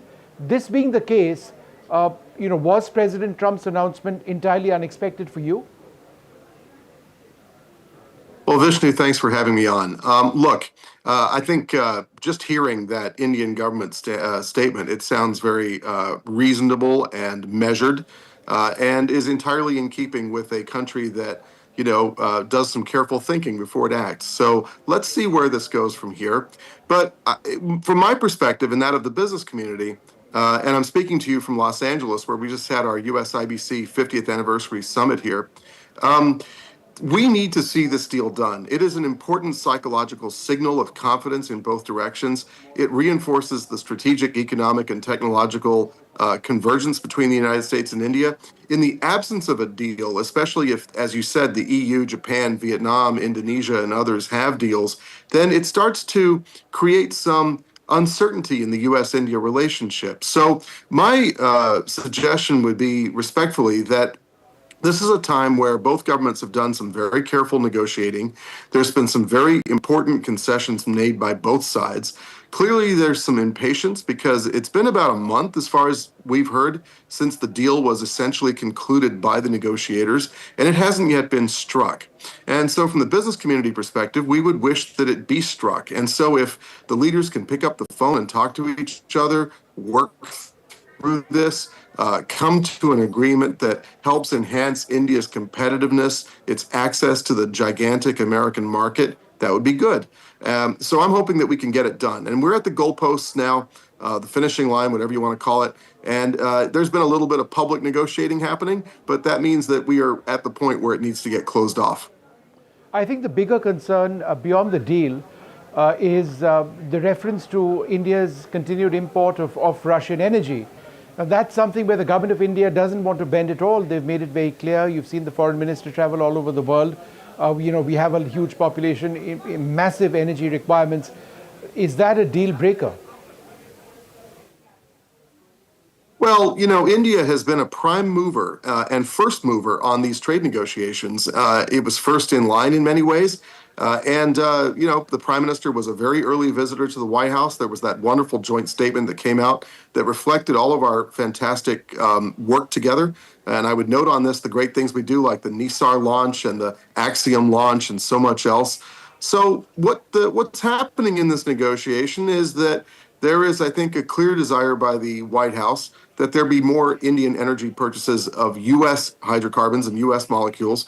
Other countries have taken a different tactic where they have come out with announcements before the deals were even struck about the things that they would be purchasing from the United States. This was mentioned in conversations over the months since the election about the possibility of buying more American defense articles, more American energy, more American agricultural goods. So that, in the absence of those announcements, I think what you're getting is this. But this is now a point where India can decide how it wishes to react. And India is a sovereign nation. It will do whatever is in its best interests. But there's an opportunity here for India to remain part of the system that shapes the global norms on trade. India is an important country. It's a growing country. It has greater and greater influence. The business community remains very interested in India. So the opportunity exists for India not only to preserve its access to the American market for pharma, for textiles, for agriculture, for jewelry, for engineering goods, and so much else, but also to enhance its status as a rule maker in these trade deals and not just a taker. No, but Ambassador Keshav, in as much as many want that US-India economic relationship to really prosper, I do believe it's the mention of India's import of Russian weaponry and certainly the continued import of Russian energy, which would attract additional tariffs, which could potentially be some sort of deal breaker. And even if it's not a deal breaker in the context of a trade agreement, it does appear to take put the relationship under an element of strain, because this is something that India is not willing to give up on, our autonomy. And Foreign Minister Jaishankar has repeatedly said that there are double standards in the West. For example, he's spoken about double standards in Europe on their partial dependence on Russian energy as well. Be that as it may, India will always seek to continue with that. Now, if America, as arguably our closest strategic partner, says, you do that and we put tariffs on you over and above the other tariffs, then does that not put strain on that relationship which you have worked, among others, to really push? Well, look, we're in different times. The president has shown his frustration with Vladimir Putin. The president tried rather forcefully to arrange a ceasefire between Russia and Ukraine. That failed largely because of Russian recalcitrance. And look, I get the need to keep the lights on and to keep the energy and the economy flowing everywhere around the world. That is something that a country like India absolutely needs to do, given that it has a very large population. But with regard to the Europeans, they have been stepping up. They have been giving weapons to Ukraine. They have been giving political support, financial support. They have been trying their best to see that Russia does not essentially conquer or annex an independent member state of the United Nations. And so I think what's happening here is you're seeing some of the frustration in the American system about the war continuing, many, many thousands of civilians being killed unnecessarily, the president having tried very hard. Now, look, I don't speak for the U.S. government or for the White House, but I do think that there has to be an understanding of rising frustration in the United States, and I think that's what you're seeing coming out of the White House now. And so I go back to where I really spend my professional career. Can we, in the midst of all of this geostrategic tension and churn, strengthen the U.S.-India relationship? The U.S. and India face the same challenges, the same great power competition. In fact, some of the same adversaries. And we're better off together than we are apart, especially if there becomes a real crisis in Asia in that great power competition. And this is where I would urge both governments to think long-term about the long-term standing of the U.S. and India as part of the Quad in the Indo-Pacific, what it would mean to come to a reasonable trade deal that has been well negotiated by both sides, professional negotiators in India and America. I think now is the time for the two leaders to speak to each other, pick up the phone, close the deal, cement further our strategic convergence, economic convergence, technological convergence, lest things get worse. And I think, we've got to act. No, absolutely, because to not act after all this work has been done would be disappointing. Already reactions from Indian industry are along expected lines. They're very disappointed. The Federation of Indian Chambers of Commerce and Industry says, and I quote, FICCI disappointed by 25% tariff, secondary sanctions. The move is unfortunate, will have a clear bearing on our export. We hope high tariffs will be a short-term phenomena. Detailed deliberations are underway, etc., etc. But, that's one major Indian, business sort of chapter. We are expecting a statement from the Confederation of Indian Industry as well. So many Indian sectors of the Indian economy are badly exposed now if there are tariffs. Pharma, for example, so many Indian companies, just off the top of my head.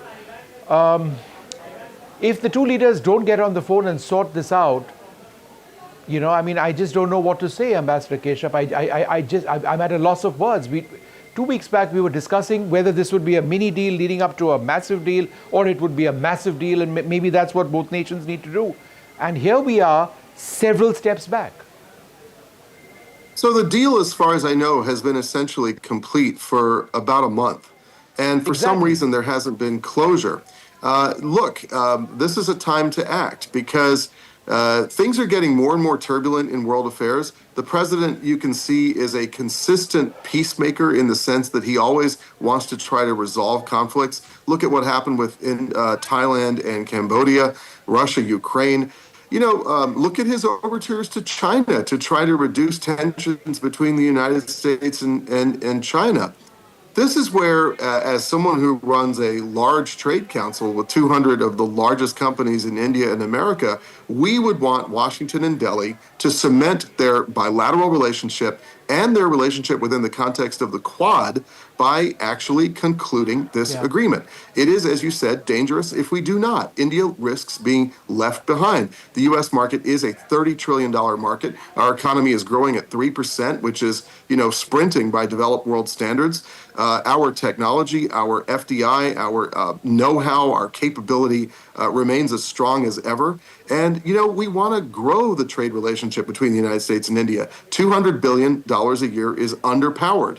So this deal sends a powerful psychological message of positivity that gives business confidence to invest in each other's countries. In the absence of a deal, it also sends a very negative psychological message. And I wouldn't want to be a jewelry exporter in Surat if I had to deal with these tariffs and have to deal with adding that to my exports to the United States. Jewelry, agriculture, farming, textiles. There's so many areas where it can be damaging. And so I think it's time, for the leaders to talk, if I can respectfully say that, and try to get this thing locked down. And then we go on to other stuff. Sure. Because, Vishnu, we've had so many strategic agreements between the United States and India. Intelligence, law enforcement, technological, space, diplomatic, military. We have barely any economic agreements. We have an open skies treaty that has served us well. And here's my bottom line. Anything that opens up access in both directions is good for America and good for India.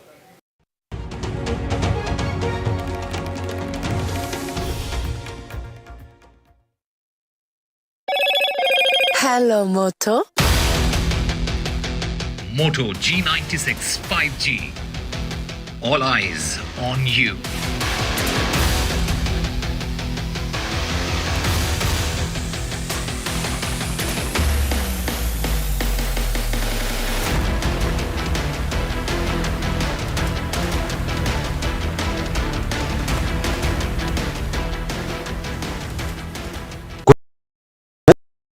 Gold plus optimistic reflective glass लगाओ, धूप की गर्मी को दूर भगाओ और बिजली का बिल भी बचाओ।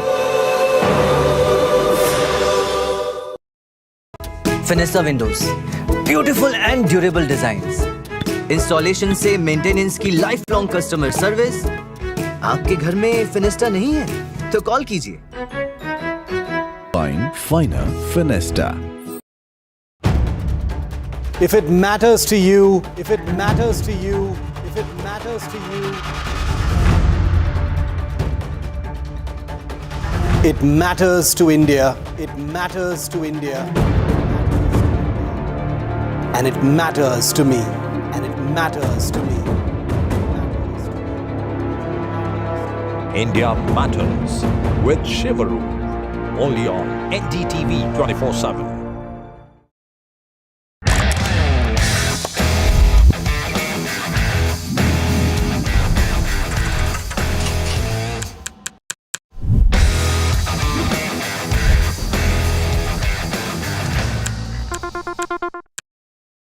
That's huge.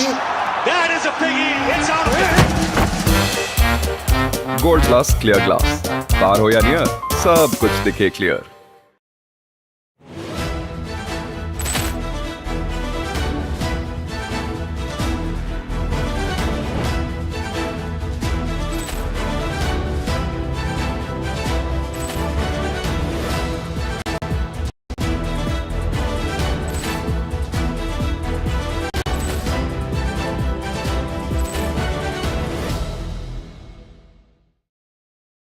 फिनिस्टा windows, beautiful and durable designs, installation से मेंटेनेंस की लाइफ लॉन्ग कस्टमर सर्विस। आपके घर में फिनिस्टा नहीं है तो कॉल कीजिए। Find Finer Finesta.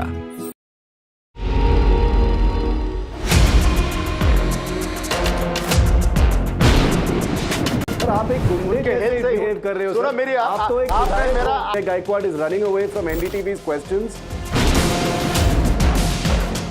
That issue is not before the High Command. It was not discussed so far. Kolhapuri chappals costing $1,300. The noise we made finally got heard, and it's so nice that somebody took action on it. Pictures and videos of women that were taken in the Bengaluru metro, now on Church Street and other prominent places in Bengaluru. We managed to arrest both of them.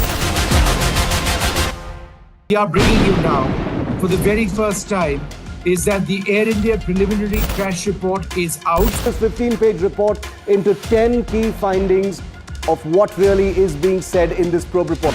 What's reporting without impact? NDTV 24/7.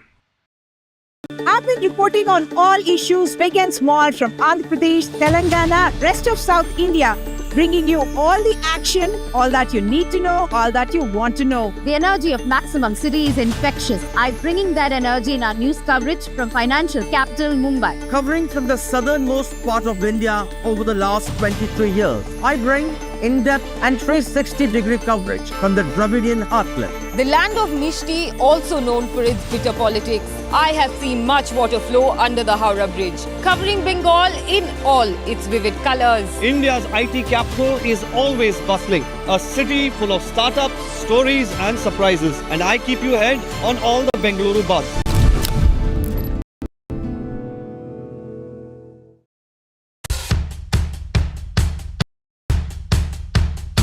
The markets move fast. And so should your portfolio. Expert insights, real-time stock picks. Do I buy Ola? Should I hold ICICI for the long term? Buy, sell or hold. The answers you need, straight from the experts. Callers from India and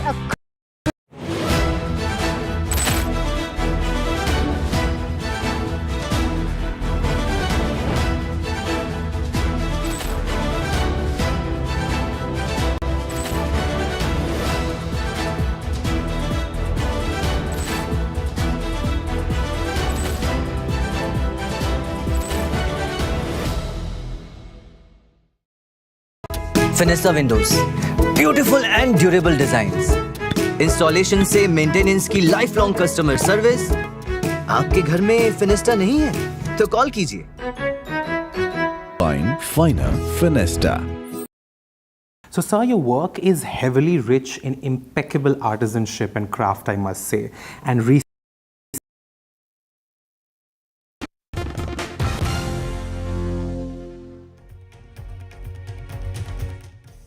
Hello and welcome. You're watching NDTV 24/7. I am Osama Shah. Here's a fact. India is furious, and it is all to do with cricket. It is all to do with the possibility of India and Pakistan facing each other in the upcoming Asia Cup. The mere thought of facing Pakistan in the Asia Cup has ignited a storm. For all of us, you and I, cricket isn't just sport. It's like a battle. It's like a war in jerseys. And you don't play friendly with a country that fuels terror. Remember, this is the same Pakistan we hit in Operation Sindur, the same Pakistan that mocked us and mocked our soldiers, paraded Shahid Afridi in fake victory, and it also profits of Indian viewership while breeding violence. Asaduddin Owaisi, the member of the parliament, he spoke in the parliament and he in fact nailed it. If blood and water can't flow together, why should cricket? Many say, let them have the walkover. Let the world see that India will not legitimize a terror state. The humiliation is going to be enough as a message. But this isn't about sports. It's about standing for something. And the BCCI has that power. The question is, does it have the spine? This isn't politics. It is terror. And playing on is, in a way, surrender. Now, having said that, there are many reasons as to why many experts are saying that India can't just go and say no. Some argue that adhering to the Olympic Charter's principles might be beneficial for India's bid to host the 2036 Olympics. However, this shouldn't directly impact the Asia Cup decision since it is not an Olympic event. But what are these reasons that we are talking about? Number one is ACC and full member obligations. Remember, India is one of the 5 members of the Asian Cricket Council, along with Pakistan, Sri Lanka, Bangladesh, and Afghanistan. Full members, they are contractually obligated to participate in ACC events unless they are formally withdrawing. The ACC explicitly defines the Men's Asia Cup tournament to include automatic participation by full member teams, which places a binding on India to be a part of it. Number 2 is the hosting rights and responsibilities. Now, India holds the official hosting rights for the 2025 Asia Cup as per the ACC's invitation. Now, even if matches are shifted to neutral venues, in this particular case, it has been shifted to UAE due to political tensions. India still remains the formal host, and hence it is expected to supply administrative as well as cricketing input. Number third is the broadcast and financial commitments. Remember, Sony Pictures Network India, it holds the broadcast rights worth approximately $170 million under an 8-year deal from 2024 onward. Another point is ACC revenue sharing model. It gives each full members 15% of broadcast revenue, with India withdrawing that contract, and all those contracts would need renegotiating, destabilizing ACC's financial model and hurting other board members' revenues as well. So a lot of responsibility hence falls on India in that particular sense. Number 4 is the precedents and geopolitical constraints. Remember, in 2023 and again in 2025, during the Champions Trophy, India refused to travel to Pakistan. Instead, a hybrid or neutral venue model was adopted, with India playing elsewhere, in this particular case, UAE. Now, similar arrangements are expected for Asia Cup if India does participate. Like I said, those matches will be taking place in UAE at the moment. Now, the Indian government's position and advice are decisive in these particular decisions, because BCCI has indicated that its stance will follow the government council. Now, another important part is the political leadership in ACC. The ACC is currently chaired by Mohsin Naqvi, the Pakistan's interior minister. He is also the head of the Pakistan Cricket Board. The BCCI, in fact, reportedly conveyed its withdrawal verbally to ACC, but a unilateral exit may provoke legal and governance disputes with ACC structures as well. There have, in fact, we'll come back and speak to the former India cricketer, the legend himself, Mr. Syed Kirmani, and get his thoughts around what it means for an India-Pakistan match to happen and what are the repercussions if it doesn't. But all of that after the break.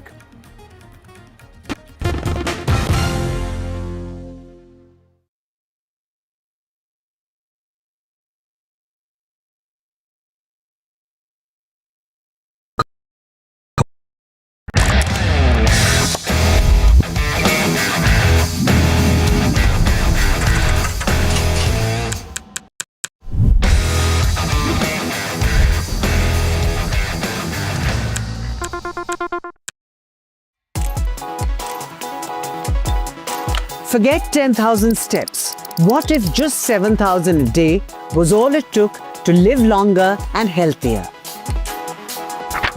A major new study published in the Lancet Public Health has found that walking around 7,000 steps a day is strongly associated with better health and a lower risk of dying early. Researchers analyzed data from over 160,000 adults and found that people who walk approximately 7,000 steps a day had significantly lower risks for a wide range of chronic diseases.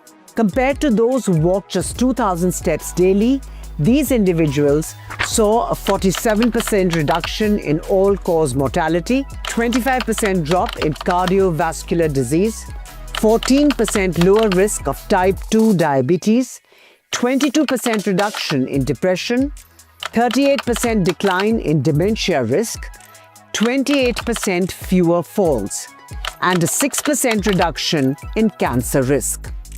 Unlike earlier studies that mostly focused on heart health or death rates, this is the first major research effort to comprehensively examine the impact of daily steps on multiple health outcomes.